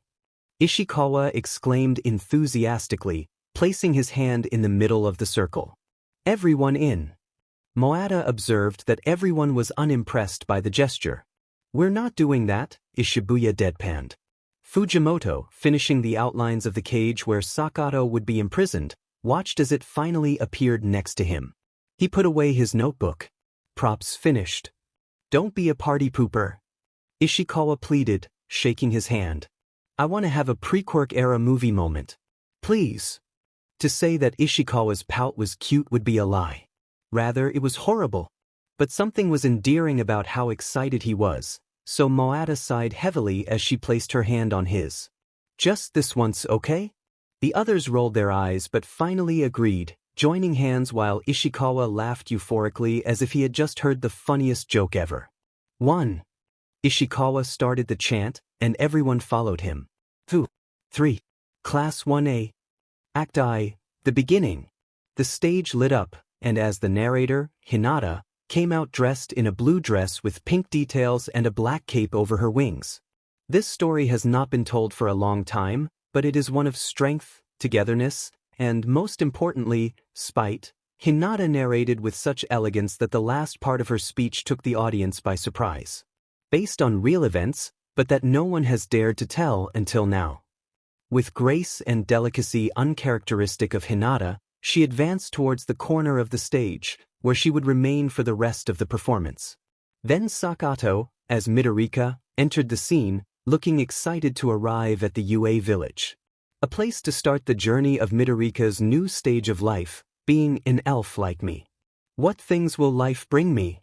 The others, dressed in dark cloaks, began to surround him as the music became intense and dramatic. Midorika didn't know what was happening. His expression denoted confusion and panic. "What is this?" Midorika asked the audience. "What has brought so much insecurity to this town?"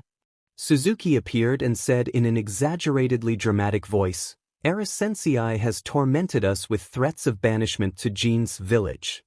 The audience, in Mawata's opinion, didn't seem to get the references. However, she noticed Mike's sensei in the audience, covering his mouth exaggeratedly while trying not to laugh. And you, being an elf, are in even more danger. Ninasatea shouted as he dragged Midorika to the edge of the stage. You must flee this village before it's too late. Midorika looked worriedly at the cloaked crowd behind him. Who was Sensei? How did he have them so terrified? But Midorika was a big-hearted elf, adventurous and selfless by nature. He couldn't allow the UA village to suffer from more fear. He had to stop Sensei to bring peace to the humble villagers who didn't have as much wit or intelligence as him. Hinata said while Midorika walked around the stage with a thoughtful look, the villagers behind him. Mawata frowned at the last part. Did you approve of being called fools? Ishibuya, who was rereading the script, shook her head. That must be Hinata's improvisation. But it's not a direct insult if the others except Mike's sensei understand it, Fujimoto said as he watched the audience burst out laughing at Hinata's narration. Mawata simply sighed. Well, I'm not responsible for this travesty. Then you won't have any of the profits either, Ishibuya hummed. Before Mawata could refute her, the other girl put her hand on her earpiece and spoke. Park, switch to red light number 3. The stage turned wine red as Hinata continued narrating. Expulsion was lethal in UA, and being banished to Jind was the worst challenge any inhabitant could face. Sensei had dominated the lands of UA for a long time, terrorizing newcomers and those who remained. They lived under his shadow and words. Kawasaki approached Midorika and pushed him off the stage. You have to get out of here. Run away, dear. A better life awaits you in another village. But at the insistence of all the villagers, Midorika seemed determined to stay. He remained firm in his place, despite the combined shoving of the villagers. The lighting changed, becoming extremely bright, too bright compared to what they had rehearsed. Park! Ishibuya screamed, whispered as she squeezed her earpiece. Too much power. Park rushed to fix it, hitting his head hard on one of the beams. Shin winced. That must have hurt. The boy ignored the strong blow as the intensity of the lights went down and the stage was filled with an angelic glow. For his part, Ito played pre-quirk church music. This will be blackmail material in the future, Mawata thought as she held back her laughter. Thank goodness we hired someone to record it. She glanced at the cameraman out of the corner of her eye. The man was sitting in the chair, comfortably eating popcorn. The video camera was recording the performance. Mawata just hoped the image was clear. Midorika walked to the center of the stage, the other UA villagers behind him, watching him with the purest admiration. How can Midorika leave you behind, knowing that you live in terror of a tyrant? Midorika must help you in some way. Unite, people of UA, so that you can be free from the fearsome Sensei. Are you with Midorika? The auditorium remained silent. The music fell quiet, and only the sound of breathing echoed in the space. Mawata watched as Samenta-sensei wiped away a small tear. His performance couldn't have been that good, right? Then Mike-sensei, along with the audience and the guys on stage, shouted in unison, yeah! And then the curtain closed, ending the first act. Hurry up, Sisamiya! Ishibuya pushed him onto the stage while Fujimoto set up the props. Be despicable like Aizawa-sensei. Sisamiya snorted as he straightened his disheveled hair. Easy peasy. He's not despicable, Mawata corrected as she rearranged the rug. We just hate him because he expelled us. Her classmates turned to look at her, blinked slowly, and then laughed silently. They literally laughed without making a sound. Even Park, whose quirk involved singing ridiculously high notes, was rolling on the floor while covering his mouth. And that is reason enough to despise him, Takahashi said, leaning against her shoulder and wiping away a small fake tear. But hey, the show must go on, right? Act 2, Sensei.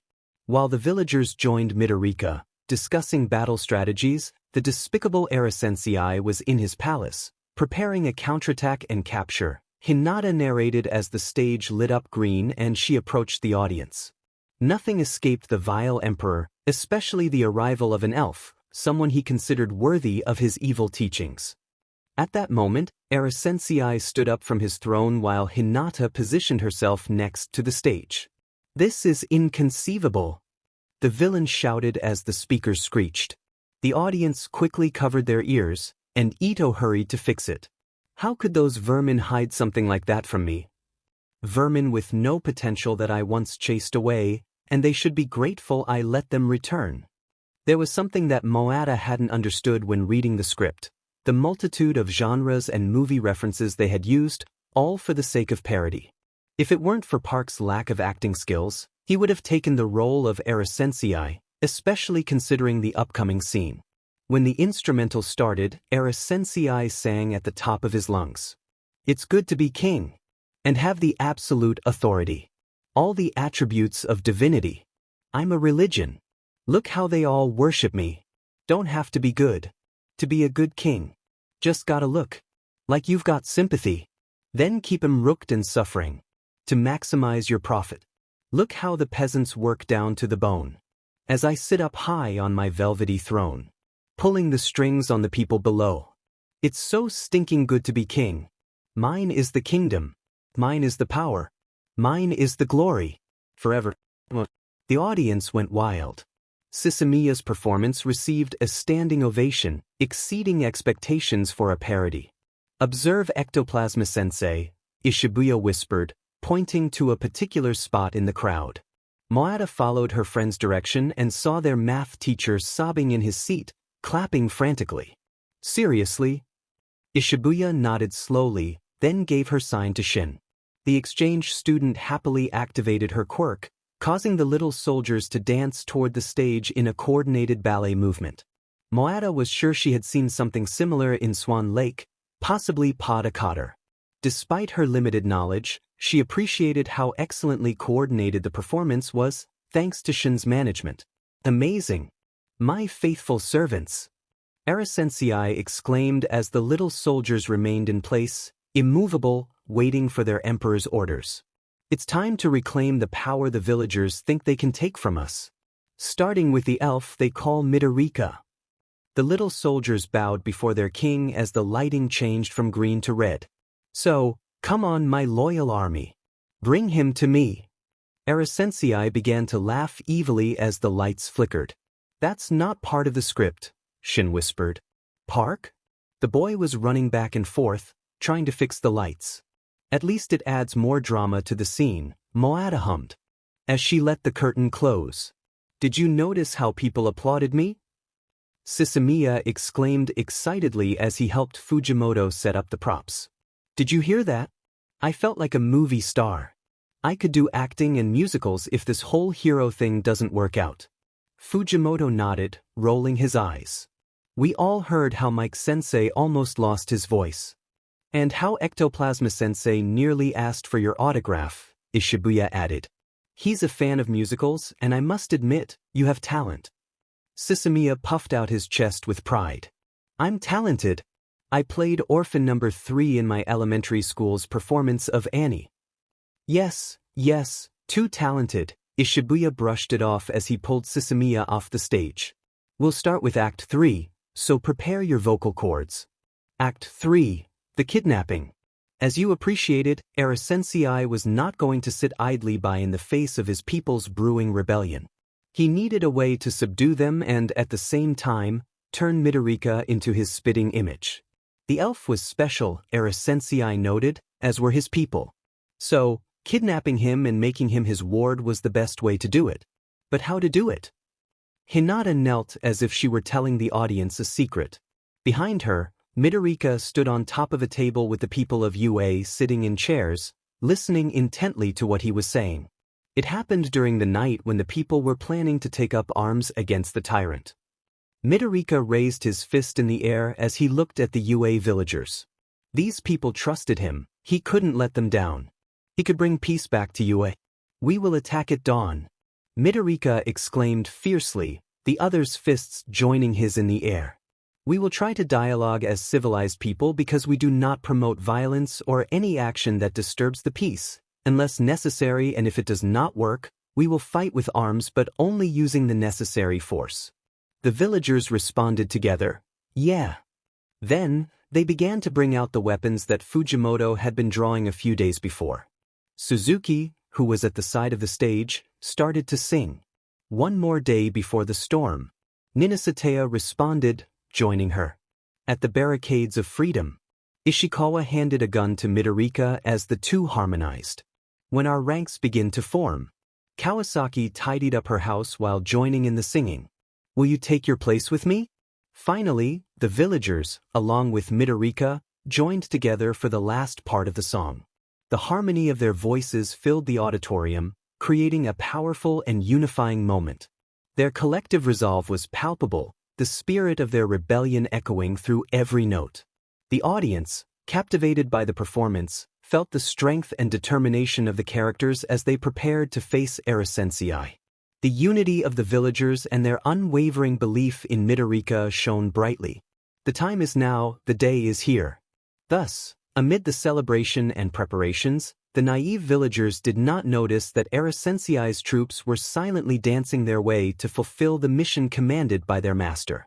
You know what they say, Hinata told the audience as the villagers and Midorika slowly fell into a deep sleep.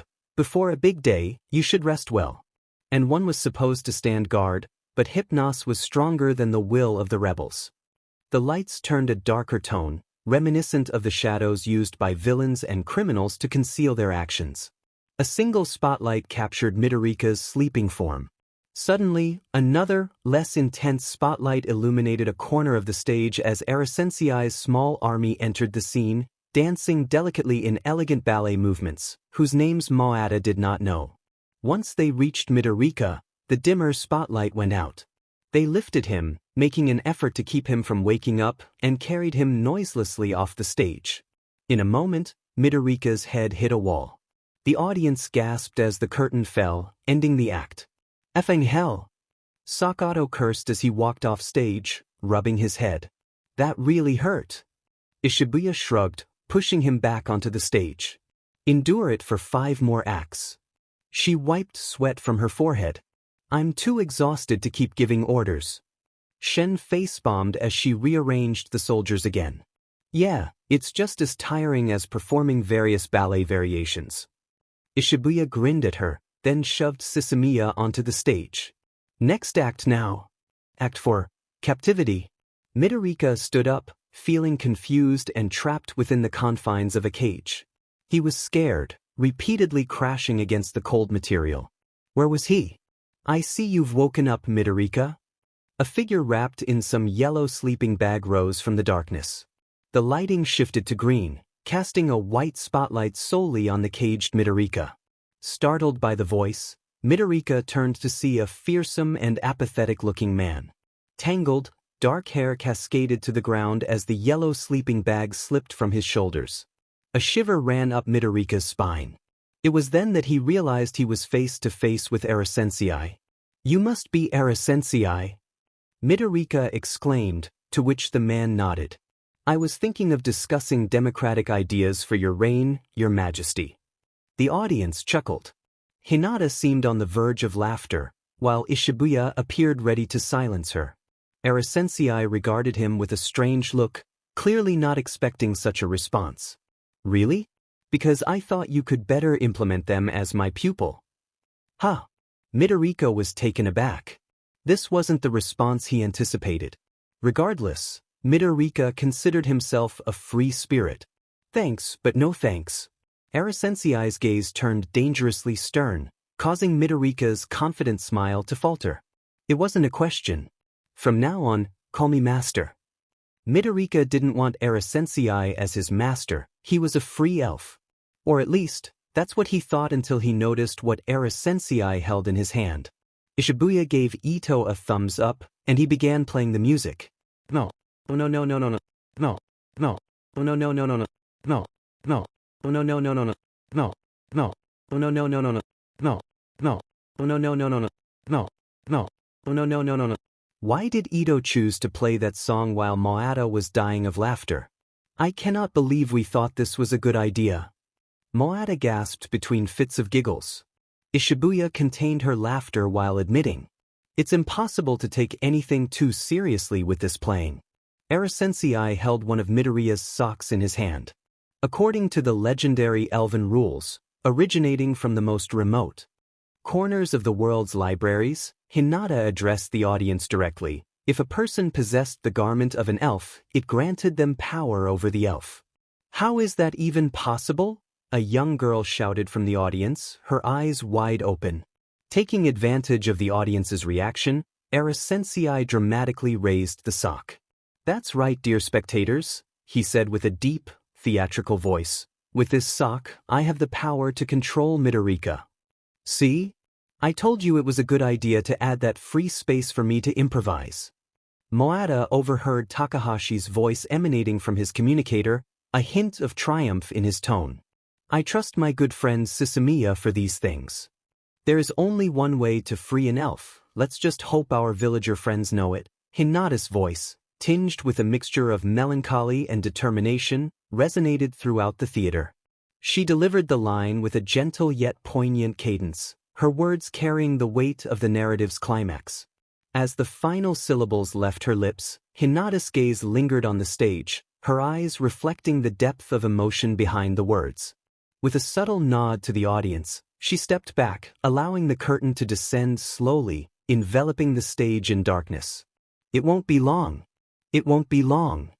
Ishibuya hummed as she adjusted her communicator. Her gaze shifted to Fuwa as she sighed heavily. Next year, let's do something simpler, like a butler cafe. Fuwa couldn't agree more. Staging was enormously stressful and an experience she didn't plan on repeating. I don't think they'll leave us either after our blatant travesty. It will be best for all of our sanity. Ishibuya responded. Now, let's continue at the end without any inconvenience. Act V, time to be heroes. The villagers didn't notice at first, but they realized something was wrong when Midorika didn't respond to their calls. Hinata explained as she moved through the anxious and bewildered villagers. Where was Midorika? Had the elf deceived them? It couldn't be true, could it? From the audience, a spectator shouted, Midorika would not do that. Exactly. Hinata improvised, responding to the boy who had yelled. But the villagers don't know that yet, and their uncertainty is eating them up. The clamor of UA villagers began, despite being just 4 people. Their budget had run out quickly on essentials like super spicy ramen and a trip to see Fast and Furious LI for the whole class, so they couldn't afford to hire extras. Midorika must have been kidnapped.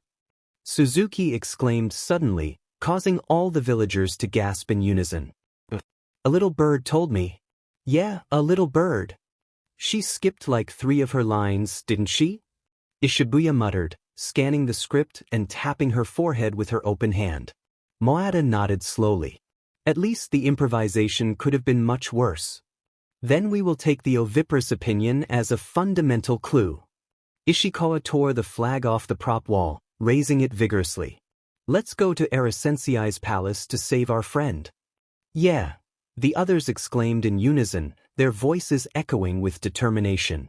The villagers marched off the stage, their makeshift weapons clutched tightly. As they exited, the stage lights dimmed, and dramatic music swelled, heightening the tension of the moment. Backstage, Shun soldiers began their intricate ballet routine, preparing for the final showdown. The anticipation was palpable, and even the audience seemed to hold their breath, eager to see what would happen next. It's the worst improvisation I've ever seen in my life, Fujimoto said dryly. Ishibuya gave him a cold look, slowly grabbed his sketchbook, and threw it across the room. Moada watched in shock as Ishibuya approached Fujimoto, put her finger on his chest, and said, "One more word, and I swear you'll be next." Fujimoto swallowed, nodded quickly, and ran to retrieve his notebook, his hands trembling slightly. From that moment on, Fujimoto decided that Ishibuya terrified him. Ishibuya, on the other hand, seriously considered going to therapy. The stress of managing the chaotic play and keeping everyone in line was starting to take its toll. She knew she needed to find a way to handle her emotions better before she snapped again. As Fujimoto returned to his place, clutching his sketchbook like a lifeline, he cast nervous glances at Ishibuya, who had resumed her role as the backstage coordinator with a steely resolve. The rest of the cast exchanged uneasy looks, the tension in the air palpable. Moada, still in shock, thought to herself. Maybe next time we should just stick to a simpler production. This is getting out of hand. Act 7. Saving Midorika. Suddenly, a spotlight focused on Sensei's palace, revealing the ominous setting where the final confrontation would take place. The music shifted to a suspenseful tone as the villagers stealthily approached the palace gates. Strangely, they were greeted by Sensei's mini-soldiers dancing a fairly uncoordinated ballet variation. The villagers watched curiously, but did not let their guard down. How strange was it that the servants of an evil lord would invite them into his palace without a fight? What was happening? Hinata asked the audience. Why had Sensei's allies apparently decided to help the villagers? The villagers hesitated, exchanging wary glances, but their determination to rescue Midorika pushed them forward. They cautiously followed the dancing soldiers, their weapons ready for any sudden betrayal. As they advanced deeper into the palace, the eerie silence was broken only by the soft shuffle of their footsteps and the occasional clatter of a misstep from one of the soldiers. The dim lighting cast long shadows, adding to the suspense. "This must be a trap," Suzuki whispered, gripping her weapon tightly. "Stay alert," Ishikawa replied, eyes scanning the surroundings. Sensei is up to something." The soldiers stopped dancing and formed a line, pointing toward a large, ominous door at the end of the corridor. The villagers paused, their hearts pounding. "This must be it," Midorika's closest ally Kawasaki said, stepping forward. Sensei's lair. Taking a deep breath, the ally pushed open the door, revealing Sensei seated on a grand throne, inside a sleeping bag, a sinister smile playing on his lips. A huge covered cage behind him. "Welcome, filthy rats," Sensei's voice echoed through the chamber. "I've been expecting you. We're here to take back our friend and end your tyranny," the leader declared, voice steady. Despite the fear gnawing at them, Sensei laughed, a low, menacing sound. "You think you can defeat me? You're more foolish than I thought." Hinata, narrating from the side of the stage, spoke to the audience with dramatic flair. And so, the final confrontation begins. Will the villagers' courage and Midorika's resolve be enough to overcome the dark powers of Sensei? As she spoke, the lights changed, alternating between eerie greens and ominous reds, heightening the tension in the room. The stage was set for the climactic battle between good and evil. The audience went crazy as they claimed that the villagers would defeat Sensei, yelling in unison. "You can do it! Defend Midorika!" "Do people really like this shitty ChatGPT script?" Shen whispered in disbelief to Mawada. The audience's enthusiastic response baffled her, and Mawada's expression mirrored her confusion. Takahashi approached them with a knowing smile as he observed their bewilderment. "You know what they say, so bad it's good. Occult work in the making." He gestured towards the audience, who were now clapping and cheering with unexpected fervor. Quirkiest things resonate the most. People love to find gems in the rough. Shen and Mawada exchanged glances. Maybe there was something they were missing, something the audience had caught onto. "Who would have thought?" Mawada murmured, a hint of a smile playing on her lips. Takahashi chuckled. "Welcome to the world of unexpected hits. Let him free. Midorika wants to be free." Suzuki Aoi's voice echoed through the theater, her desperation palpable as she extended a sock toward the imposing cage. But even as she tried to hide it, the sock was a feeble disguise for the makeshift key within. Sensei remained unmoved, his expression cold and indifferent. "Midorika doesn't need you. He's perfectly fine." His movements were deliberate, each step a calculated display of power as he approached the cage. A muffled cry emanated from within, the plea for freedom drowned out by the darkness that surrounded it. "Master! Midorika wants to be free." The desperation in Midorika's voice was matched only by Suzuki's futile attempt to conceal the key, a small act of rebellion in the face of overwhelming oppression. With a swift and determined stride, Sensei approached the cage, his movements oozing with malevolence as he ripped away the cloth covering it, revealing Midorika trapped within. "Then, we will have to go over your corpse, Sensei," Kawasaki yelled, her voice cutting through the chaos as she lunged forward, joining the fray. The clash of swords and the sounds of battle filled the air as the villagers fought with all their mights as the lights flickered, casting eerie shadows across the stage. Amidst the tumult, Suzuki seized the opportunity, slipping the sock key into Midorika's grasp with a quick, furtive motion. With a grateful nod, Midorika clutched the key tightly, a spark of hope igniting in his eyes amidst the chaos of the battlefield. The audience held their breath, their eyes glued to the unfolding spectacle before them. The sound of clashing swords and battle cries filled the air, accompanied by pulsating music that mirrored the intensity of the confrontation. The stage transformed into a battleground, bathed in alternating hues of red and green as the conflict raged on. With each flash of light and clash of steel, the stakes grew higher, the outcome uncertain. But amidst the chaos and the cacophony and light, one thing remained clear: the villagers' unwavering determination to fight for Midorika's freedom and their own, no matter the cost. "Midorika is a free elf," Midorika exclaimed, his voice resolute as he waved his sock excitedly. The audience erupted into laughter and applause, caught up in the electrifying energy of the moment. "Midorika has no master. Midorika is a free dash." But Sakato's triumphant declaration was abruptly halted as the theater doors swung open with a deafening crash. In rushed a stampede of farm animals from the nearby mini-zoo, their frantic bleating and clucking filling the air with an unexpected cacophony of sounds. The once serene theater was now transformed into a scene of Animals Farm.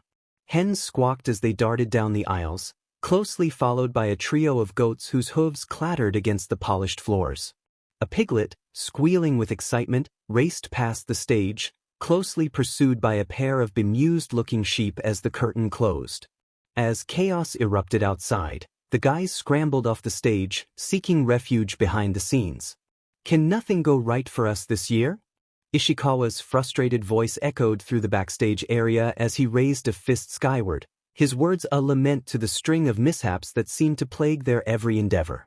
Moata couldn't help but share in his exasperation, her thoughts briefly turning to the cameraman caught in the chaos.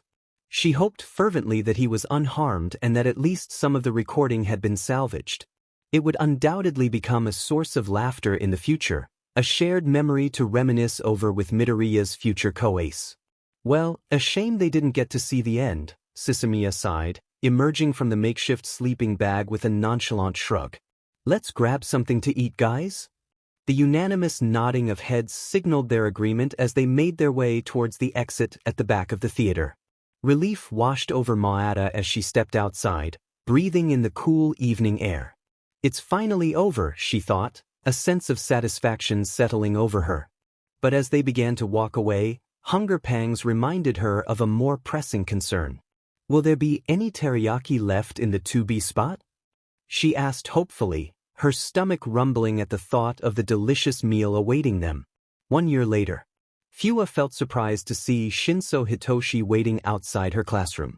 She recognized him from the sports festival, Japan's Good News, and, of course, Midoriya's stories. Approaching him with a friendly smile, she noticed the tension in Shinso's demeanor. "Hello," she greeted him warmly, stepping closer to the door. "Are you looking for someone, Shinso-kun?" Shinso seemed unsure, his discomfort evident as he nervously rubbed the back of his neck. "I wanted to ask about what you all did for the school festival last year," he admitted, sounding uncertain. "Midoriya-senpai ran away when I asked him." Fua felt a surge of excitement. "Finally, a chance to share that video. Give me your number and I'll send you a link," she offered, holding out her phone. Shinso agreed, quickly jotting down his number before Fua added hers to his contacts. "But don't tell Midoriya, it's our little secret, okay?" She winked playfully as Shinso nodded in agreement, returning her phone. "Thank you, Fua-senpai," Shinso thanked before hastily excusing himself. "It's gonna be so fun." Fua waved him off with a smile, waiting until he was out of sight before sending the video. "Enjoy it, Shinso-kun." Bonus. If anyone finds this video, my name is Junimoto Akari. Some UA hero students dragged me into recording this absurd play, bribed me with a bag of peanuts probably as a pathetic revenge against a teacher they despise. Here I am, stuck in the middle of a farm animal stampede, and to top it off, I have an irrational fear of those clucking chickens. It's like a nightmare come true. Anyway, just wanted to say, Mom, I love you, and thanks for everything. And to the chickens, well, let's just say I'm ordering fried chicken for dinner.